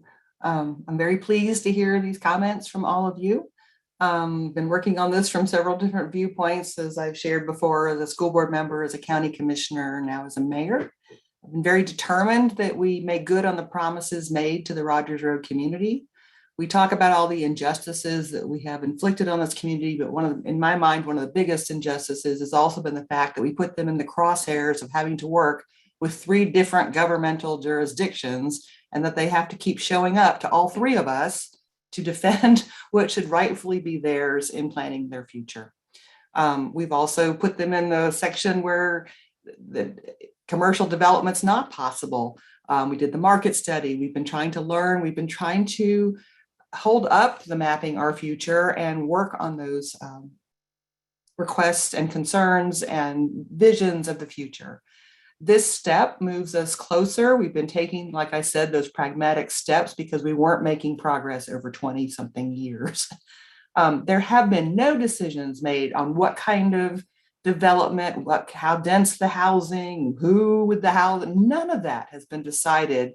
And I found it interesting that people are criticizing that we haven't locked all that down. Well, we've taken this long to get this far. We wanted to have options. We want affordable and workforce housing. We want to respect the wishes of the Rogers Road community as we move forward. We're not talking about, as Ms. Gu said, Blue Hill or any of those kinds of things. But this allows us to keep moving forward in a direction that will have outcomes a lot sooner than we've been doing over the last 25 years. So that being said, I could go on, but I really appreciate Reverend Campbell and the Reeds and Dolores and all the people who have showed up to talk and uphold the voices that we need to listen to for the things that have gone on for the last 50 years. Is there a motion out there? I move the resolution. Second. Been moved by Mr. Parker, second by Mr. Nguyen. We will take a roll call vote. Mr. Parker? Enthusiastically, aye.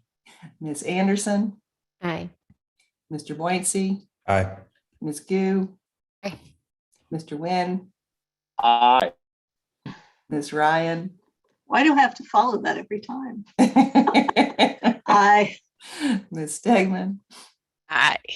Mayor enthusiastically also is aye. So thank you all. Thank you for your comments. We will keep you apprised. The MMC will meet again and talk about, again, look for that information to come back to you. We will be updating the webpage with the answers to the questions that were asked at the public information sessions. And I will offer that I'm happy to talk to any community member who would like to learn more or hear more or have a conversation. I know many of you would also do the same thing. So appreciate that as well as we move forward together working on this. So thank you very much. Okay, we will move on to item number 17, an update on the town affordable development projects, Trinity Court and J Street. A friendly reminder, we're not covering item 18, so we would move right into the concept plan for Trinity after this. Who am I welcoming to the table here? I will kick us off. Good evening again, Mayor and Council. I'm Sarah Venus, Director of Affordable Housing and Community Connections, and I'm joined by Faith Brody, our Public Housing Director, and Emily Holt, our Affordable Housing Development Officer, for tonight's presentation. We will be providing you with an update on 2 of our key affordable housing projects, Trinity Court and J Street. I'll provide brief background and then turn it over to Faith and Emily to provide you with updates on both of those projects, including information about proposed financing. We'll then conclude with an opportunity for questions and discussion. And tonight, this is just an update, and we plan to return to you on January 12th for consideration of approval of the site control agreements for these projects. So I will very briefly say that town policies have prioritized affordable housing development on public land, dating back to our first affordable housing strategy, which was developed in 2011. This strategy has been incorporated into our affordable housing work plan and is also reflected in Council's adopted strategic goals and objectives. Public housing is also reflected in the council goals of developing and preserving affordable housing.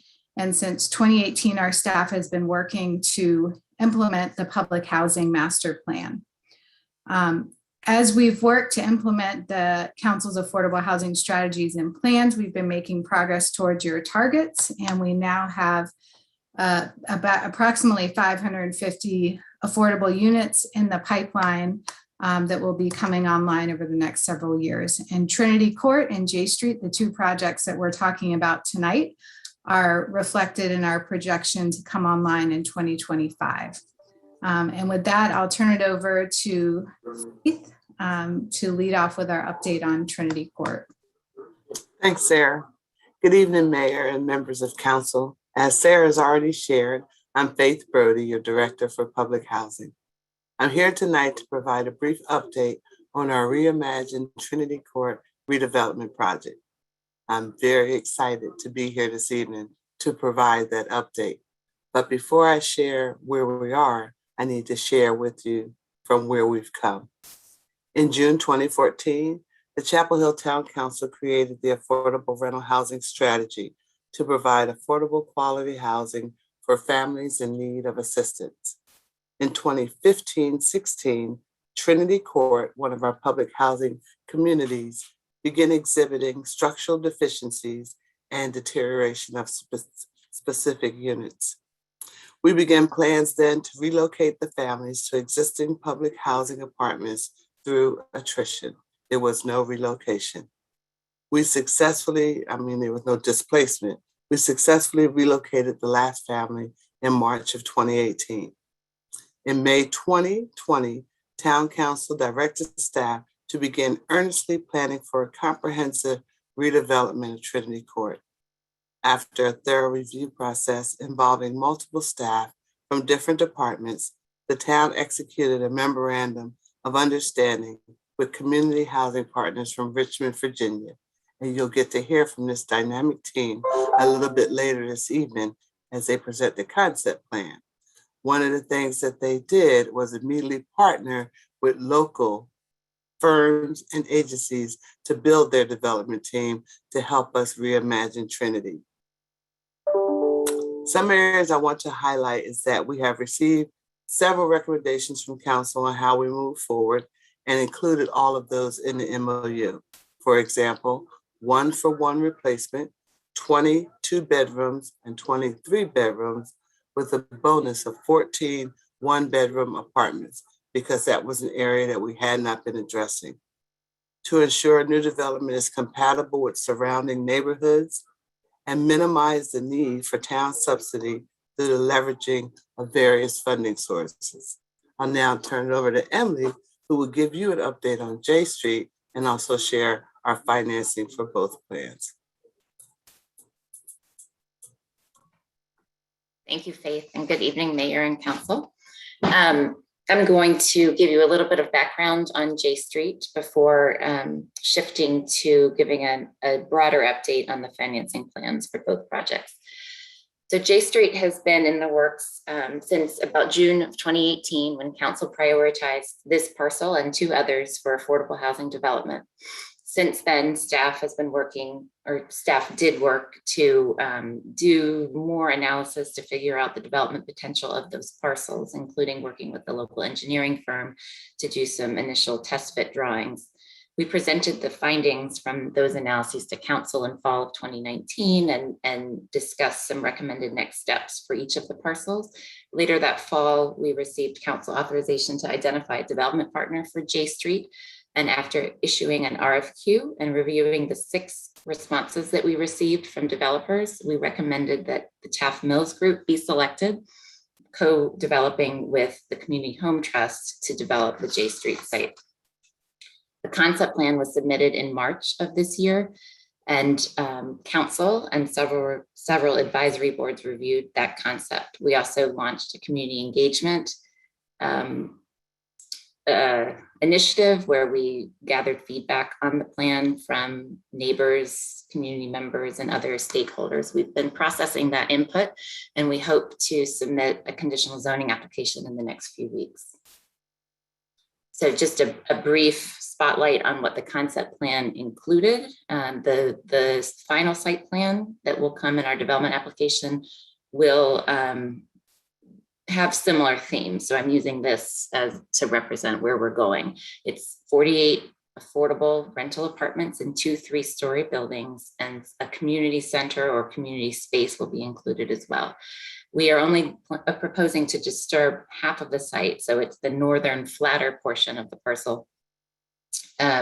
And a key thing to highlight here, which will be relevant later as we talk about tax credit funding, is that this site is well located in terms of its distance to a bus stop, less than 1/10 of a mile, its distance to downtown Chapel Hill, and its opportunity to formalize the connection to the Tanyard Branch Trail down at the southern portion of the site. So just to highlight generally the affordability across these 2 projects. As you know, these are both 100% affordable, but they are both primarily serving households at or below 60% of area median income. They will offer a mixed income community ranging from at or below 30% of area median income and up to 80%. Because they are both tax credit projects, they are allowed to go up to that 80% AMI as long as the average income served is less than 60% of area median income. If either of these is a 9% tax credit deal, there is an incentive with the scoring for the project to set aside at least 25% of units at or below 30% of area median income. And I'll talk about that a little bit more later. And then finally, the Trinity Court project, because it's participating in the rental assistance demonstration, it will receive 40 vouchers that has to serve households at or below 50% AMI. So these are both all affordable, but there's certain parameters that we have to meet in each project. And then there's some flexibility too, to move up or down, and that can be discussed as the projects move forward. And now I want to shift a little bit to talk about the financing for these 2 projects. So as you may know, the 9% tax credit is considered to be a gold standard for funding affordable rental housing development, which makes the program very popular and very competitive. The scoring criteria and program rules can be quirky, very specific, and rigorous, which has made it difficult to pursue and secure 9% awards in Orange County in the past. Both of these town projects were originally contemplated as 4% tax credit projects, which means their financing structure would consist of tax credit equity combined with tax exempt bonds and gap funding from the town and other sources. However, changes to the tax credit project in the last few years, tax credit program in the last few years, have made both of these projects more competitive for a 9% tax credit project. The changes are mostly related to proximity to grocery stores and shopping amenities and services. And this year's program rules, even so, are still being finalized. So neither project is a shoo-in for the award, but both developers are confident that we have a chance. If either project receives a 9% award, it would greatly reduce the town subsidy needed. That would mean we could stretch funding further, build more units and more projects, and meet our goals more quickly. As I alluded to earlier, a 9% would also incentivize the developers to dedicate a substantial portion of units to 30% of area median income or below, in order to meet, every developer needs the point that's allocated for a 9%. And so nobody would give that up. I'm going to drill down a little bit more in the comparison of 9% and 4% to help kind of guide us through this discussion. So as I mentioned, 9% very competitive. We're likely only to get 1 award in Orange County per year, if any. The 4% not typically competitive, although it's becoming more so as more developers and communities decide to use it. The schedule for a 9% has tighter deadlines in the application process. You have to submit certain things by January 21st, and you have to submit certain things by May 13th of next year. The 4% is more flexible. You can follow that timeline, or you have between May and October 1st to submit your initial application. In terms of schedule, as we talked with developers of both of these projects initially, they had mentioned that one of the reasons they focused on a 4% was due to concern about meeting the key milestones of the 9% tax credit application schedule. Did we want certainty that units would be built this year, or not this year, would be built as soon as possible? Or did we want to save money, even if it took us a few years to get them built? I also want to mention with the schedule that should you go for a 9%, the flexibility of the 4% schedule allows you to find out if you got it and still apply for some sort of tax credit in that same year. In terms of subsidy, a 9% tax credit typically provides about 70% of a subsidy on a project, which obviously minimizes the need for town funding. 4% is closer to 30%. And I do want to mention that both projects have a preliminary estimate of the gap funding that would be needed with a 4% scenario, which ranges from 2 to about 3.5 million. And that would be covered through a combination of town funding as well as other sources that would need to be identified.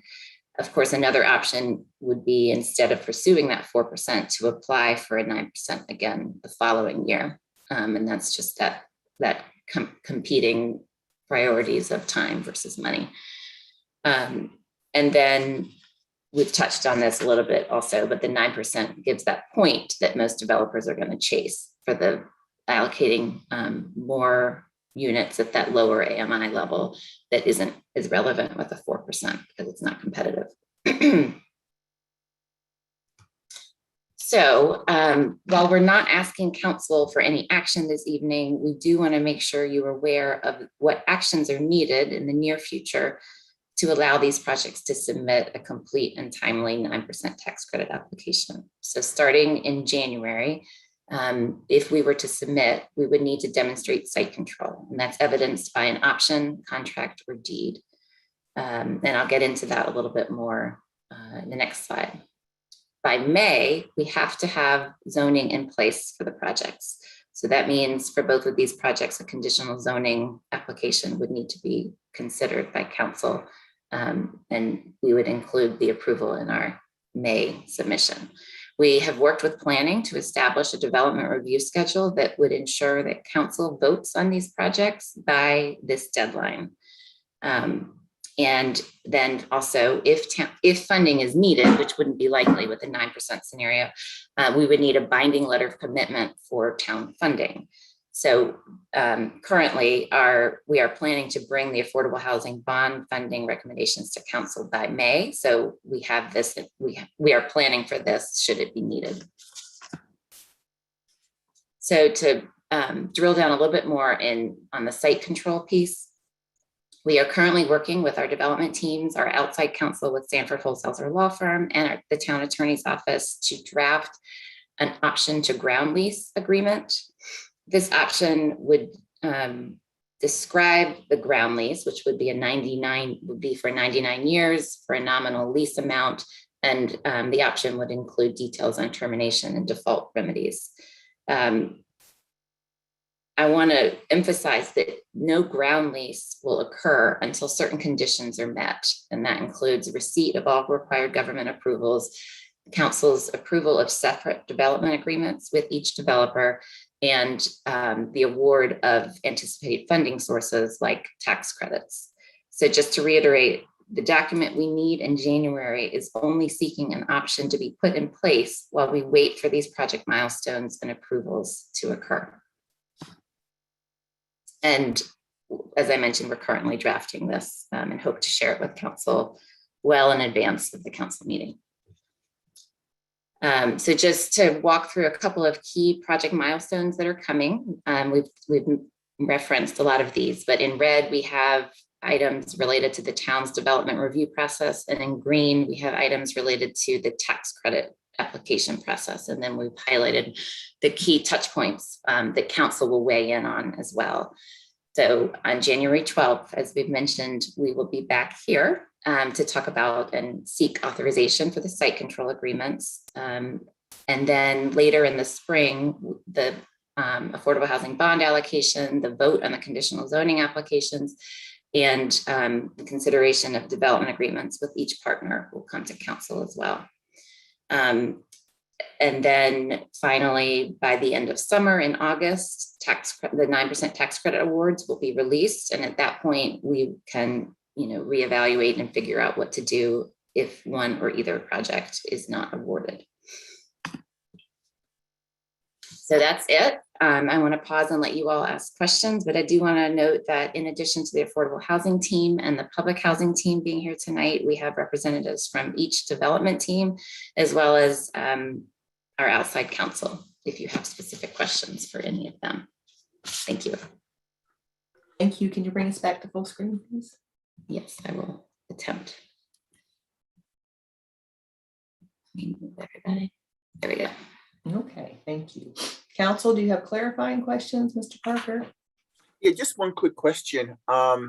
So what I believe you said that you basically would expect only to get one project in Orange County funded in any given year.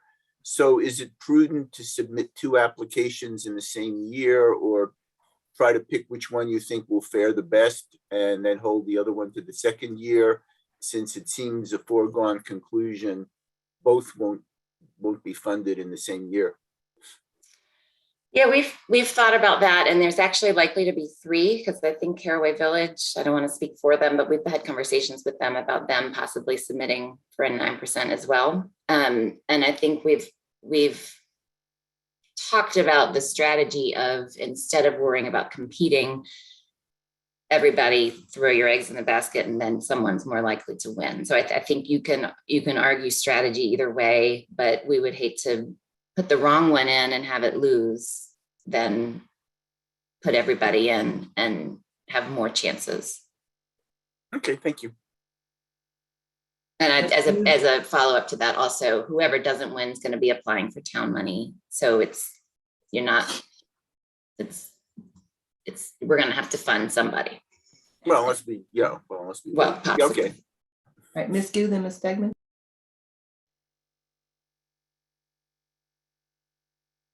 Yeah. So for this funding, does that cover the cost that it may need for like infrastructure in order to support these development? Oh, how the fundings? Is there any regulations of how those funds can be used for? I may pass that one to one of the developers. It is full project cost. So all of the infrastructure costs would be included. If there's certain rules about what can and can't be included, like for tax credit purposes, I may bring in Dustin or Samantha to weigh in on that.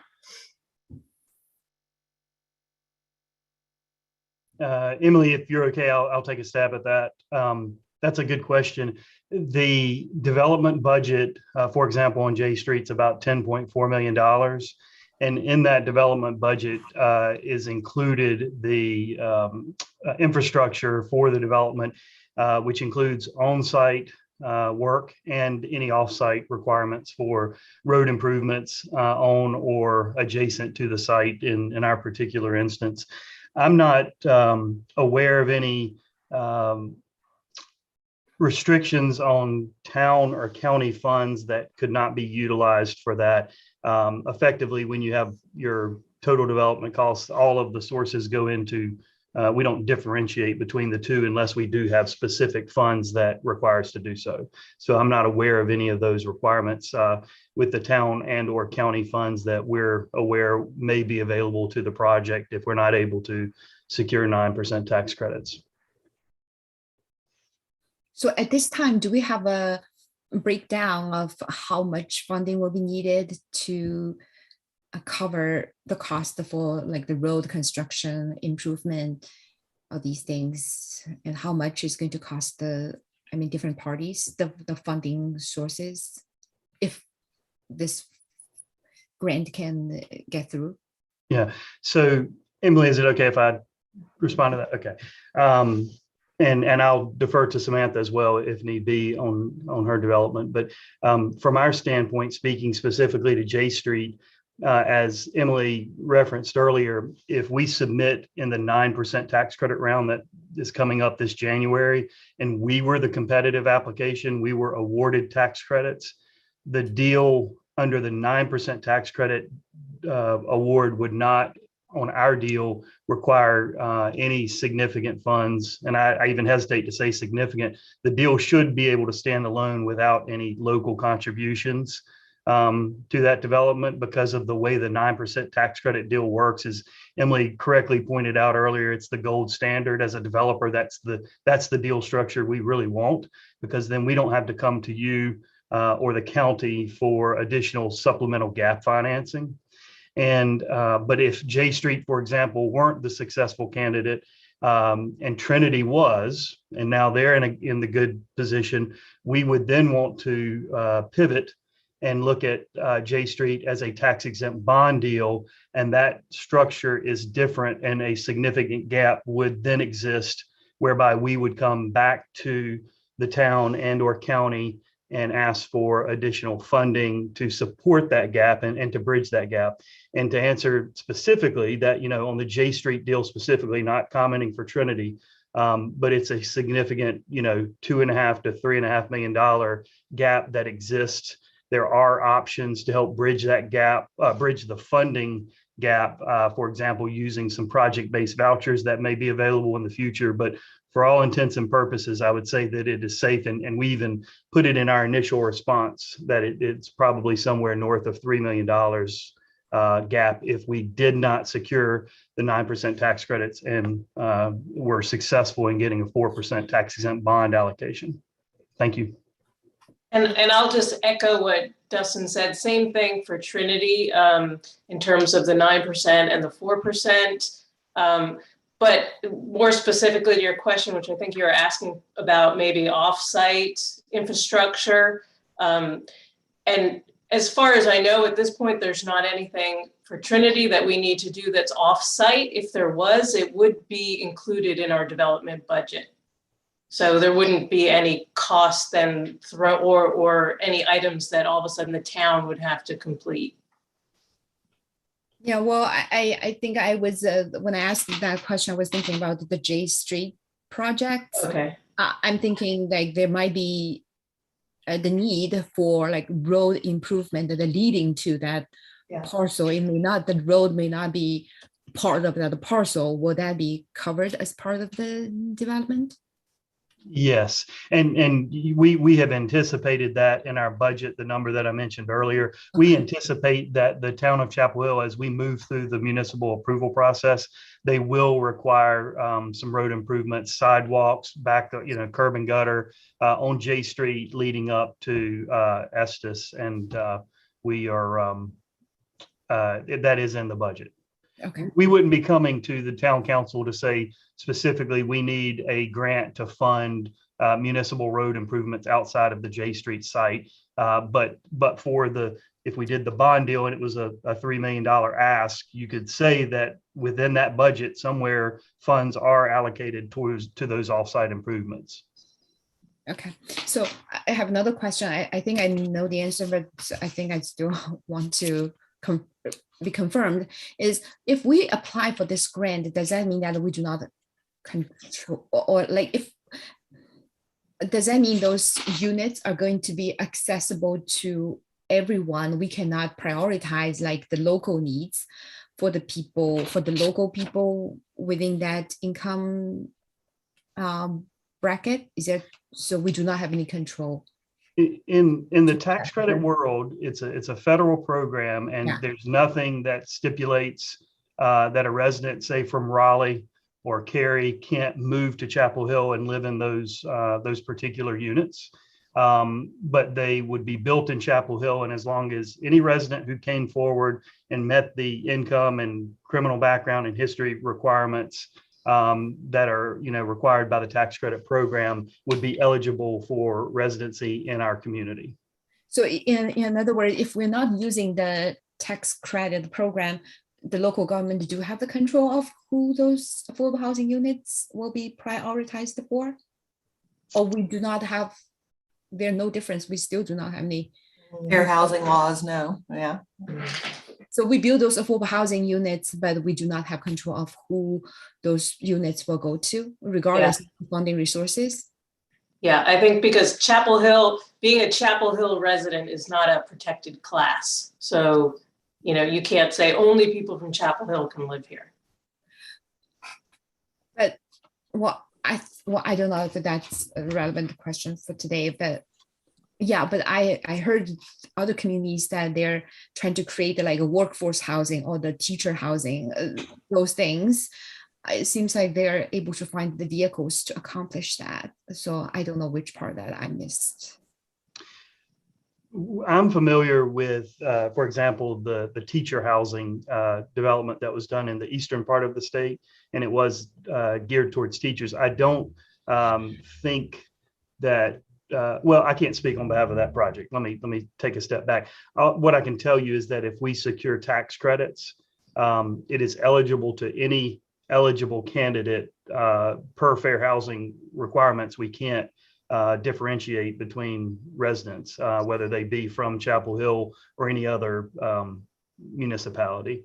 What I can tell you, and I think is important to note, is that if at Trinity or J Street, either one of us get the tax credits or tax exempt bonds, for that matter, the 4 or 9%, they have effectively a 30-year requirement for affordability. So we can't define exactly who is going to live in the units, but we can confirm that those units will be definitionally affordable for a minimum of 30 years. And I think that's worth noting. Okay, thank you. We need to move along. All right, Ms. Stegman, did you have your hand up? Yeah, just a couple quick clarifying questions. We probably don't know the answer to this yet, but I'm going to ask. Do we think there could be some additional funding through the infrastructure bill? Do we know yet if housing is part of that, and whether it will trickle down to us? I'm not Council Member Stegman. We don't have definitions yet from that. No. Okay. Yeah, I don't think we can know the answer to that question yet, Councilmember Stegman. Oh, I'm sorry, I'm not on screen. There I am in my kitchen getting a midnight snack. Yeah, can't answer that yet. Okay, I'll just keep my fingers crossed then.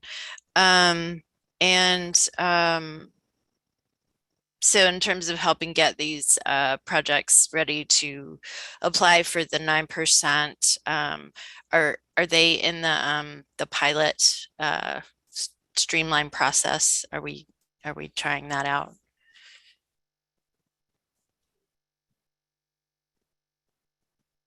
You want me to, so we've worked with, as Emily said, we've worked with planning to develop a schedule that will meet our deadlines. So we anticipate doing a joint advisory board meeting in February, which will expedite things to the extent needed. And we are confident that we can meet the submission deadlines and bring to council for consideration of approval in late April.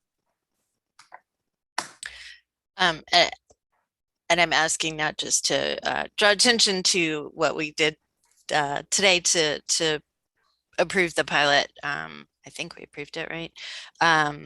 The streamline process, but these seem like really great examples of exactly one of the reasons we need that process to be able to apply for funding sources and be responsive. So I'm glad that we have these to kind of study and test that out on. So thank you for that.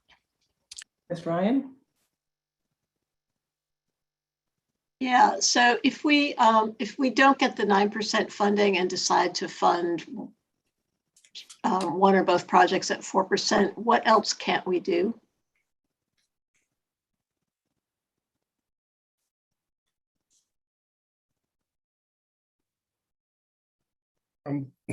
This Councilman Ryan, this is Attorney Brian Crawford from Sanford Wholesale. I need to understand, what do you mean by what else can't we do? You say can't do? Right. So I'm assuming if all of a sudden we want one of these projects to go forward, it's going to need $2 or $3 million in subsidy. That's $2 or $3 million we wouldn't be able to spend on something else. So what would that mean? Something is cut, or just what does that mean for our budget, right? I assume we don't just have pots of $2 and $3 million sitting around ready to draw on. So does it mean other things get pushed out? Does it mean some initiatives don't happen? Does it affect our housing partners, like empowerment? You know, what would that mean for us? Yeah, so we've anticipated prioritizing the town projects for the bond funding. So we have the $5 million in bond funding, which is one of the primary sources that council could consider for whichever project is not approved for 9%. There's also potential of use of the ARPA funding, and then we have our other local affordable housing sources as well as the county. So I think there are a variety of sources that we could look at using, and in terms of impacts, I think it would mean that some projects could be delayed, and there would be less funding for other projects. So those are, decisions that council will have to weigh as we bring you a recommended funding plan in the spring for the bond funding. And we'll have more information by the spring on where things stand with the tax credits, and we'll proceed with the assumption that some funding may be needed. But I think we know that we do not have sufficient funding for everything in the pipeline. So there will be potential delays, and we're going to continue to explore other sources for funding. Okay, and I guess I would just ask that as we're making decisions about, whether if we don't get 9%, whether or not to go to 4%, if we can, it sounds like by that point, you'll have that priority list done. So we'll be understanding what the downstream impacts of allocating that money would be. Okay, great, thank you. All right, any other clarifying questions? We need to move along here, guys. All right, anyone from the public wishing to speak on this item? Yes, there are. We have Penny Sparacino, followed by Robert Beasley. Okay. Ma'am.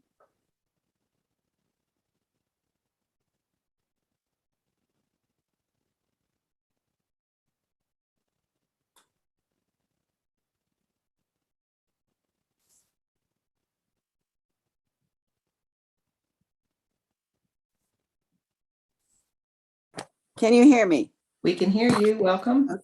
That's good. Is there anybody there who can speak to the traffic issues on the J Street property?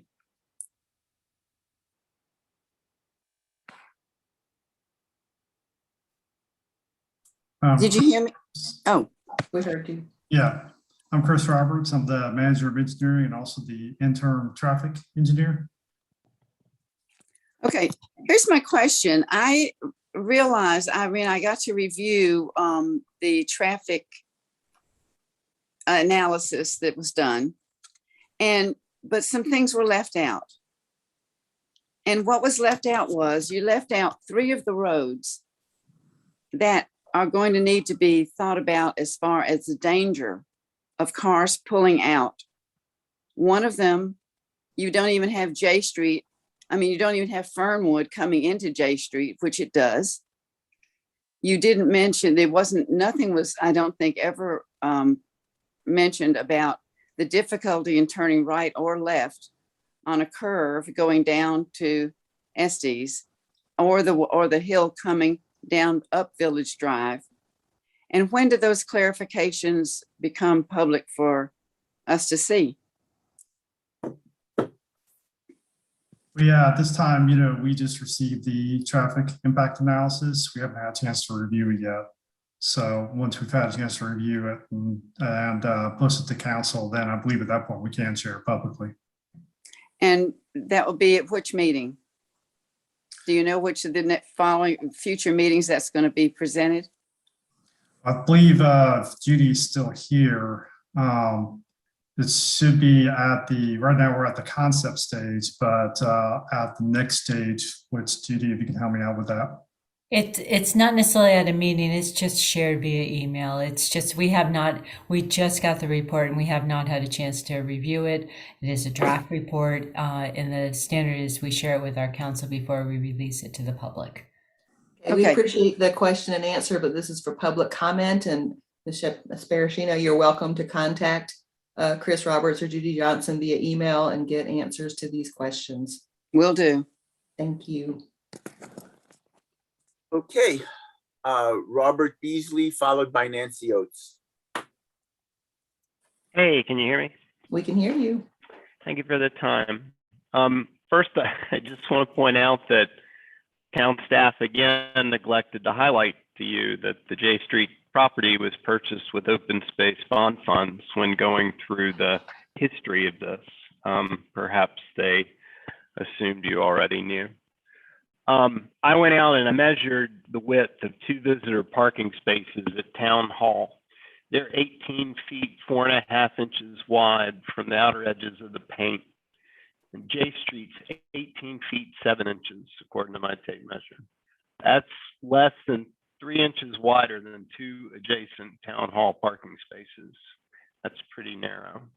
There's over 20 existing homes on J Street, and several members of the town council and the mayor and others who visited the site saw there's existing traffic and pedestrian safety concerns with the current density and road capacity. The J Street proposal adds almost 50 more homes to this road, more than triple what's there today. I have no doubt the town staff will tell you they can make this work. Community Home Trust and Half Mills Group will tell you they can make this work. Council, you must remember that you asked them to give you a plan to put this housing development there, and they are just giving you what you've asked for. You need to ask yourselves, is this the right thing to do? Is this the right development for this site? Because town staff, Community Home Trust, and the Taft Mills Group are not going to tell you if this is right. They will only tell you if they think they can do it and make it work. Our Village Drive community has raised many issues with the J Street Apartments development project since we learned about it earlier this year. From the presentation tonight, it's pretty clear that town staff, Community Home Trust, and Taft Mills Group are moving forward with their June concept plan. I see no evidence that the concerns we raised about the density, pedestrian safety, natural sound buffer with the railroad, traffic and street parking in the public information meetings and in the June 21st town council meetings are being addressed. There's been a lot of talk in the town council of late about unintended consequences of the town's actions and decisions, about working with the community and gaining their trust and coming up with plans. And while you're not voting tonight, town staff will not be asking you to vote until early next year. I ask you, Mayor and Town Council, to keep this in mind as you make comments to town staff, Community Home Trust, and the Taft Mills Group tonight. Thank you. Thank you. Okay, next and I believe last is Nancy Oates. Okay, I'm Nancy Oates, and I'm still a longtime advocate for affordable housing. And I'm pleased to see you moving forward with the redevelopment of Trinity Court. My concern is in transferring the ownership of the site to a private developer. It's not clear from the presentation tonight how long the units are going to be affordable and why the town isn't going to keep the title, retain title. Especially given that the task force on the town land recommended keeping all town-owned parcels and even acquiring some more for land bank. So I'm not clear why you're not retaining title on this. The Trinity Court program, the Trinity Court parcel would be an excellent opportunity to do some supportive housing. And that is studios and 1-bedrooms in a single building that has a safety net of social services. I believe the last time that Orange County reported, they had something like 130 homeless people in Orange County. And Ms. Brody can also tell you the number of people who are waiting on the to get into public housing. If you use this project as supportive housing, then you would add the layer of social services to help people stabilize. Many people who are suffering from homelessness have some mental or physical challenges that prevent them from earning an income, and having the supportive services would help them obtain, say, a government subsidy or generally get them set up to navigate life on their own. The Crossings in Charlottesville is a very successful project. It's got 60 studio apartments as supportive housing, and then the other, it has 60 studio apartments. Half of them are supportive housing and the other half are for people who earn 50% of the AMI or less. And Town Manager Maurice Jones could lead you through setting that up. So it wouldn't take much to reconfigure the interior of Trinity Court to include more studios and one bedrooms, and then designate half for supportive housing and then half for the very low income residents. It would make a real difference in the lives of people who are really struggling, and I hope you'll consider that. Thank you. Thank you. Okay, we have one more. We have Brandon Mirande has raised his hand.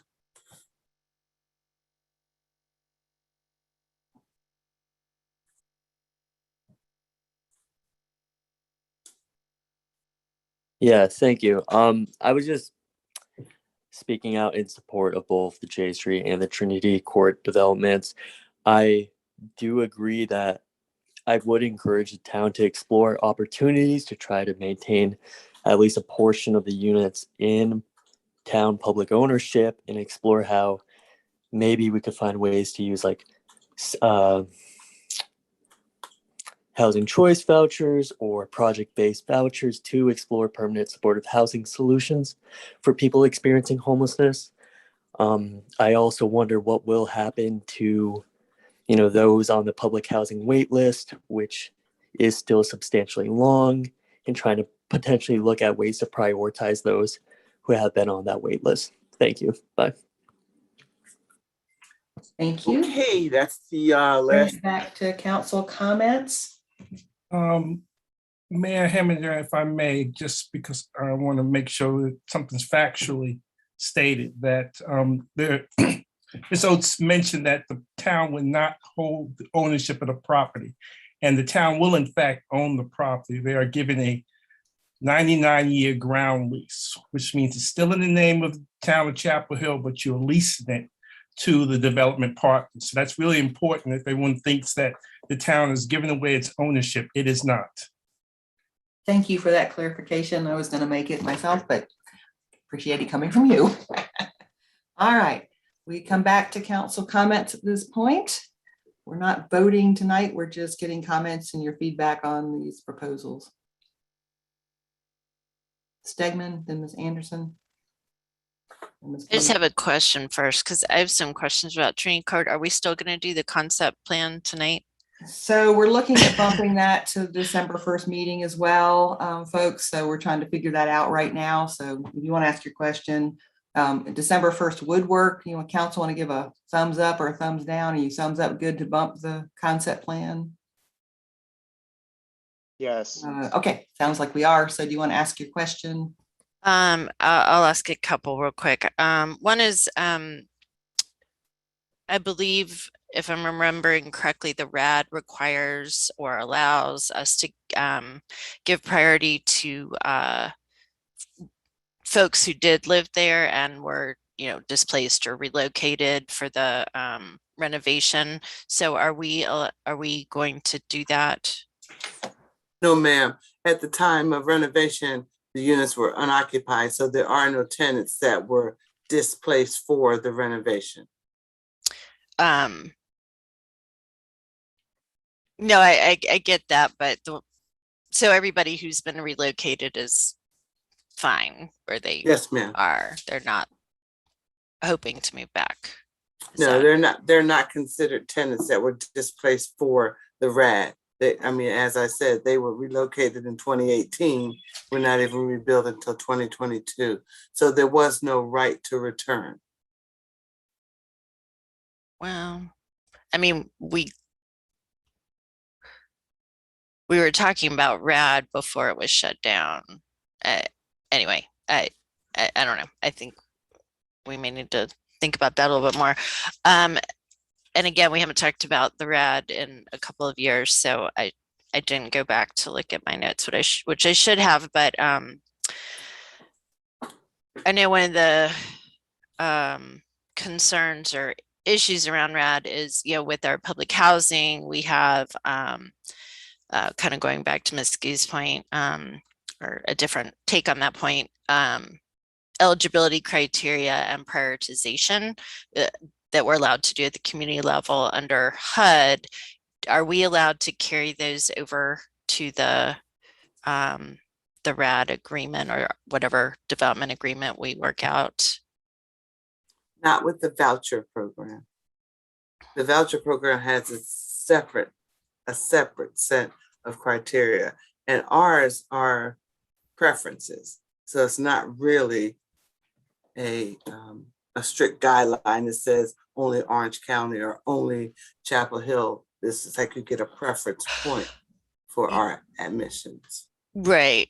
But can we, I don't know what the process would be in terms of negotiating it, but I know, I don't remember exactly the order, but for those experiencing a risk of homelessness, re-entering from the criminal justice system, some of those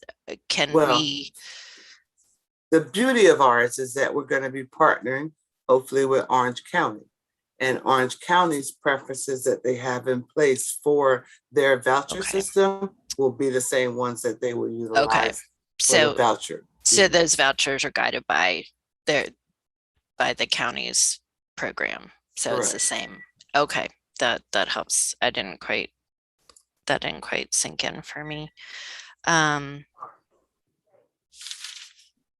All right, that's enough for tonight. I'll wait. Ms. Anderson, then Ms. Gou. Thanks.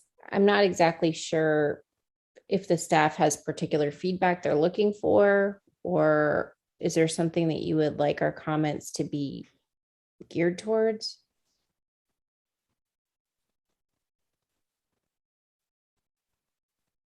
I don't think so. I think that, we wanted to make sure you all were aware of the direction that we were thinking of going. So if you have concerns you want to express or feedback you want to offer on that, that's helpful. Okay. Well, I'm really, really supportive of Trinity, and I'm just excited. This has been, I know, a lot of work and a long time coming. And I just think it's exciting that we're seeing it happen, as I'm sure our staff feels the same way. And J Street, I'm a little less, I do have concerns about J Street. I just feel that the amount of subsidy without the 9% is really large. And so I'm wondering, I know that we've heard from some folks in the development community who said there are other iterations that might be cheaper, that would require less subsidy. I'm definitely still supportive of looking at J Street as an opportunity, but I just think the amount of subsidy is concerning. If moving forward at this point means that then we would be thinking we would have to subsidize it ourselves from town funds, then I really think we need to look at it a little differently, or have some other options at least for things that could be put there that would still be great, affordable options. But so I'm sorry, I'm really tired, so I'm getting a little rambly. I really, so Trinity is a definite for me, and J Street I am a little concerned about. Ms. Gou, did you have comment? Yeah, well, I think there are two things. One is, I think, as I mentioned, that I really, when it comes to affordable housing, I really think that we need to figure out some way at this time, I don't know what it is, but I think we need to figure out how we're going to address our local affordable housing needs. We talk about the homelessness. We talk about the people earning below 30% AMI. And we certainly have talked about many times about people living in the mobile home parks. What is our solution? I just well, every time I heard those tax credit developments that cannot prioritize our local housing needs, I just feel like we need to figure out some way, how are we going to move the needle? Otherwise, I do not see that how we're going to, just move ahead. And it seems like every time, even after that, I'm following our towns of housing dashboard, but it's seeing that we're adding more and more units. But every time we talk about the below 30% AMI, talking about the homelessness, the housing needs for homeless and the mobile home parks, seems that we're at the same place. So I'm kind of really concerned. I don't know that whether or not that what we're doing now, or if the current vehicles that we have now really are helping us to address the issues or to solve the problem that we're facing. So I don't know. I'm not sure that what you just presented to me is something that I feel we're moving forward. Second, for the plans, I just feel that we do need to have a more concrete plan with regard to what the developments are going to be, how we're going to address the traffic issue, especially for the J Street. I visited there multiple times myself. I just feel like we need to, like we talk about affordable housing, it's not really about the housing units.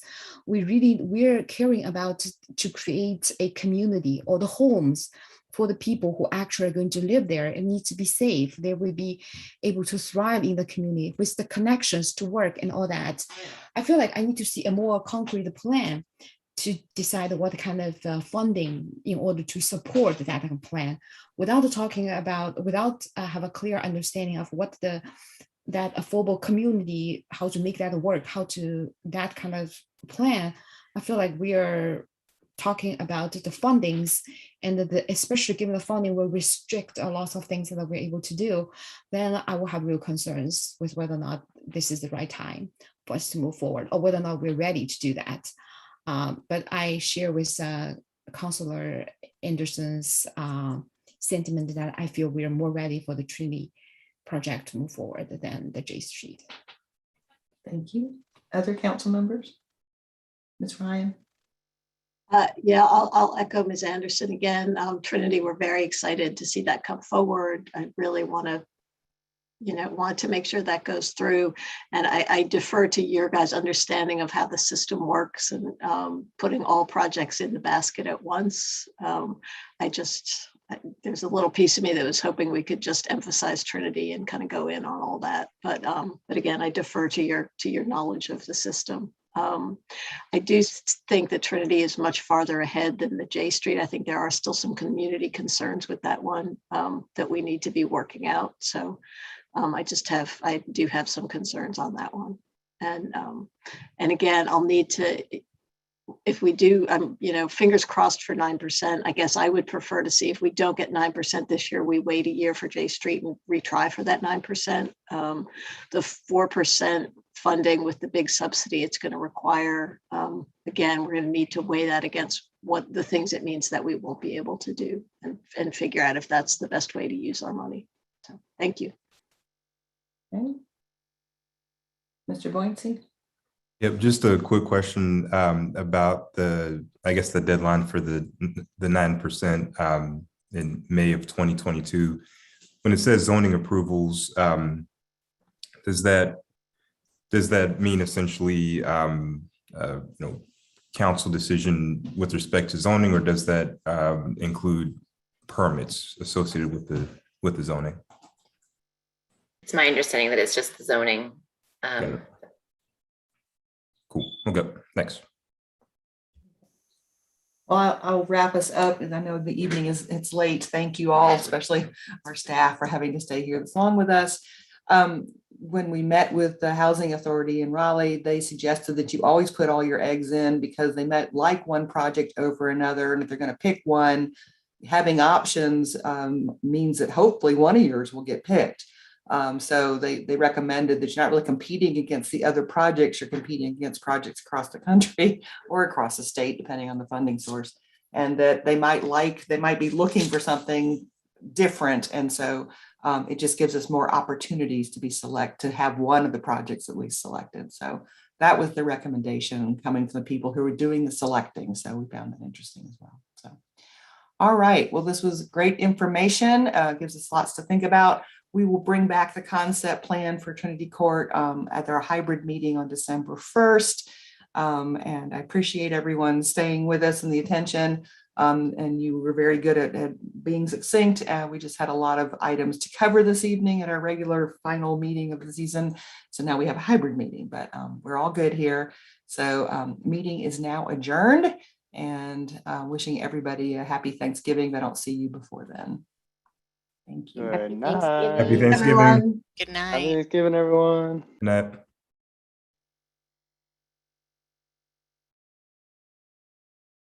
Oh, Amy, I forgot to announce who got appointed. I'm so sorry. What do I do about that? We'll do it on the 1st. I'm so sorry. Hold on just a second.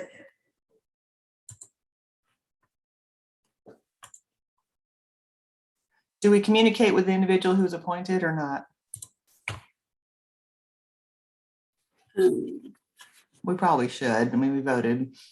Markeith, can you turn off the recording?